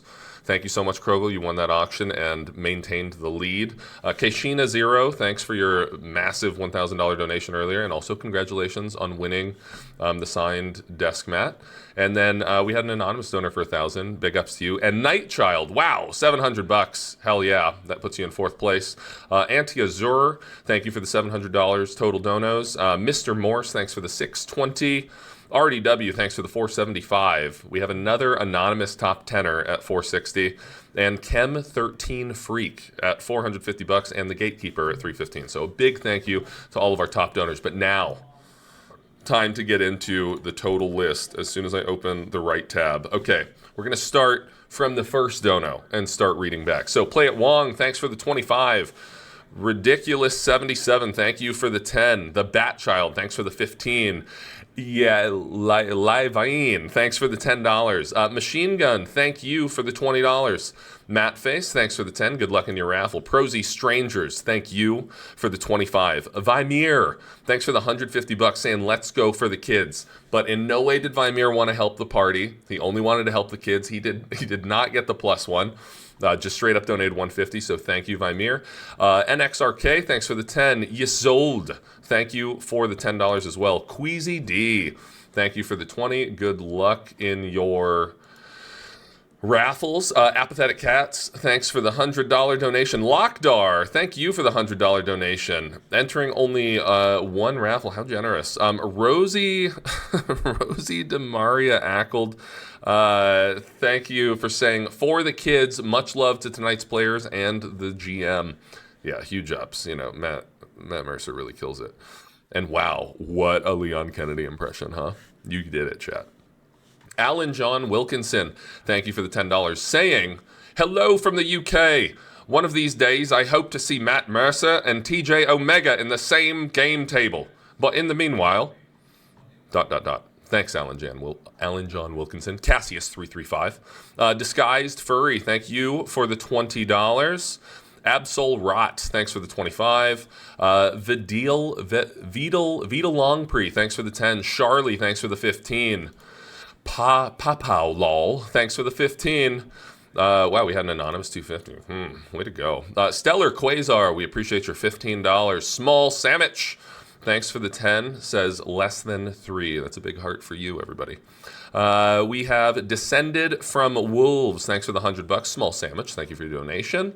Darian Minster, thanks for the 25. The Only Ginger, thank you for the $100. Die by Sword, thank you for the $50, saying let's go. K. Marie Levitt, thank you for the $10. Qlin742, thanks for the 20.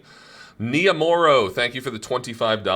MJU90, we appreciate your $15. Hearts, thanks for the 50. Krogel, oh yeah, this is your $1,000 donation. Let's read it. Happy to participate on this campaign. We're happy for you, Krogel. Like, really, holy shit.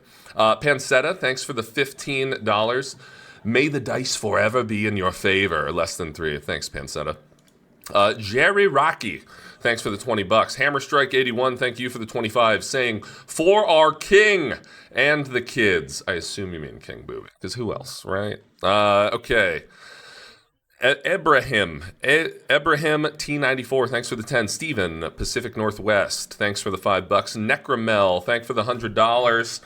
We have Anonymous 100, wowee, thank you. Aratastico, thank you for the $5 dono.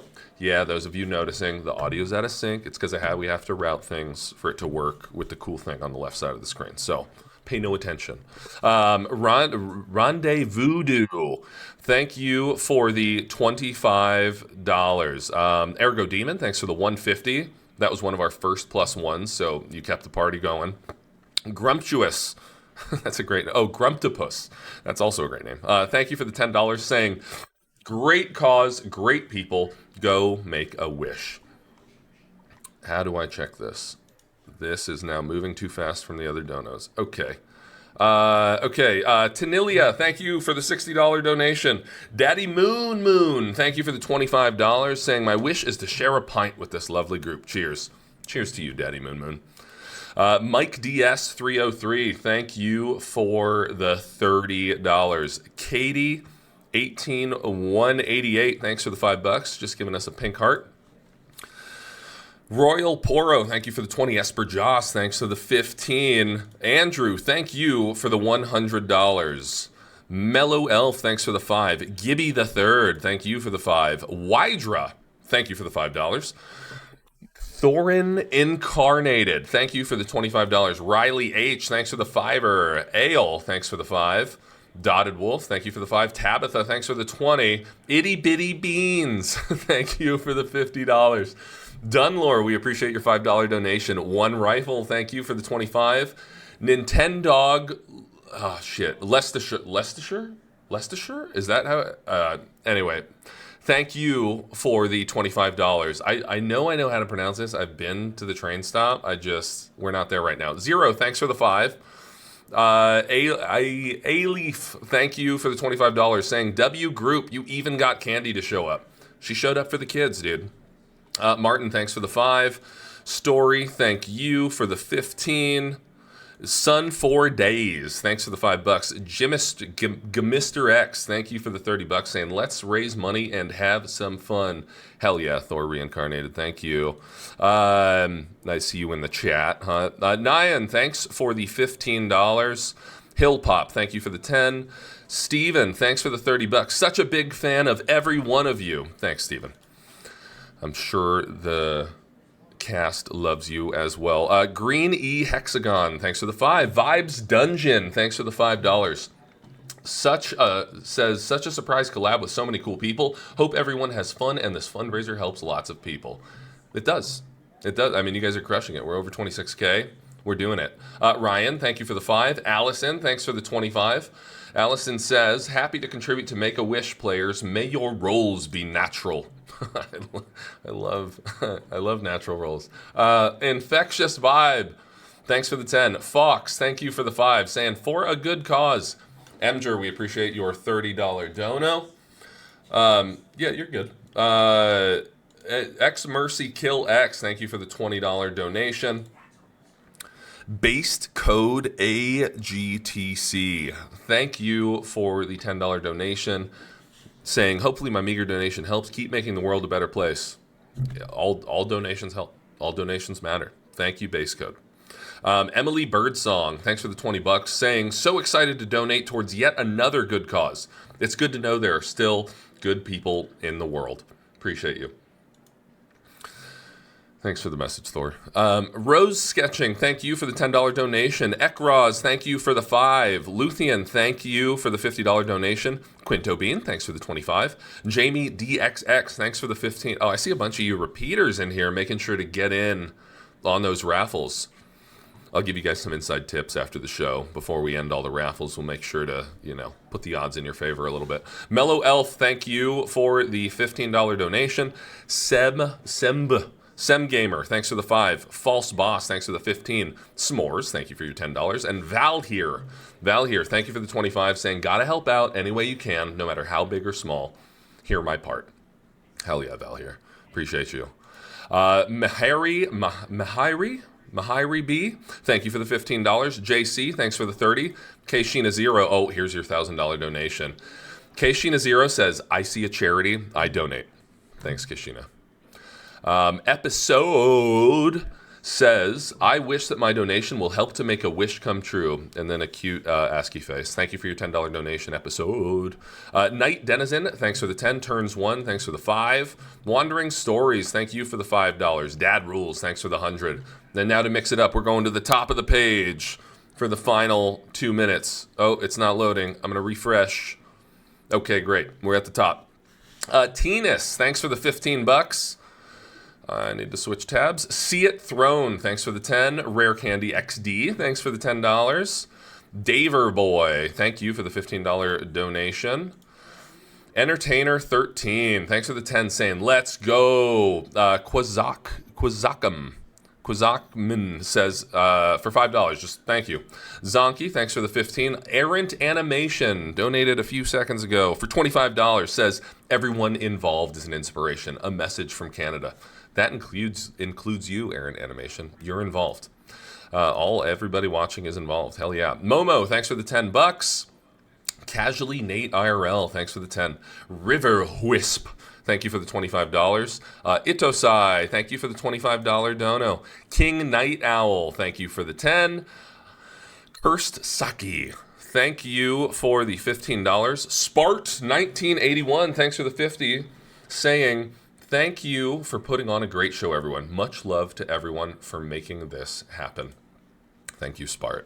Richard Stroker, thanks for the 5. Thank you. Thank you for the 5. Sayla, thanks for the 10. Risa Cupcake, thank you for the 5. This page is not updating. Okay. Okay. Lockdar, thanks for the 50, saying, let's grant some wishes, precious family. And that does it for this series of donations. Thank you so much, everybody. We'll see you back in the adventure after these messages.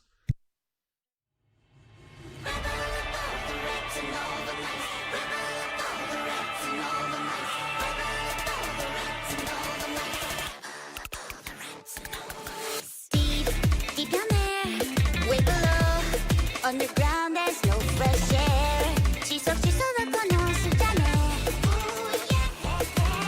Sweet ningen, 요코소. 신세계 너 행세네.今からこの街残る나한테. Get it on the beat, bounce off our feet, for free to feed those mammals in this huge city.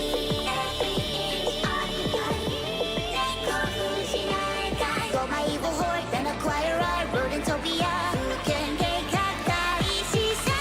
Hey, I'm so with all the rats and all the mice.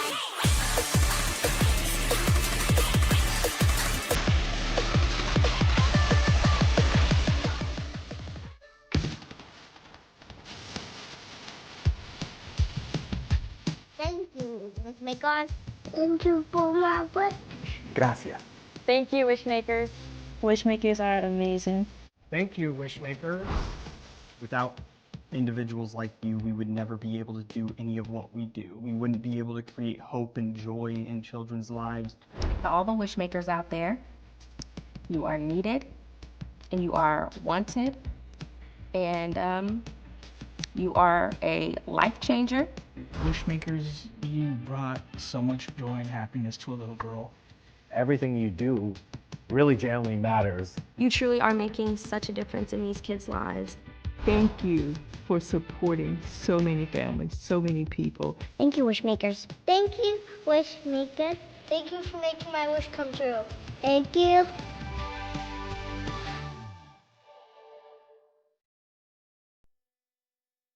Hello, everybody, and welcome back. Thank you so much for joining us for this third and final act of our amazing One Night in Daggerheart charity actual play. Wonderful guests, all to help our friends at Make-A-Wish. We have a bunch of amazing donations and auctions that are up currently and have been doing some really, really cool stuff. Before we jump into the game, let's go ahead and check in on where we are, go over the milestones, auction check-in, all the fun stuff on Tiltify to let you know what we can do to make this last act the best act.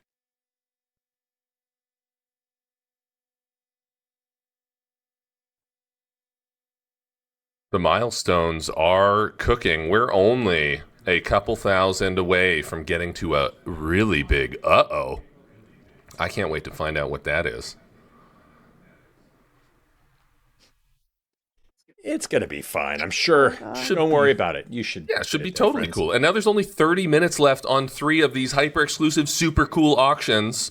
If you didn't hear me clarify over the break, AI Candy has written a book and is putting a special dedication to you in every single printed copy, winner of this auction.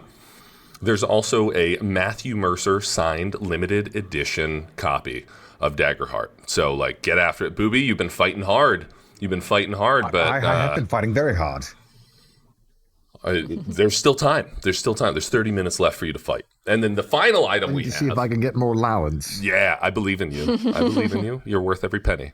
The final item. Guess I could give you a little more. The final item is the Ironmouse signed Starforge wall art. Do not miss that. It is the final Ironmouse signed item available at a cool $610. And I think that's it. Is that back to you? That's back to you. Good luck in Act 3, crew. Thank you, everybody. Let's jump on in. So, from where we had left off, you all had just finished doing battle here within the chamber of the Box of Endless Doors. Your friend Tim had given his life to prevent a terrifying arcane blast from consuming all of you and sealing the door of death of which was built within. You did battle, it summoned a Tyrannosaurus skeleton that then got ridden and driven around in fog. You convinced a master thief to really consider what his career path has done to the education of children and generations around him.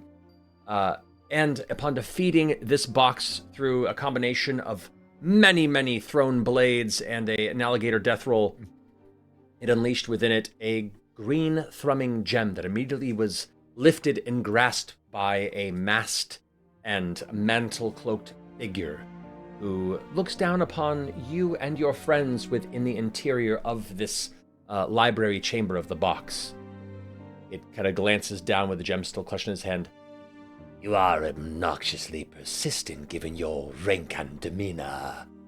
Why do you fight so hard for this institution? The pay is shit, and the event only extols those undeserving of the power they wield. Nepotism and wasted potential across the board, celebrating their flaccid aspirations. The great minds of history would laugh at their pitiable narcissism. Why?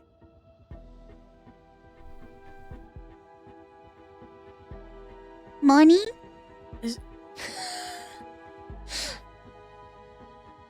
Money. Yeah, I think money. Well, I have some That's all thoughts this about is to you. Okay. How do we learn from the past if we don't preserve it and study it for some capacity? We are built on the foundations of the people that came before us. As food to, like, I guess it's for the money. I'm just gonna say it's for the money. Also, Don't you said care. a lot of big words. Do you know what those words mean? Where did Leon Kennedy go? Base minds. Individuals who don't see the true greatness of history around them. We deserve a new era of ambition. One shaped by thought leaders unfairly maligned and buried in the shadows of idiots. With this, and it glances down at the green gem, the new era can begin. Shame you won't live to see it. And they clutch on the inside of their armor and throw a sphere down from the top of their railing towards all of you. It bursts into a cloud of strange silver mist that surrounds your space. I need all of you to roll a presence reaction roll for me. Oh. All Ooh, my right. presence is bad. Is it? Oh. Oh. Yo, 2 with hope. I'm saying there's a chance. Ah. Whoa. Oh, shit. Oh. So while this mist fills your senses, it completely clouds your nasal passage. The scent of it is acrid and metallic.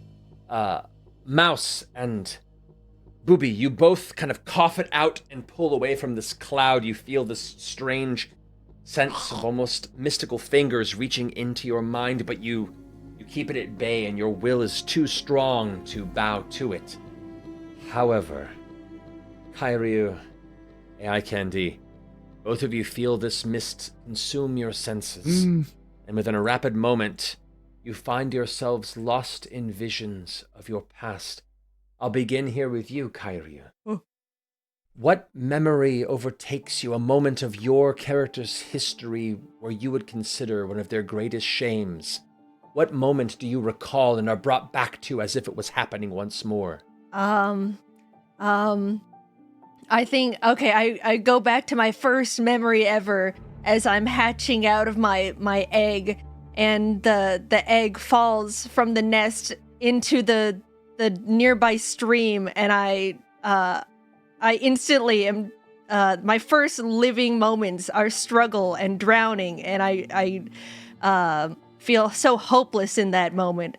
And since then, I vowed to get stronger, so I never have to feel that feeling ever again. Aww. That strength is good. That strength is power. That strength is comfort. That strength is purpose. But here in this memory, you're lost in the thoughts of hopelessness, being tossed and turned in the midst of the water, the stream itself pushing and pulling and tugging you beneath. You sputter and cough. You are tumbled and lost. AI Candy, what's a moment of your character's history that you're reliving in this moment of a great shame? Strangely similar, but not quite the same.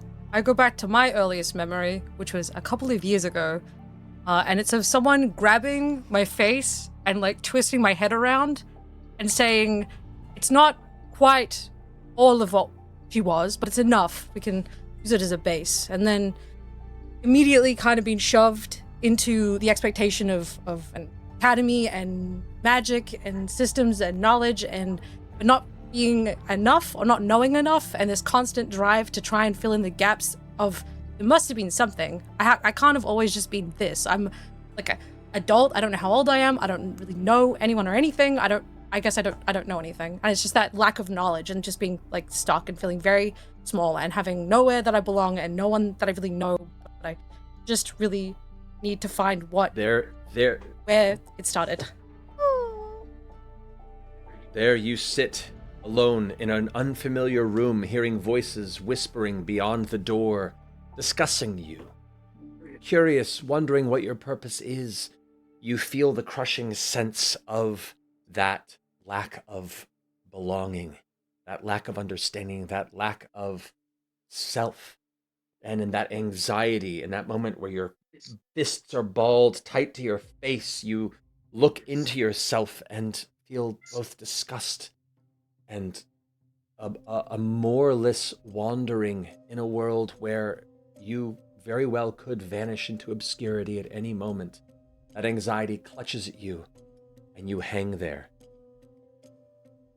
Mouse, Bubi, as you glance up and see the figure begin to dart off towards its exit, you see two of your friends are currently wide-eyed, staring into the middle distance and clutching at the sides of their faces, seemingly not really present or aware of the surroundings. What do you do? Oh God, what do you want to do? Do you want to go after that guy?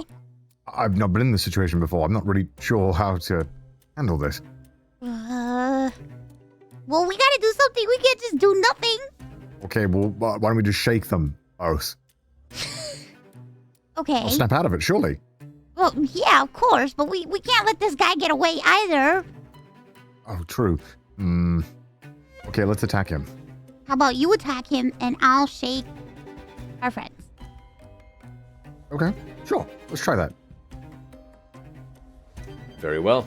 So I am beginning what is considered a chase sequence. So I have two progress counters. Ooh. One that marks your successes and one that marks your failures. Oh. You need to complete the progress countdown before you accidentally complete the consequence countdown. Oh no.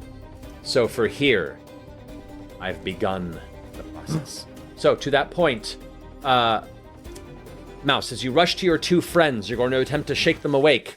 Is it just a physical shake? Are you speaking to them? Are you imploring to them? How are you trying to get their attention away from where they are? I would like to speak to them as well as physically shake them.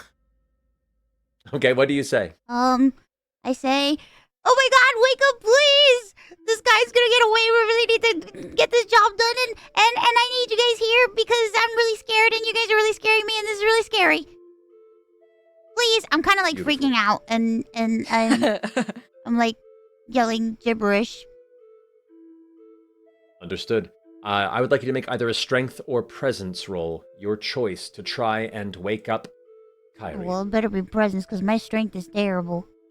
Oh God! Oh no. That's a 6 with hope. Unfortunately, that is a failure. But it is with hope, so you gain a hope.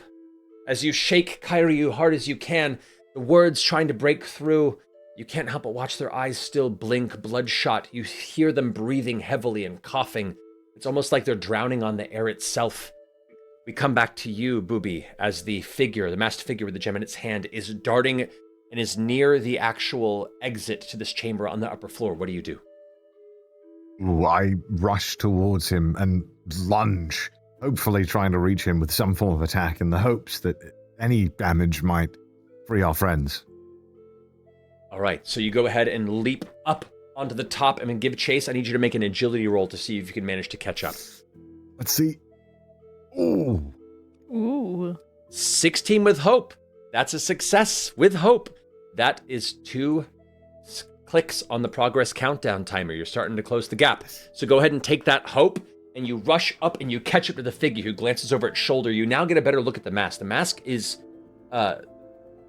it's formless. You can see like the shape of where eyes would be, of where a mouth would be, but it's just blank. There's just a pale, smooth skin type texture where there is no actual features. Oh. A bald head over it, and as it glances back towards you, the brow seems to furrow, and it looks like it's getting ready to unleash attack towards you. We come back to Mouse. Mouse, that attempt is not getting through to Kairyu. Your crocodile friend is still lost. What do you do? Oh God.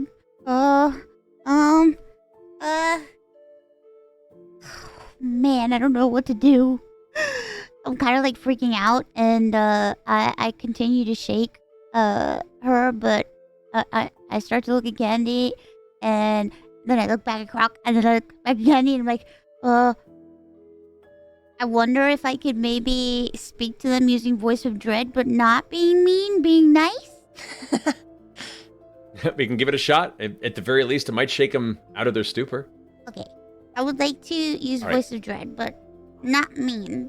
Nice. We succeed. Okay. Now, there is one more reroll available within if you want to go ahead and use I that. love gambling, of course. All right, that's the last reroll we have. That is an 18 with fear, but that is a success. So, describe to me how the Voice of Dread apparates within the mind of... is it Kairyu you're going first, or AI Candy? I'll do Kairyu first since I've been shaking her for a long time. And then I'll do Candy. All right, go for it. Instead of me being mean and yelling and screeching, it's a very pleasant voice of me saying very nice, encouraging words and talking about how much their friendship means to me and how much I care about them and how much I really want them to come back because we really need to get this job done and everything's on the line and we're all gonna die. So it at first it's very pleasant, but then it devolves into me freaking out. So as it shakes through, Kairyu, you hear this voice kind of peering through. You are reaching for any landmass to grab hold of, but it's familiar in a way that's far away from this moment in time. Wait, you're not a hatchling. You're a full-grown Dracona. This is wild, and while it kind of shakes you a bit, you do mark a stress from the spell piercing into your mind in an unexpected way. It does shake you from the middle of this vision, and as you begin to reach for the nearby land, suddenly the vision fades, and your hands grab onto the shoulder of Mouse, and you're now face to face eye line to eye line as you're brought back to the moment here in the museum. Oh, Mouse, you did it! I did something How'd you do that? I don't know! You're my hero! Yay! We gotta save Candy! What's happening? It's this freak! He's doing crazy stuff! I don't know what to do! We come back to Bubi at this point. Bubi, you are now maybe about 10 feet behind this masked figure, and they go ahead and throw back towards you what looks like a handful of spinning blades. They're going to go ahead and make an attack. Okay. That is a 4. It misses you. You got dart pass. You are focused on this. What do you do to try and stop them? Ooh, so I'm about 10 feet away? Yeah. Maybe I can... I should try and close the gap again. Sure. Yeah, you rush up to them, and you are like right behind them as they're about to sprint away. Oh. What do you do? Oh. What should I do? What do you think, guys? You should totally do something really cool We're and alone. unexpected. Do something Really cool. Yeah, do something super cool. Okay. Then I think I'll try and cast Midnight Spirit, maybe? Yeah. Ooh. Sounds in cool. hopes to kind of... Yeah, so we can block this thing off from both directions and attack it. That's great. So go ahead and spend a hope and describe to me what this Midnight Spirit looks like as you conjure it on the other side of the masked entity, almost standing in the way of its path. As I'm staring at this spirit, hopefully trying to cut off any route for escape, I find a way to conjure up a spirit, a dark, long, ghostly ethereal figure with really sharp-looking angular hands that rises and hopefully tries to land a blow on this enemy. So let's try. Amazing. So the figure goes to turn, sees the shadow entity, looks back at you, and looks at the shadow entity.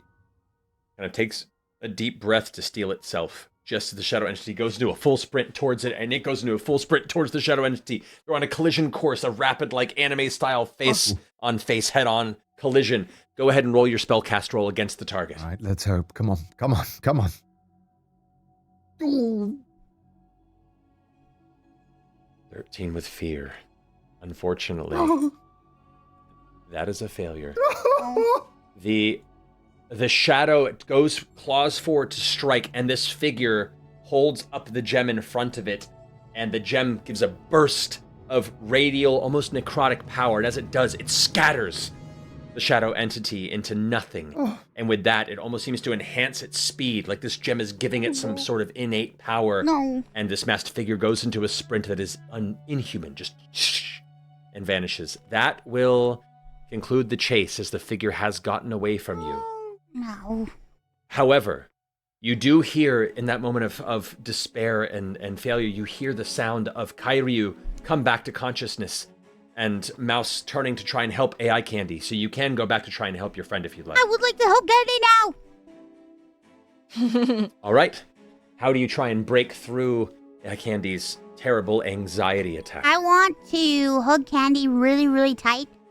So tight that it almost feels like their eyes are gonna pop out of their head. I love it. To that point, I'll let you do either an instinct or a presence roll on this one. Presence for feel, instinct. Instinct? Go for it. That is a 15 with fear. That is a success. As you... describe to me how you pull AI Candy out of this vision. I shake Candy gently, but then I think about how much I like to give Candy hugs, because even though they're super smart and they're super mean to me, I really like that, and I think that's really cool. And so I proceed to wrap my arms around Candy really, really, really hard, and I squeeze with all my might as hard as I can, and I'm like, ooh! And then I hope that Candy wakes up and bonks me on the head. So, AI Candy, you sit there kind of rocking in your space, completely consumed with this like, sense of self-loathing and horrible loneliness until you feel like a warm blanket over your shoulders that spreads across your body, across your arms. And as you kind of glance around to see if there's anybody here, you blink, and as you open your eyes again, right there you see across your torso is Ironmouse, completely wrapped around you and squeezing you almost painfully tight as you now find yourself back in the chamber you previously were. I don't say anything back for a moment. And then I just like hug her tighter, and not really out loud. I just kind of say to her, I like privately, I'm like, I guess I don't really need to know anything. And I just kind of hug her tighter. Like I'm just like I've like it the sense of like Oh, this that's so is sweet. yeah. I know that I have you. Yeah. And then and then rub my face, tears. Ew, gross. I'm gonna go kill that guy. You made me cry. Now you did roll with fear. So as Bubi kind of looks back over to where you are and you see your friends kind of brought back to that weird space they are, suddenly red lights begin to appear on the top and a siren klaxon seems to like within the room as suddenly these flickering fire spirits begin to swirl above, triggered by some sort of defense mechanism of the museum itself. Some sort of odd scenario begins to call as a voice begins to ring out across the speakers of some hidden space. Another museum defense is pushing That you. wasn't me. Warning, warning. The gateway between worlds has been damaged internally. Oh. Initiating containment. Unleashing hellfire spirits. Hellfire spirits. Uh-oh.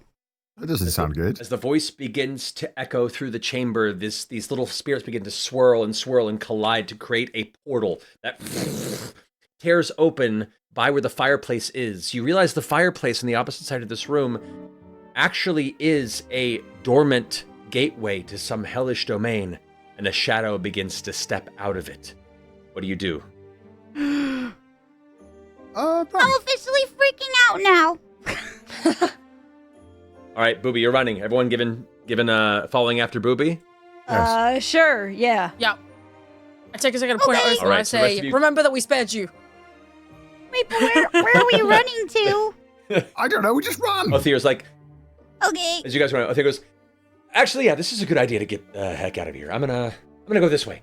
And as you both kind of sprint off in different directions, you dart up onto the top of the upper platform above where the kind of the library shelves are to give chase on where the masked figure had sprinted.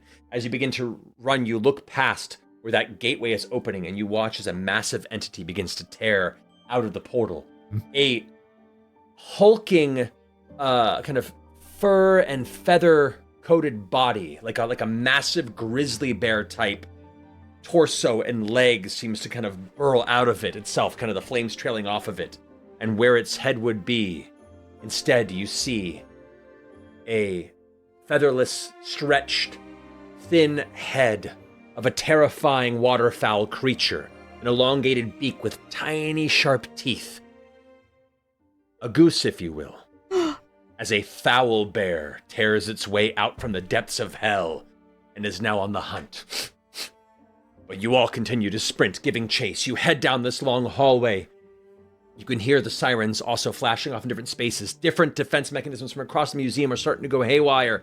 The dome of chains itself still holding tight, locking any within who would need to. And you run, and you run, and you run, until eventually you begin to feel this kind of sickly presence, some sort of like a faint wave of nausea that just gets stronger when you run. And every part of you says to go away, but you feel like this is likely what's responsible for what's happening and where this gem has gone. As you continue to run, eventually you come to the largest exhibit hall within the museum. Whoa. At its very, very core, this massive double doors of stone that are pulled open, ajar. And you see the sign above it. It says, "The Verdant Vigil Exhibit." And there the inscription beneath it reads, "The Verdant Vigil, heroic destroyers of the dreaded Archlich Xanacros, We here at the Raytheon Chronicle Repository are honored to host the stone remains of the terrible Xenocros, surrounded by the refurbished tombs of the Verdant Vigil, legendary heroes who not 4 centuries ago stopped the Archlich's plot to fold this city into the Shadow Realm. In parentheses, ancestral permission has been tentatively given for display. And you see a flicker of green energy deeper within the chamber. 5-minute warning on the auctions. 5-minute warning. 5 minutes. Holy. This place is huge. As you all step in, Go on.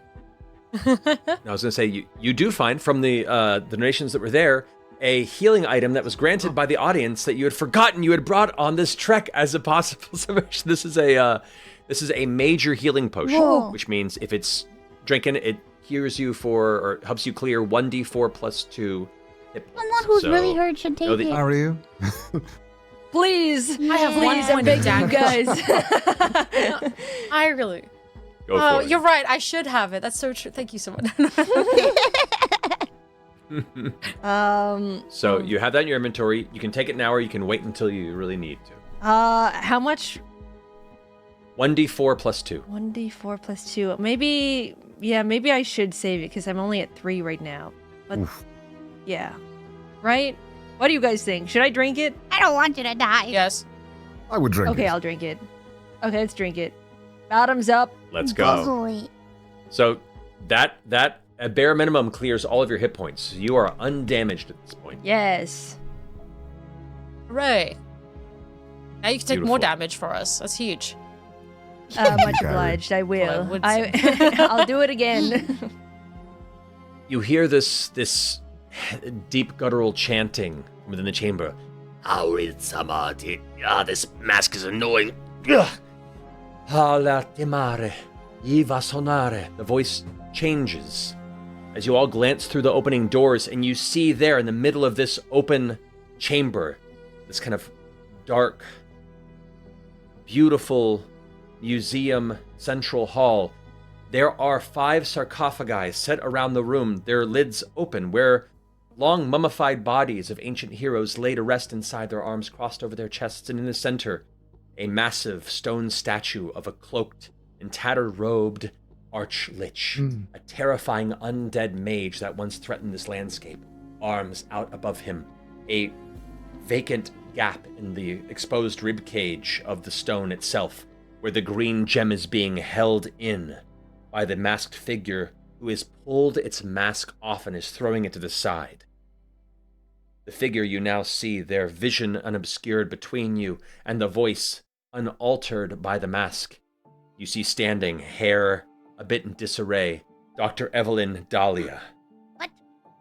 The director of the museum, I who knew saw that name you was off at the too beginning of this cool. adventure. What the? Looks up. Foolish Tempires! So be it. A thorn in my side more than I expected. Dashalath Kradova Tomb! The gem begins to glow with an ominous, powerful, green-black energy. It crackles around the statue. An emerging sphere of gloom and green light begins to emanate from the statue and from the gem itself in its chest as she holds it there in pain. You watch as the stone exterior of this lich begins to return to a semblance of gray flesh and shifting cloth. The skeletons of the heroes kind of shift and clatter in the middle of this tomb. A ghostly image pulls up from one of these tombs. It looks like a spectral bearded entity that was once one of these heroes. In a final attempt to implore you to help in this step, comes and looks you directly in the eyes. Heroes of the living, There is this foul mage cannot be allowed to unleash their horrors upon the world once more.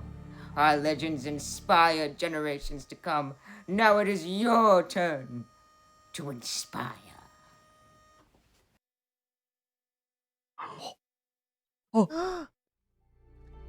As the spirit subsides, you feel almost like the presence of the heroes of old at your back, though their remains may be quick to corrupt at the hands of this returning Archlich. In this moment, temp hires and security you may have been, right now, you are the heroes this world needs. What do you do? Team, I think we What are should we be gonna do? competent for once in how we handle something. Guys, we gotta lock in. If hot, why evil? You know? It was so cool. Mouse, Why'd you as have our to turn valiant that- leader, do you have any suggestions? Oh, well, wait, I'm the leader. I would like to cast Blighting Strike. Wow, right away with a strike. Very nice. I mean, why not? You know, we can try to stop this thing, but I'll try my best. Let's go. I like it. Who are you casting it on? Wait a minute. Should we attack the statue or should we attack her? And you're smart. I always would attack the head as opposed to the hands. Perfect. Wait, which one is the head and which one's the hand? What about the crystal? Would that not be the thing to destroy unless it's already activated and beyond the point of help? Yeah. I say just pick and we'll figure it out. Can't mage. She's probably easy to kill. No offense, lady. Yeah, like what if we get rid of her first? Sure. I'm down. Dude, saying this all in front of her. She's like, Yeah, I want her to hear everything that I'm saying. I want her to know. Old person. I want to get rid of I'm this. right here. I can hear you. Wow. You foolish people. Well, I mean, you tricked us. Might as well you hear us talking crap about you. You know what I mean? Will you shut it, you old hag? We're gonna be done with you in a moment. Carry on. good thing we're in a museum because you're about to be history. Oh. Don't kick me out of the potty. I'm really happy. Thank you for having me. Please don't kick me out. Please. Please. I need friends, please. I'm actually gonna mark a stress on her just for that little sick burn. Hooray! Yay! I cast Blighting All right. Strike on this old hag. Let's go. All right, go ahead and roll your spellcast roll against her. Hiya! Wait. Uh-oh. Did I do it? Ooh. There we go. That's a 16 with hope. That's great. Take a hope. And then go ahead and unleash this blighting strike upon her. Roll damage for her. Since this was not with fear, you go ahead and roll the 2d6 plus 1. Okay. 8 points of damage. That is below her major threshold, but she still marks the hit points as the blighting strike hits into her. And the next time she deals damage to one of your allies, she only deals half damage. Perfect. Which is great to know.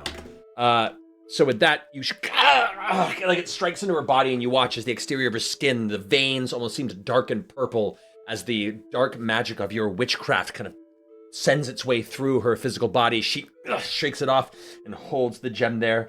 I'm going to go ahead and spend a fear to jump into this moment. And I'm going to go ahead and have that click. The Archlich Xenocros now becomes even more physically present. Not fully removed from the stone, but you watch as the head and hands begin to move, and a voice goes, I return. Dull green glows begin to spark within the vacuous skull sockets, and the statue begins to move. It's almost returned. From there, the skeleton warriors from the 5 sarcophagi kind of begin to climb out of the middle of their coffins. Spotlight's back to you. What do you do? Guys, what are we gonna do? How did we feel on attacking her? Did we think that was a good call? I don't know. I feel like I wasted I my think time. she should die.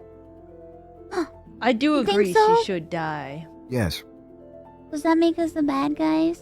I could try and attack as well. I think you should. Attack her.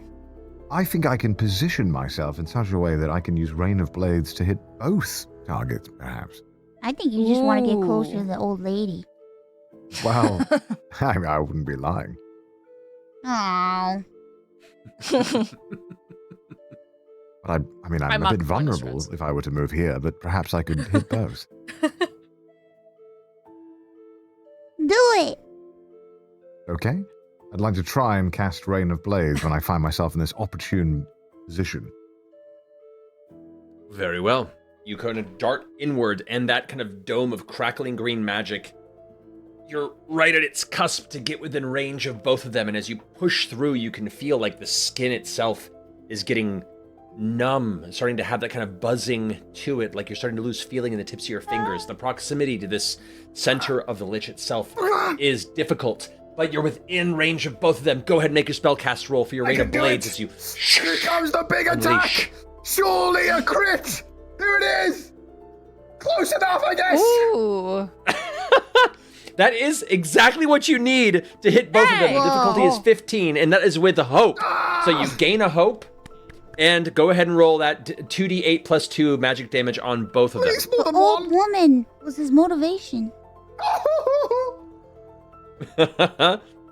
That marks a hit point for both of them as you unleash a torrent of magical blades. It starts digging into the sides of the lich, and you watch as she stands there still holding the gem in there, taking the hits, and looking over at you and gritting her teeth. Try as you might, it won't be enough. You all will fall, and a new era will rise. It is still... Actually, I'm going to go ahead and spend another fear to interrupt. Uh-oh. For this, I'm going to call the skeleton warriors that have risen to rush in. They all move in and begin to encircle Bubi. No! With that, one of them is raising an old platinum blade that looks well polished. A great display piece, unless it's actually real. Let's find out. As it rolls for a 16 to hit. That, unfortunately, does strike you. The remnant corpse of a great heroic legend, now puppeteered by necrotic power, slices downward for a not too dangerous 8 points of damage. That is 1. That is beneath your minor damage. That is 1 point of damage if you want to take 1 hit point, or you could spend an armor slot to take none. I'll spend an armor slot, sure. There you go. You pull out of the way, and the blade hits your leather armor, and it digs in deep, but not enough to actually pierce through to your skin as you kind of pick away, and the skeleton... Oh, that a hit! That is going to end my point. No, I'm going to spend another fear. Oh, okay. I'm going to activate the Archlich Xenocros. What, Ro?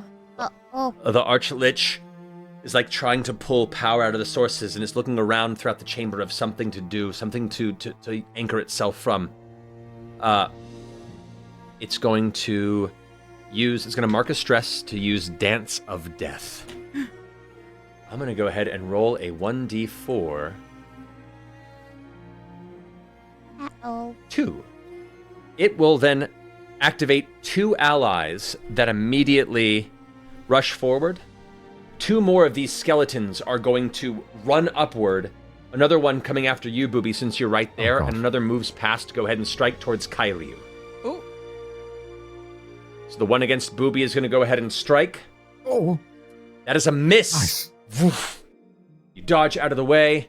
No impact. Still kind of keeping on you as the other ones are swarming. The second one that manages to push past does come towards you, Kairyu, and does a heavy downward strike. That is a natural 20. That is a critical hit. Holy fuck. Which it does max damage plus on this. So with this, I'm going to say that is going to be... Mind you, doesn't do a lot of damage normally. So it's 11 points of physical damage against you. That's still below your major damage threshold. You're a big, beefy guardian. You got some heavy armor. So it's only 1 hit point, which you could spend an armor to reduce to nothing if you'd like. Sure, why not? How much armor do I have now? With that, you have 3 more armor slots to spend. Okay, cool. That's going to conclude... Yep, that's going to go ahead and conclude my spotlight. It's back to you all. What would you like to do? I'd like to run in and use my mace with whirlwind on like as many of the skeletons and possibly the old lady. Please don't hit me. Let's go. We'll see. Oh, please don't hit me. It says all the targets, so you can choose not to hit your friend. So you can say that Bubi kind of, you give a warning ahead of time to duck. You should roll to try and to miss me. You want to? I think it would be fun. Let's go for it. All right. Great. So, Kairyu, you go ahead and dart it on the opposite side of where this orb, the strange dome of extremely heinous dark green power is growing. You get into the side and get your mace ready and swing wide to hit them both. You spend a hope to use that, and you can roll one attack that can hit both of them. So go ahead and roll your mace. Awesome. Ooh. Nice! With hope. So that's gonna, with hope. So you gain another hope. That is a success. Roll damage against both of them. Okay. Damage. I have an interruption after the damage Please. 8. You got it. So that's going to be 8 damage. That's going to mark a hit point on both of them. The director of the museum, Dahlia, is starting to look a little hurt and is still holding the gem in there. That is a success with hope. We'll come to your spotlight again as soon as we get this announcement. All right. So congratulations, everybody. You have hit the $30,000 milestone. And so although things seem to be going in our hero's favor, there will now be an At 35K, we've now unlocked the What's That Noise goal. What's also happened to get us here, I want to say a big thank you to our auction winners. We have Ilmar3 winning the Matt Mercer signed limited edition Daggerheart for a total bid of $1,050, conquering Bubi at the last minute. Thank you so much. Sorry, Bubi. Sorry, Bubi. You didn't get the allowance approval in time. Sorry. We have the Ironmouse signed Starforge wall art going to RDW with a winning bid of $610. Congratulations, RDW. That's the last Ironmouse signed item available. And then the winner of the AI Candy signed and special dedication in her book, What the Heart Reads, is Ilmar3, also for $440. So congratulations, Ilmar3. Really cleaning up there in the end. Way to go. Thanks for getting us to the 30K and the Woo! Woo! I recognize the name Amazing. too. So, nice. That's awesome. Congratulations, everybody. So yeah, that brings us to our next tier. Which to that point, if anybody feels like donating to give the players any additional rerolls or extra hope or plus ones, now's the time, because at this moment, the emerging lich begins to like crack through the rest of that stone exterior, and I'll spend one more fear to finish the ritual of the gem. You watch as the director, Dahlia, pulls her hand free. The gem is now embedded in the lich's chest as the ribcage closes over it like a cage. The last of the dust breaks away, and the lich looks around at its hands, its eyes now burning with green fire. It goes, Strange. This room needs a little more of a friendly invitation for our guests. puts its hands up. And you didn't notice until previously, way above you at the very top of this massive chamber, affixed, are also the remains of the Archlich Xenocros's trusty mount. A terrifying, black and gray streaked dragon known through legend. Laid bare and dead in that final battle that sealed him in stone, its bones reassembled as part of this beautiful museum exhibit hall until the wings of the bone dragon skeleton tear free and it lands next to you. I want to ride the dragon! No! Oh. As indeed, a skeletal dragon has joined the fray alongside the Archlich, the hooded disciple, now revealed to be the director, and 5 skeleton warriors. It's still your spotlight from the last roll with Hope from Kairyu Crocodile. Who wants to go next? But what if I ride the dragon? Give it a shot. What if the dragon becomes my friend, and then it's my friend, and it's not the Lich's friend? It's not going to be your friend. You never know. would like to sneak over to the dragon. Okay. As the dragon's kind of shaking, the heavy cobwebs and dust kind of falling off of its form as it begins to shift. It rears back and begins to almost inhale instinctually, though there are no lungs within it, but within its ribcage you see churning this black cloud of terrifying void-like smoke. Whoa. Ironmouse, you sneak up to its side. You can smell just the proximity of this kind of roiling cloud inside its torso. It has a brimstone meets rotting flesh sort of scent. It does not seem to notice you at the moment. What do you do? I want to give it a nice little rub, and then I sing it a little song, and then I jump on the dragon and I give it a hug, and I tell the dragon, "Please be my friend. You're so cute and you're so sweet and adorable, and that guy sucks." And try to convince it to be my friend. Fantastic. I will say for this, you could either roll presence or knowledge. Knowledge for the arcana that binds this dragon, presence for just the sheer force of personality to try and break through. This is a very difficult roll, Oh, man. but let's give it a try. It's probably not gonna land, but it's okay. I could try anyway. Oh. That's a crit! Are you fucking kidding me? What?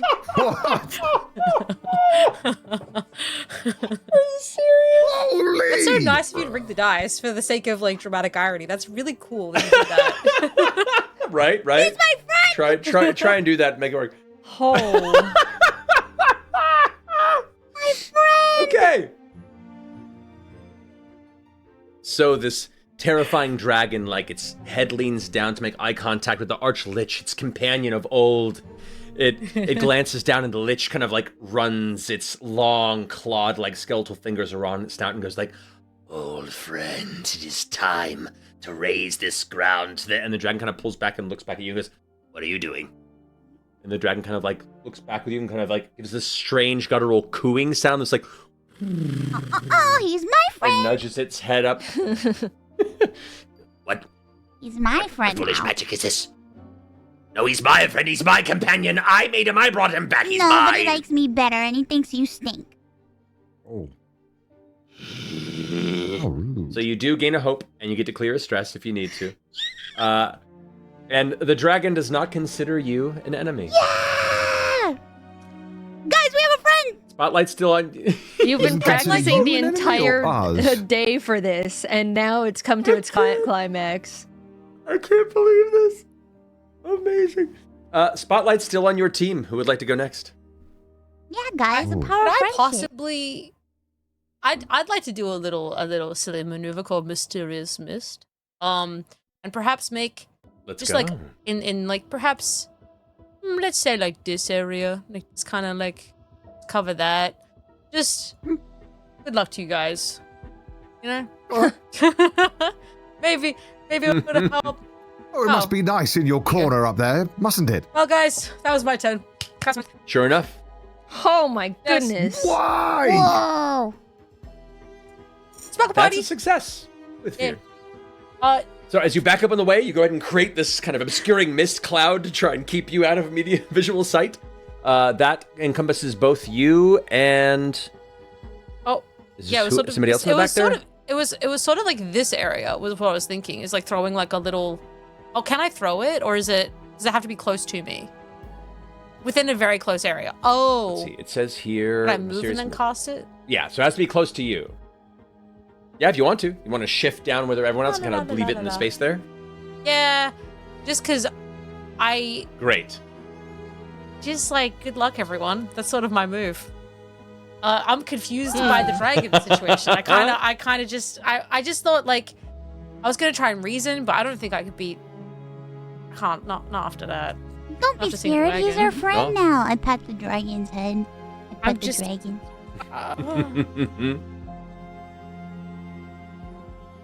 You create this mist. It kind of obscures the area around your allies, fills the space.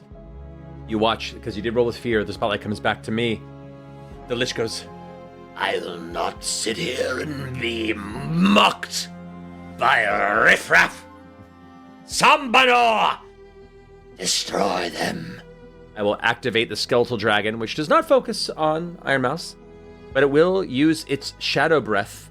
While it cannot focus on any individual, it can breathe into the mist to combat it. I will spend 2 fear to use its Shadow Breath on everybody in that space.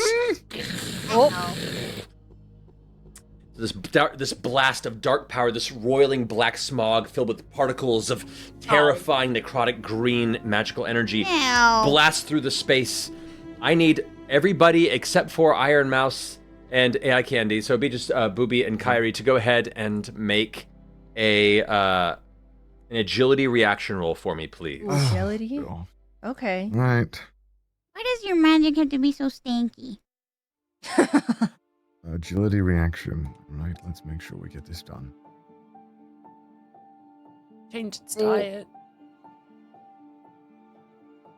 Yes. All right. So with that, unfortunately, those are both misses. Damn. And yeah, we don't have any purchased +1s from the audience right now for this, so those are going to stand. Audience, what are you doing? Oh! For this, both of you are engulfed and take from the blast of this 13 points of magical damage, which for Bubi is a major damage threshold. It's 2 hit points, or you can use your last armor slot to reduce it to 1. I'll use my final armor slot. All right, and for Kairi, it is also major damage for 2 hit points, or spend an armor slot to reduce it to 1. 1 damage, please. You go. And you both lose a hope. My hope. No. Oh. So, with that, I'm going to spend another fear to activate the Archlich Xenakros, who is going to... He's going to go ahead and Shadow Blast. He makes an attack roll against all PCs within close range, which is going to be everybody except for AI. So, AI Candy, you're the only one out of this range. The Lich goes, Now that is what I'm talking about. and he reaches his hands in and grabs the gem in the chest and goes, The rest of you, die and join us. and releases this blast of terrifying necrotic power. You see runes of green appear in the air around him before they blast outward. He's going to go ahead and I spend another fear to do that. You're gonna attack your old pet? That is so mean. No wonder he doesn't want to be your friend anymore. This is against all PCs, so it does not affect the dragon. Okay, well, never mind. So this is... That's all good. So this is going to be a D20 plus 3 on all of you. Let's see what we roll here. Oh, jeez. All right. He sucks. That's a fail against all of you. That's crazy. This guy sucks. I'm so glad you stink. The blast shoots out on all sides, and you watch as the spirit guardian, the one that implored you to find your heroic selves when you arrived, almost like jumps in the middle and uses the last of his spirit energy to cover and shield you all from the blast. You watch as the bearded smile of this ancient hero kind of wink at you all as he contains the outward magical danger and then is torn asunder, giving his last action to keep you safe. It's just like Tim. Our hero. Bye. I'm going to spend another fear Uh-oh. to activate the director. She is going to go ahead and mark a stress to cause a target within melee to make an instinct reaction roll. She's going to focus on you, Bubi. I need you to make an instinct roll for me. Oh, why is it always me? Okay. That's a failure. I don't get any fear because it's a reaction roll. However, you watch as she goes, Now you, let's have a conversation. and she reaches over and seems to, like she's about to stab you. You go to try and deflect, but she kind of ducks beneath and spins around and grabs you around the throat, and you both watch as she and Bubi vanish in a burst of shadow and disappear. Both of you appear on the entire opposite end of the room. She teleports you both to the other side. You have to mark 2 stress, Bubi. and you are vulnerable until you succeed on an action roll. Uh-oh. No. I think That he will let himself conclude my get grabbed. spotlight. It is back to all of you. Finally, I'm alone with Might have her. been. Oh God, I knew it.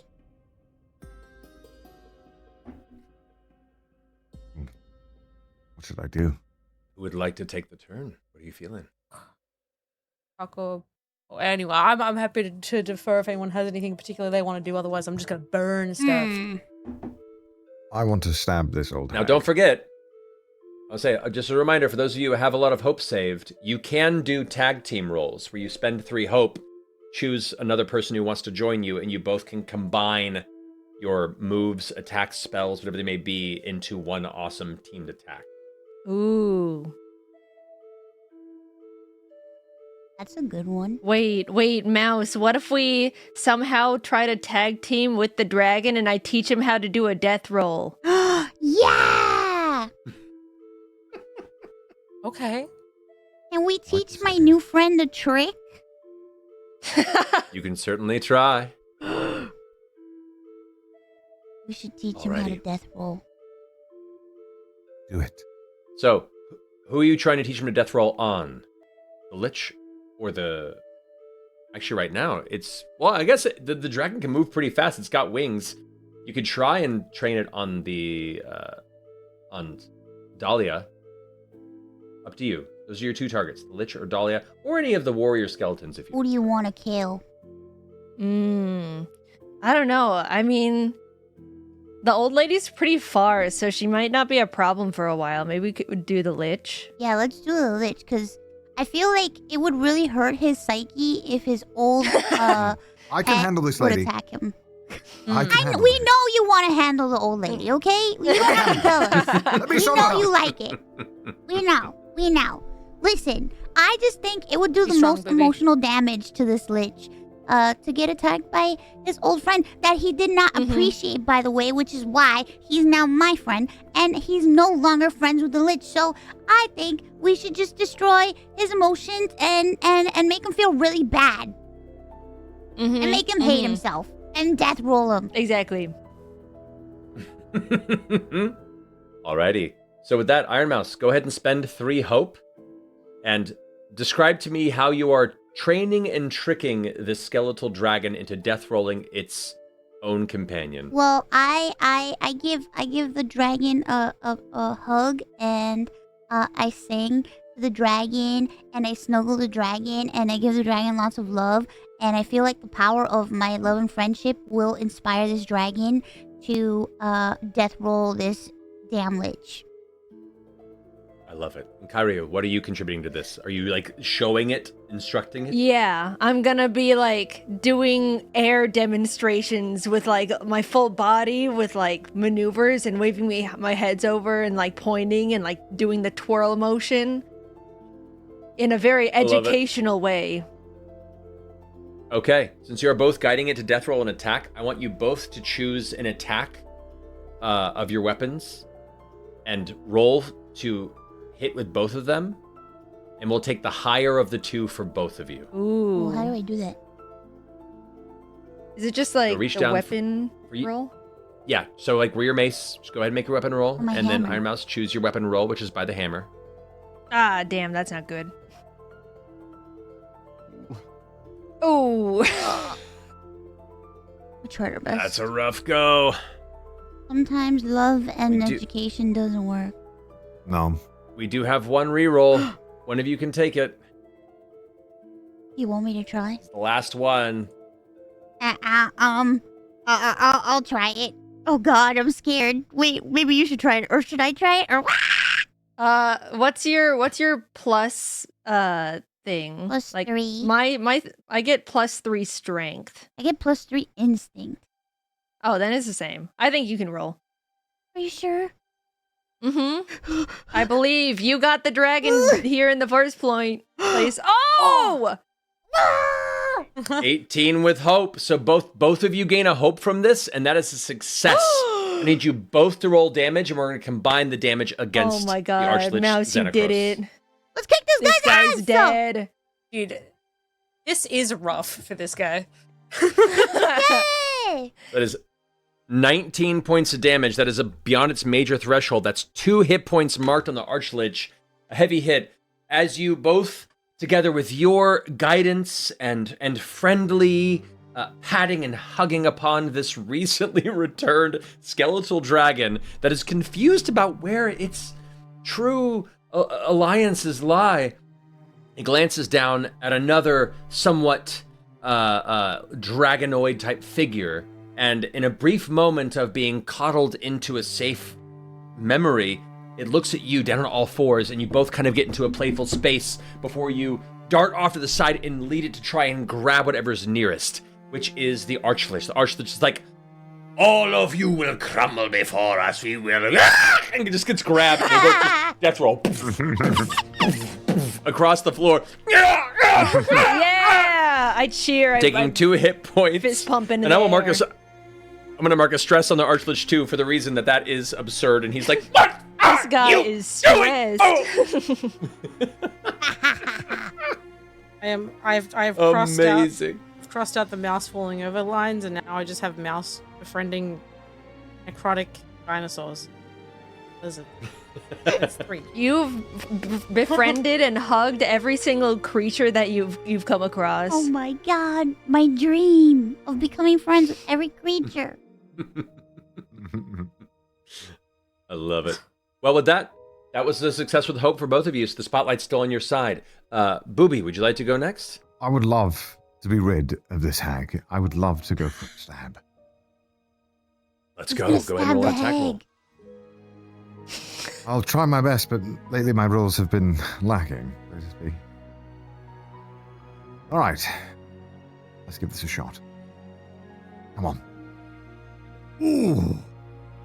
Ooh, with hope. Oh, before I forget, too, Naturally. the Archlich does have an ability called Haunting Aura, which is whenever a PC successfully attacks and damages him, he gains a fear. And since 2 of you did so, I do gain 2 fear from you attacking the Lich. But bringing us back to Bubi, that is a phenomenal success with hope. So take a hope on that and go ahead and roll damage against. Okay. The Please person be who high. hired you, technically. Oh, buddy! Come on! Wow. It's still a hit point, though. It's still a minor wound. So as you move by and stab, you watch her like suddenly reach down and grab your wrist, and you still like dig in about an inch or 2, and we're like, foolish boy.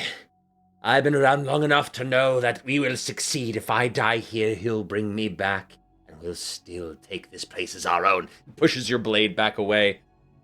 But that is still a success with hope, which brings it back to AI Candy. It's still your spotlight. I point to myself. A what? I missed it. Didn't do really anything. That's not very helpful. Okay. Okay. How damaged is the ribcage? On the Ribcage on the Lich? Yeah. Not very damaged. Like he's taken some hits, but he's still looking pretty solid, and no one's focused on the ribcage. So I was gonna try some tricksy stuff and try and like magic hand, just like use the hand and kind of like spawn it like inside his chest and start trying to like pry it out. But I don't know if that's gonna work because I feel like it's size and strength, but I'm not very strong. I don't know if that would like. certainly try. Okay. It would be a very difficult roll. Okay. I'm just gonna burn some stuff. I think that's really just what I'm about. I'm gonna just trot down the stairs. Oh, well, melee. I guess I'll go here. Yeah. Okay. Just don't kill me, Mr. Dragon. I guess I'll just sneak on around through the fog, and then just this time I don't feel bad about it, so I'm gonna wild flame again. It's like the only thing I can do. Or I can make more fog. We don't need more fog. I think we have enough well. fog. War crimes it is. Yeah. I'm gonna Alrighty. also. Okay. Cause I haven't been doing it, but I get like a +1 hope or stress when I roll a 1. I just added that to my thing. Yeah. So. Burn, you guys. Surprise. Alrighty, so with that is a 14. Do we have any pluses here? Unfortunately, we do not have any additional pluses. That is a failure with fear. I'm sorry. So that puts a fear back in my glass. I'll accept the loss because I think that it's nice. You go ahead and try and release the spell, and the blasts of furious arcana from the Archlich is just like, enough! As he throws his hands out, and this magical blast kind of catches the weave of your spell and unravels it before you can finish it. More or less like gets away from you and fails to apparate in the space. And as you kind of look at your fingers and look to where you are as you stepped into the center there, the Archlich kind of spins around angrily. I'm counting down a countdown as the battle continues with the Archlich that you might find out what that is. Oh. But he's going to go ahead and take his... He's going to go ahead and take a Shadow Blast once again against everyone in that space. I'm going to spend a fear on his activation. Make an attack against all PCs within range, which is everybody except for Bubi. Wonderful. Come on, let's roll a little better here for me. Uh-oh. That's a crit. Well, the good news is this isn't damaging any of you in the classic way. More or less, he goes ahead and releases that Shadow Blast once more. It deals 1d4 stress, which I will make at a crit 4 stress plus 1d4. Oh. Okay. My goodness. So that is 8. So that's 8 stress I'm stressed out. damage to I'm gonna say this is gonna be against Ironmouse, AI Candy, and Kairyu. Or every so if your stress goes beyond your maximum amount, you take a hit point. Not for each, just a single attack just does 1 hit point onto that. So you'd be maxed stress, and then you would take 1 hit point. Ow. I did not like that. Yeah. So people are looking a little rough here. Dang, is anyone else super stressed just suddenly? Yeah. Yeah, I don't normally And- fail at spells. I'm not handling the loss well. I couldn't This is what possibly it be feels stressed like. with this hag over here. As the blast careens outward too, you feel it kind of tear through your body, through your spirit, and it pushes you all out to far range. So all of everyone but Bubi, you are then moved out to the far ends of the chamber, up to far range, up against the wall, like slammed against it, as the Lich angrily begins to slowly build his vengeance upon all of you. I will spend another fear. Activate him a second time because he has Relentless too, which allows me to activate him twice. Oh my goodness. On a GM turn. The Lich now sees you all thrown about and is going to look over at, I'm going to say, Mouse, who has been riding and corrupting his dragon companion, and goes, No, I will not allow you to enjoy tearing from me my forgotten companions. and he is going to cast a necrotic, just a classic necrotic blast, straight direct attack at you across the room at far range. Let's see if this hits. That's a success. Oh no. 17 to hit. This is a 2d12 plus 4 magic damage against you as he releases with this cackle. This darkened, almost void-like beam, this straight little thin, extending instant blast that as it hits your chest, it fills up and you feel like a part of your spirit is threatened to be torn from the very inside of your essence. You take 15 points of magic. Oh dear God. That puts you, that is a major, my magic when you would mark bones. 2 hit points, or spend your last armor slot to bring it to I'll 1. spend my last armor slot. My bones. All right. I will then spend a fear to activate the dragon skeleton. Uh-oh. that is going to turn around and make a bite and claws attack against... It'll move, it'll fly up, we'll say here, because it's not going to attack Ironmouse. It's going to shift and move over to AI Candy. And is going to swoop in, like jump in the air, and then glide across the chamber with Ironmouse on its back still, and is going to go ahead and attempt to strike at you with its bite and claws. My friend, don't do it, please. It's Candy. A 7. Does a 7 hit your... No, it does not. Oh, thank goodness. No.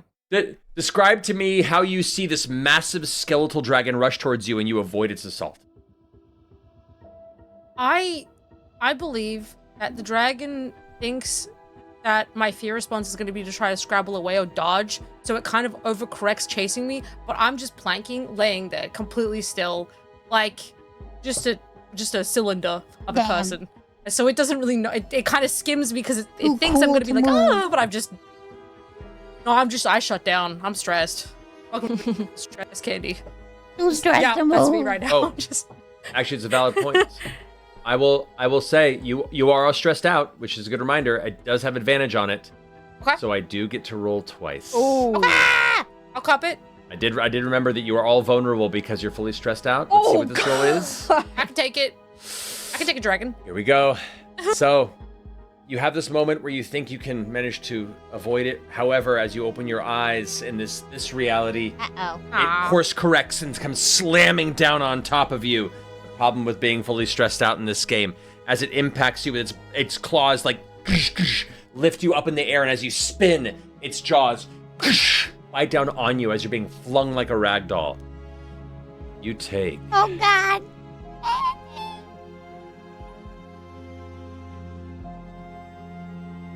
10 points of physical damage, which is a major damage. So you take 2 hit points or spend an armor slot to reduce it by 1. Going to spend a slot to reduce it by 1, and then I'm going to take 1 hit. And, yeah, I'm happy with how this has turned out. I think it's important to honor the mechanics. Absolutely. Yeah. I'll remember That this. concludes my spotlight. It's back to you all. Who would like to go? While it is directly on top of me, I want to burn it with my hands. What? Let's go. Ooh. Let's go. I'm fighting for my life. Do it. Aww. It's a target of... It's on me, man. It bit me. I'm sorry. Well. Whoo. That's a success, though. Hit? Success with fear. That definitely hits. feather. Go ahead and roll damage on the dragon skeleton. I take it back. I don't want to hit anymore. Okay. Well, Surely now that I'm won't fighting the hurt dragon, me, guys. No, because I choose a target.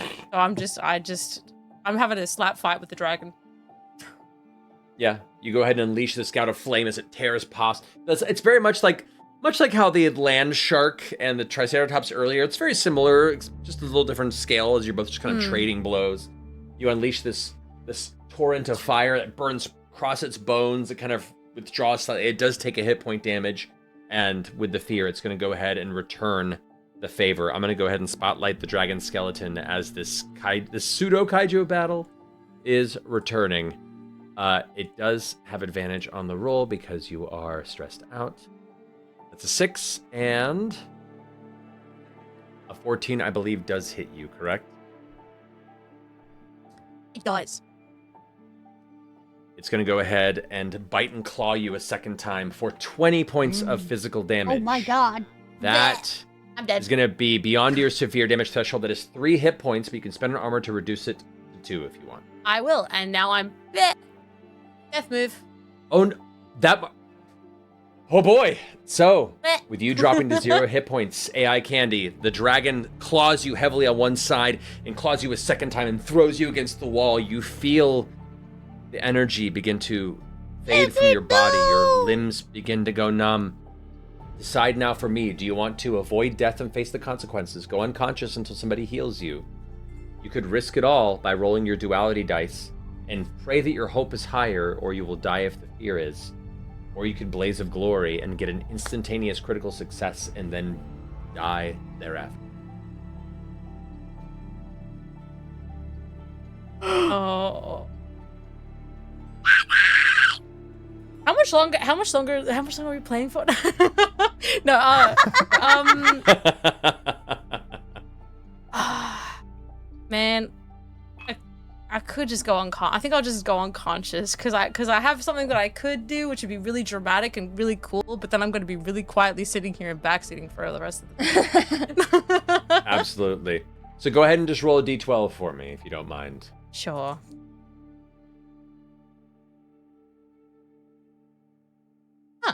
Ooh. Okay, so you do not take any scar. You just remain unconscious.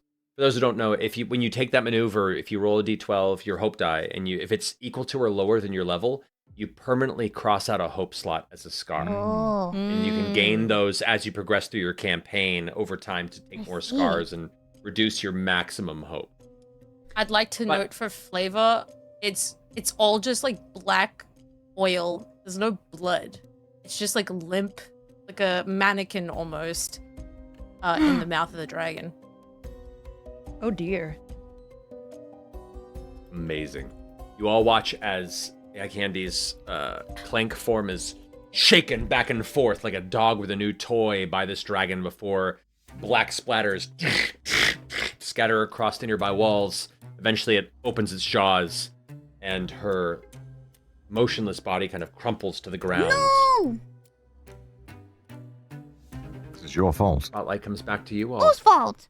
What do you do? Your dragon. What? Do you mind if I keep stabbing this old hag? No. Keep you stabbing keep on her. Stabbing her. All right, let me destroy this old hag once and for all. I want to stab her again. Let's go. All right, come on. I roll. Come on. Oh, a crit! That's a crit! That's a crit! Yay! Let's go!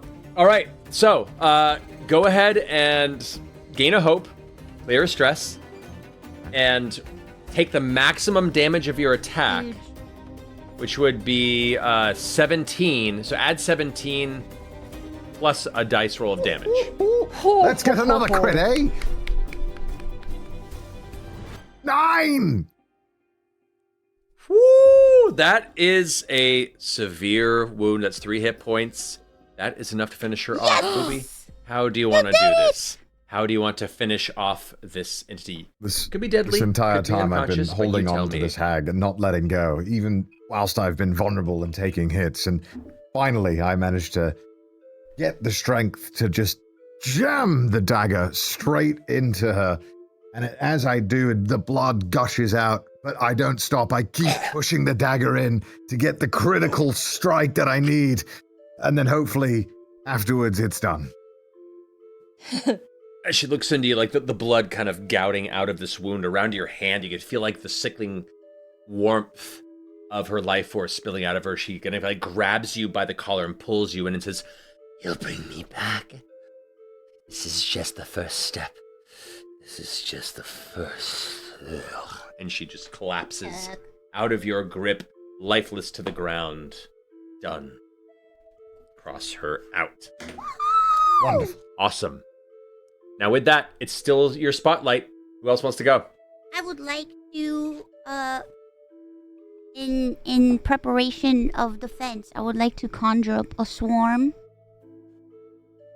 Yeah, let's go. Worried about myself. So you're doing the armored yes, beetles? armored beetles. Or the fireflies? Well, I have a question Let's about go. the fireflies. Would the fireflies also protect me, or would it be more for like attacking? The fireflies is for attacking. The armored beetles are for defending you. I kind of want to defend myself first, and then maybe conjure fireflies later. Let's go. All you have to do is mark a stress. You can spend... And so what you can do is you just mark a stress, and the beetles, you don't have to roll for it. The beetles just begin to swarm around you. Hundreds and hundreds of little scarab-like pearlescent blue and purple beetles begin to spin around Ironmouse, kind of keeping a cloud of protection around her. And you can reduce the severity of future damage by 1 threshold on top of armor if you want to, and you can spend a hope to keep them up. But that's not a roll, so you conjure the beetles, and you can continue your spotlight with another action if you'd like. Perfect. I would like to firefly this asshole. The Lich? Yes. Let's go. Now, this is with a close range, so you are on the back of this dragon. The dragon has moved over to that area. I'll say you could coax the dragon to try and move a little closer to the Lich to get within close range of him, since he is still kind of in the middle of the chamber. Okay. I would like to persuade the dragon to move and be like, you were kind of an asshole because you bit my friend and you weren't very nice. But can you please do me a favor and get closer to this, stinky guy, please? Go ahead and make a persuasion roll for me if you don't mind. Persuasion roll. Or persuasion would be presence. That's the thought. A crit! Oh my god. Talk about coming up at the end of this. That's so cool. So with that, you gain another hope. You get to clear a stress, which means you're no longer vulnerable. Oh, thank goodness. Which is amazing. And indeed, the dragon suits up, looks over at its old friend who is currently looking a bit weathered and damaged, and looks back at you, your vibrant, devilish face, your exciting demeanor, hammer on your back, and a drive for adventure. You pat the side of its bones that even in life were never quite cuddled, were never given a proper petting. And in this moment, maybe it kind of wants to see who the true master could be, as the dragon begins to walk back towards the Lich to get you within range. Go ahead and roll your fireflies against that Lich. Fireflies! Oh my god, please. Ooh. That's a success with fear. But that's a success, so go ahead and roll damage on those fireflies. Oh my god.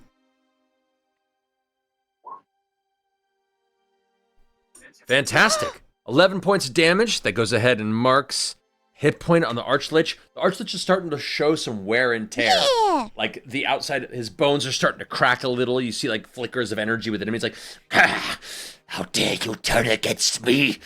And with a roll with fear, that brings it back to my spotlight. I'm going to go ahead and have him mark a stress to do Dance of Death to spotlight another 1d4 enemies. The corpses of the previous heroes that have been standing there have been kind of waiting for a command, and now 4 of them get to activate at once. Oh, no. All of them turn and rush towards you, Mouse, trying to climb up the skeleton to get to you, as you're the one who's now drawn his closest ally that still unlives, away from him. So with that, each of these skeleton warriors is going to go ahead and make a strike at you. The first one is going to be a success. The second one is going to be a success. Oh my Third god. one is going to be a success. Oh my god, The fourth they hate one is you. going to be a success. I don't think you guys like me. I don't think so either.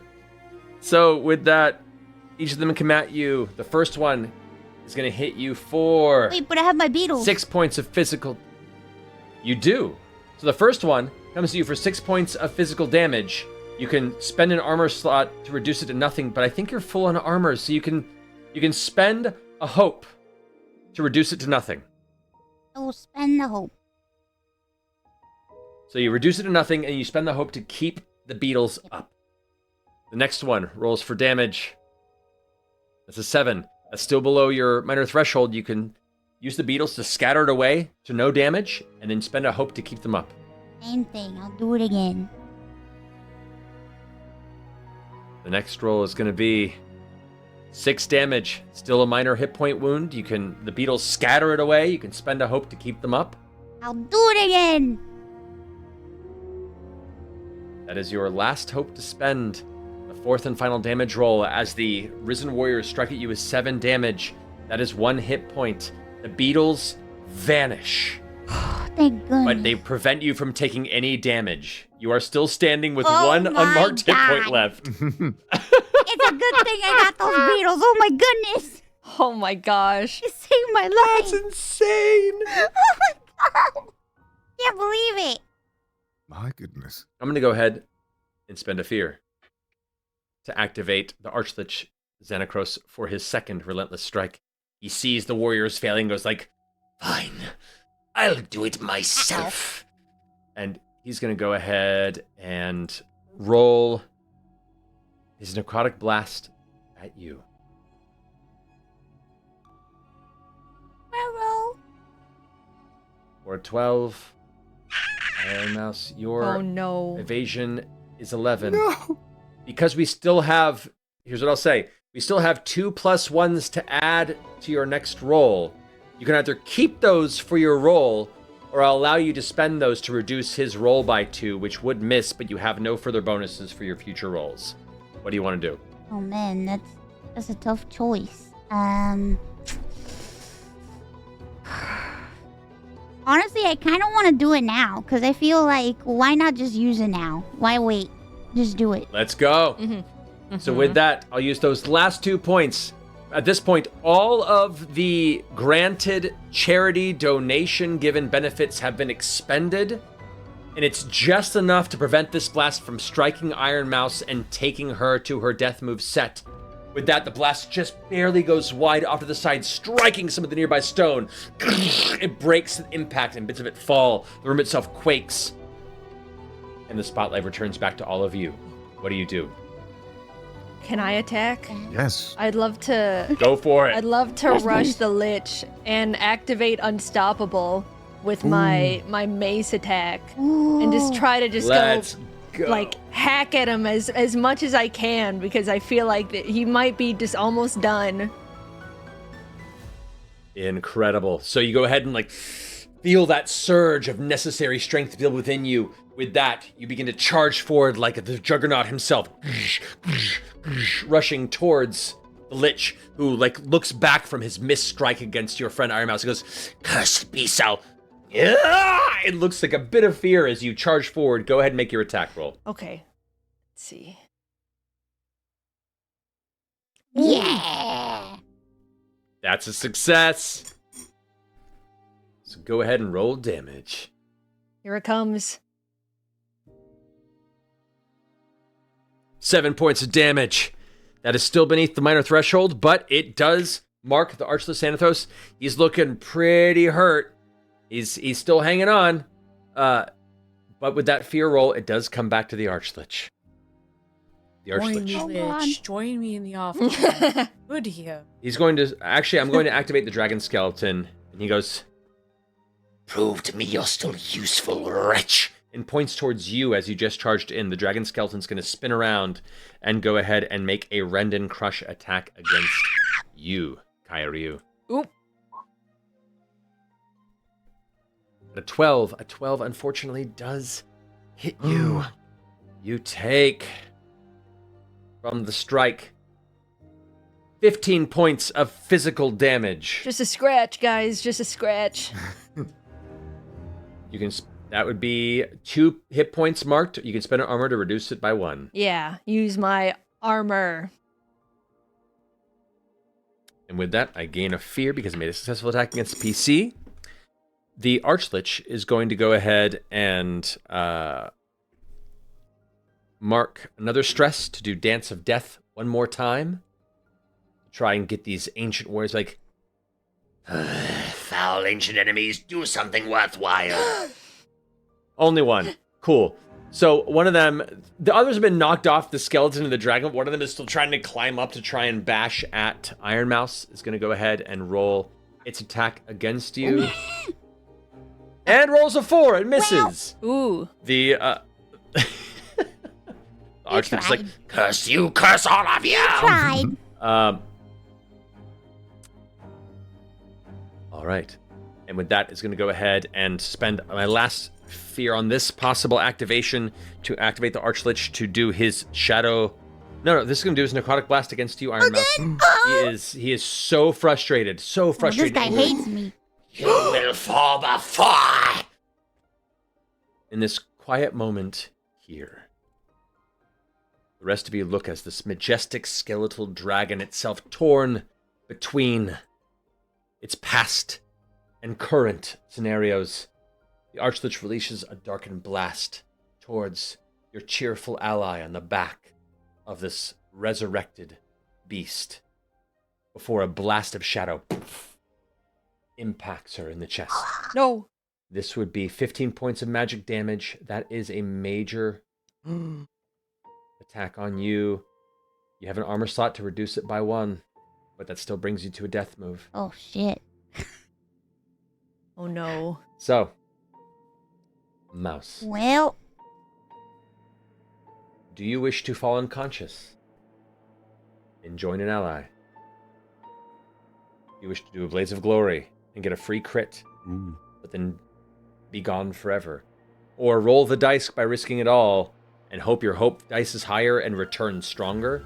Or the fear die? shit, I'm so carry you to the scared. other side. Oh man, I'm between.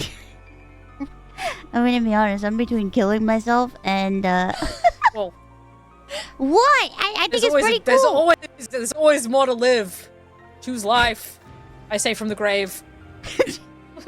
Guaranteed Unless crit it's sound. dramatically cool, like unless it's cool for the story, but It would be pretty cool. I mean, wouldn't it be cool if I you know, what if I turn into a flaming hot demon and I just destroyed this guy? Pretty cool. I will say, Bubi does have an ability called Inspirational Words, where you can clear a hit point of an ally without having to roll anything. So you do have some mild healing. I did know on that. I your wasn't sure when I was allowed to use it. You can use it anytime on your spotlight. Oh, well, I guess I'll fall unconscious then, and use an I'm just saying, armor. don't feel like you have to take yourself out, but Okay, wait. we have the health If I potions, gamble too. and I fail, do I die anyway? Yes. Yep. Shit. I think chat should decide what I do. I think you should I decide. love that. Why?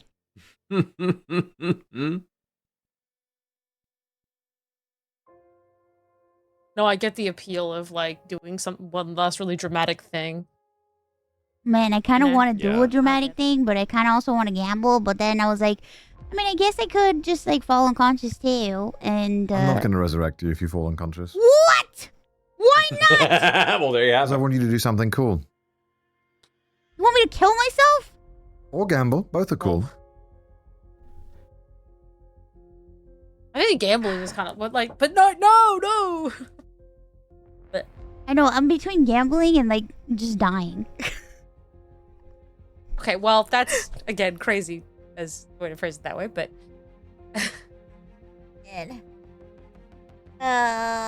Choice is yours. I just feel like if I gamble and I lose, then I don't help anybody. But at least me dying helps somebody. But it's still kind of gambling. You know what I mean? Jiminy Christmas. What? Oh. Wait, this is a big decision. Okay? I believe in you. Believe in me? He is close to dead. Yeah. I feel like he's one shot right now.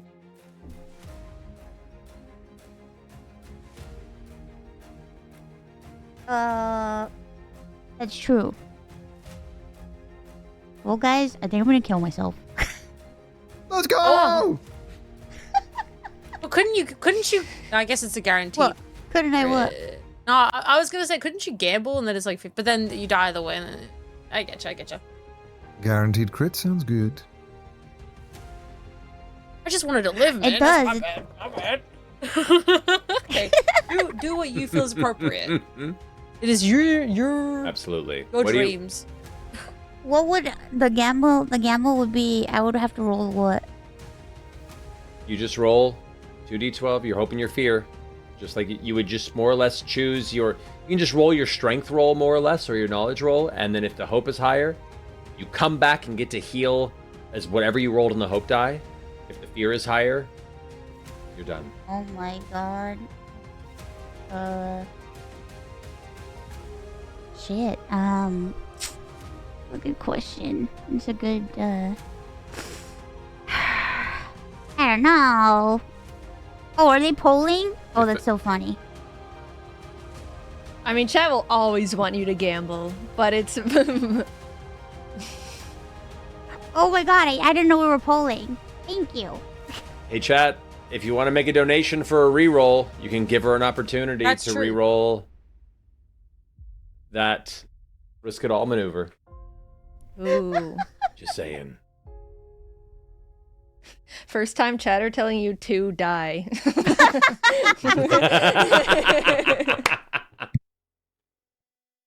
Well, thanks. Don't mind if I do. No, I'm just kidding.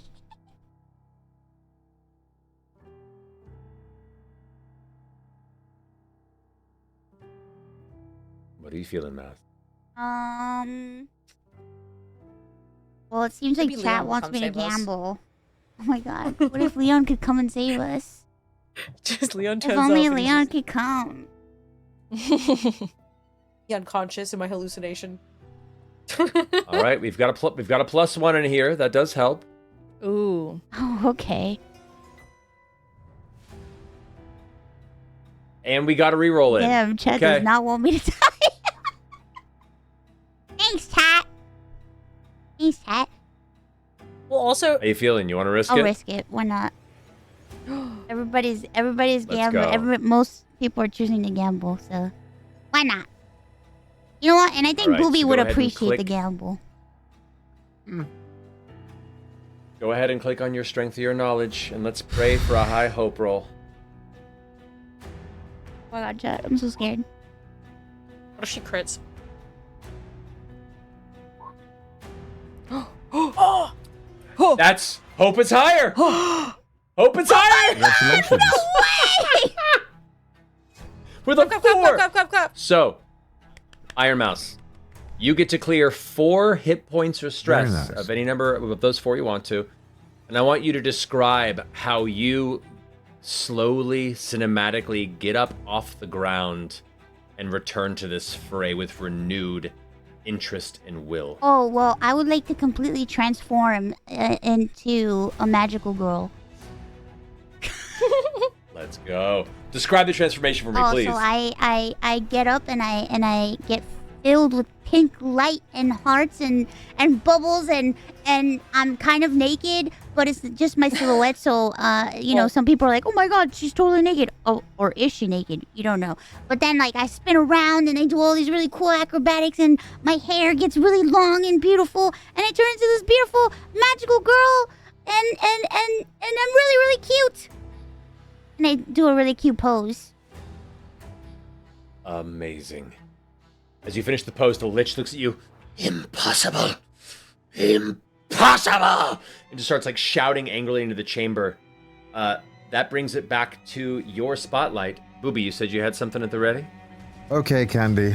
I have some inspirational words for you. Such as? You have put your faith wisely in me, and now it is time for your trust to be rewarded. May you get 1 health point in return for your wisdom! Oh, what is that noise? What? Like a black top? Nice! Oh my god. Smells like burning and bones. Gross. Why is it pink everywhere?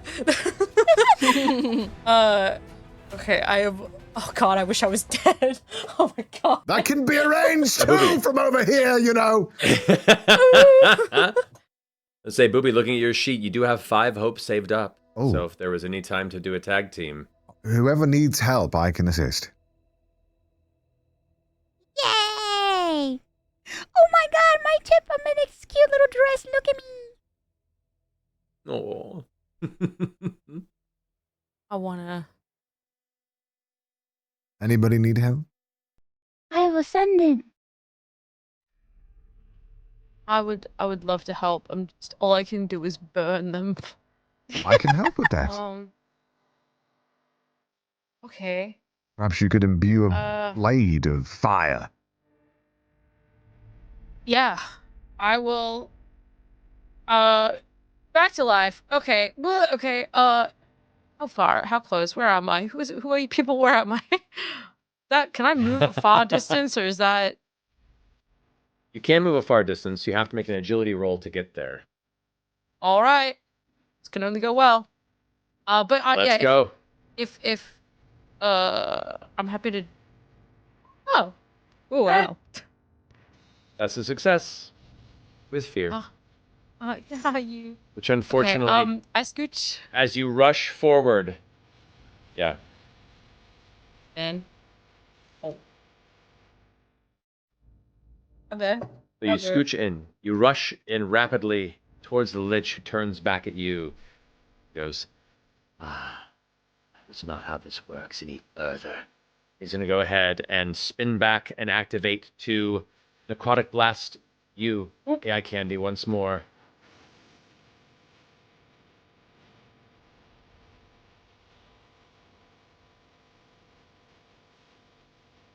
This will be...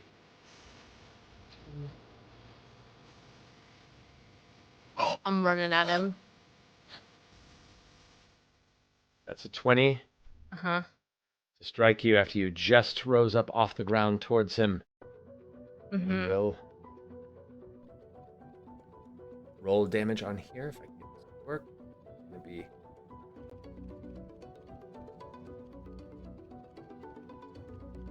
Oh, good heavens. 6 points of damage. That's 1 hit point against you on your thresholds. Death move again. Do you have any armor left? I do, but it would take me down to 1 point, which is still like. Wait, it was You'd in that still be hits me alive. with 1 point What of the- damage. No, it's 6 damage. It's still in your minor threshold, so it's Oh, still so 1 I hit could point. hit. Okay, so I could take an armor slot, and then I don't die. I just take. Exactly. Okay. Oh, I feel bad. Okay. All right. So describe to me, as you're rushing towards him, he goes and reaches back and blasts you, and it impacts you, but you just keep running. You just keep running towards him. What do you two do? I am like half ash scorched Terminator looking, like skin sloughing off machinery at this point. And I for Mouse to be in the state that she's in, I know bad stuff happened while I was down, so I'm will to self-preservation done. This guy going, it's on. Fantastic. So you rush forward and prepare a wild flame? Yeah. And I can assist with hope. I'm gonna. That would be so lovely. Are you going to help an ally with 1 hope, or are you going in for a tag team for 3? I can go for a tag team with 3. Ooh. All right. So as you're rushing from one side, Bubi is rushing from the other. You're both kind of meeting towards the middle where the Lich still stands. As the fire begins to gather in your hands, Bubi, what are you using to attack with? Ooh. Let's use Rain of Blades, my favorite. Let's go. Now, because your ally is within melee of the target, you also do get your sneak attack of 2 additional d6s to this. Ooh. Okay, lovely. So, both of you go ahead and make your spellcast rolls for this as your tag team attack. Andy, go ahead first. Okay.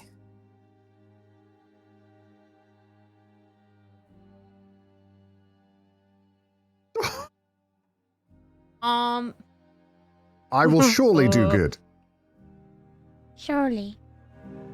Okay. Ooh. With Oh, fear, actually, unfortunately. if I have a Yes. I have a crazy thing because I rolled a 1.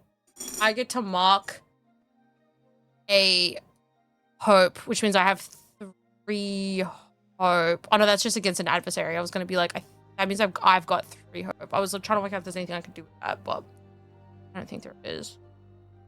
That's all good. No, but you do gain another hope, which is good. Yeah. But that is still a success, though, with fear. Both of you rush in, roll damage for your attacks. So roll your wild flame damage, and then Bubi, go ahead and roll your Rain of Blades plus 2d6. Okay. 11. 18, 20. Okay. 20.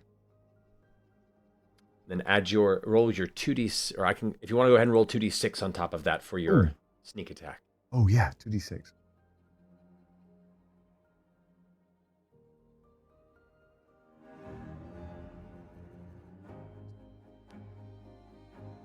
Oh. 7. That is 27 points of damage combined. That is Damn. a severe wound on the Archlich, who only had 3 hit points left. That deals 3 hit points to him. How do the two of you want to do this? I just like, I don't even know if I can imitate the kind of voice it would be, but it would just be like, don't touch her. And then I just like fucking go ham on him. But like in much cooler a voice acted voice thing. I'm too jazzed right now. I'm too excited. But like, You're saying don't touch her. I say like, yeah, because like I thank you. Don't touch her, I say. At maximum stress, I don't have tone moderation. That's how bad I am. He said it best. But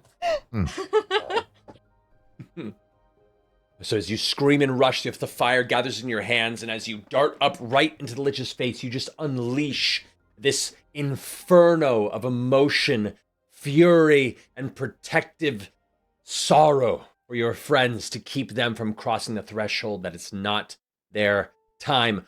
Bubi, as you rush the other side, describe to me how you use your rain of blades with her wild flame to finish this Lich. I notice as I see the fire curdling the skin slowly that my blade might just be able to cut through smoothly here.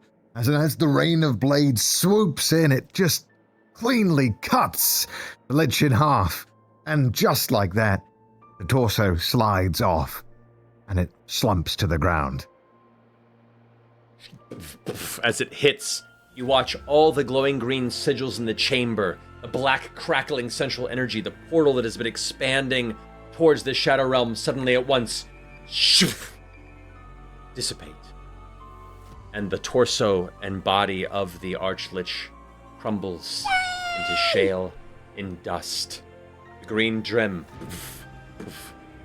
landing in the middle of the chamber. As you all kind of settle, breathing heavy, looking at each other, realizing that somehow through luck and what seems like some sort of guardian spirits looking upon your adventure from beyond, many, many eyes from spaces and dimensions and realms far from your understanding have guided you to survival, victory. And as you glance out, you can see the light of the sunrise slowly beginning to lift in the distance.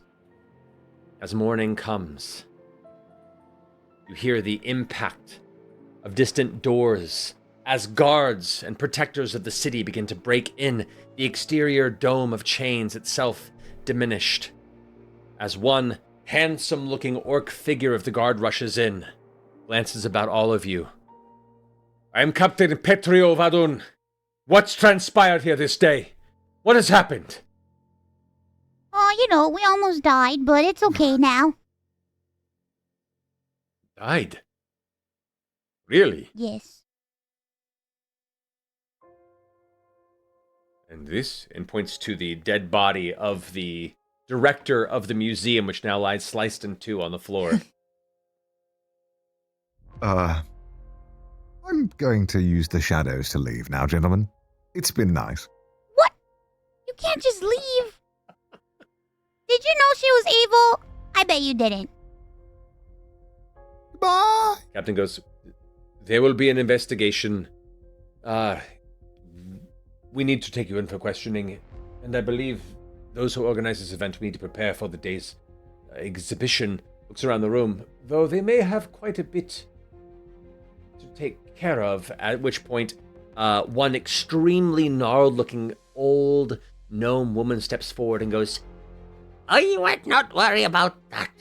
Part of the defenses of this museum is we have view crystals all throughout that aren't known to those who are in control of nighttime arrivals. I've watched what you've all done and the reveal of the insolence of this director I've had my eye on for quite some time. And spits on her corpse. My name is Dirion Ingeborg. I am the co-owner of this museum. I'm impressed by the work you've all done, all three of you? And glances to the shadow where Bubi is like about to vanish. Oh. Praise? I'll stay. But there is much to discuss. I am quite impressed with your gusto. More so than most of the other hires that come through here. And honestly, I may have some more prominent positions for you to hold here at the museum and beyond, for there is much stranger things goings on beyond just the fair. Come, I'll bring you to tea. Let us swap stories. As she puts her arms around you and begins to guide you outside, the sunrise light splashes upon your face, and you have a moment to reflect together as a troop of 4 remaining friends before you're swept away into the rest of the day's chaos. Can I stomp a heel on that crystal before I leave? Yes, you may. As 2 of the guards begin to reach for it, you crush it with your boot and it shatters into hundreds of pieces. One of the guardians goes, "Hey, that's evidence!"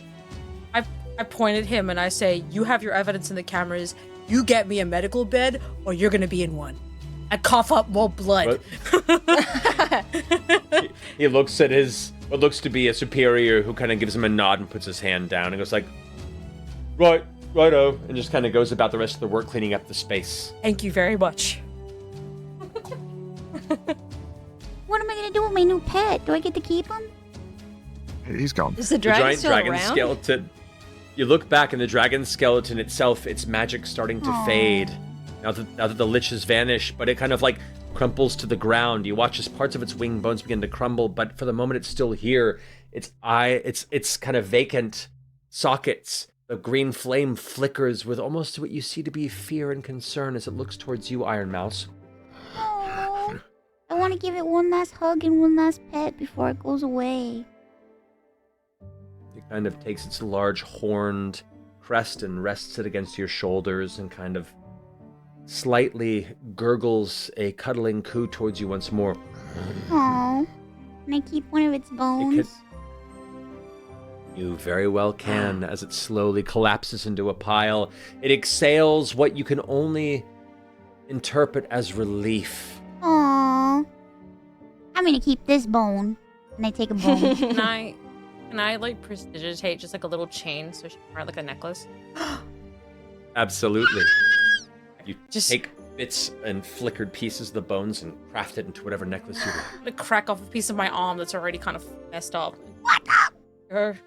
It's my bone, but enjoy your bones. Thank you. My head's shaking. I'm going, bye.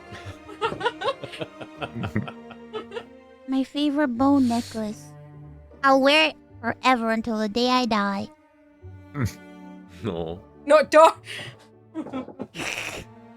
Kairi, Bubi, you gather up behind the 2 of them, both battered and worn. You both kind of look at each other as you begin to exit the museum. We did it, guys! Woo! Are we still gonna get paid? I hope Uh-oh. We gotta get paid You asked- overtime. You ask to yourself as you begin to walk in the wake of the museum co-owner towards tea and stories. The vibrant oranges and bright lights of the morning rise.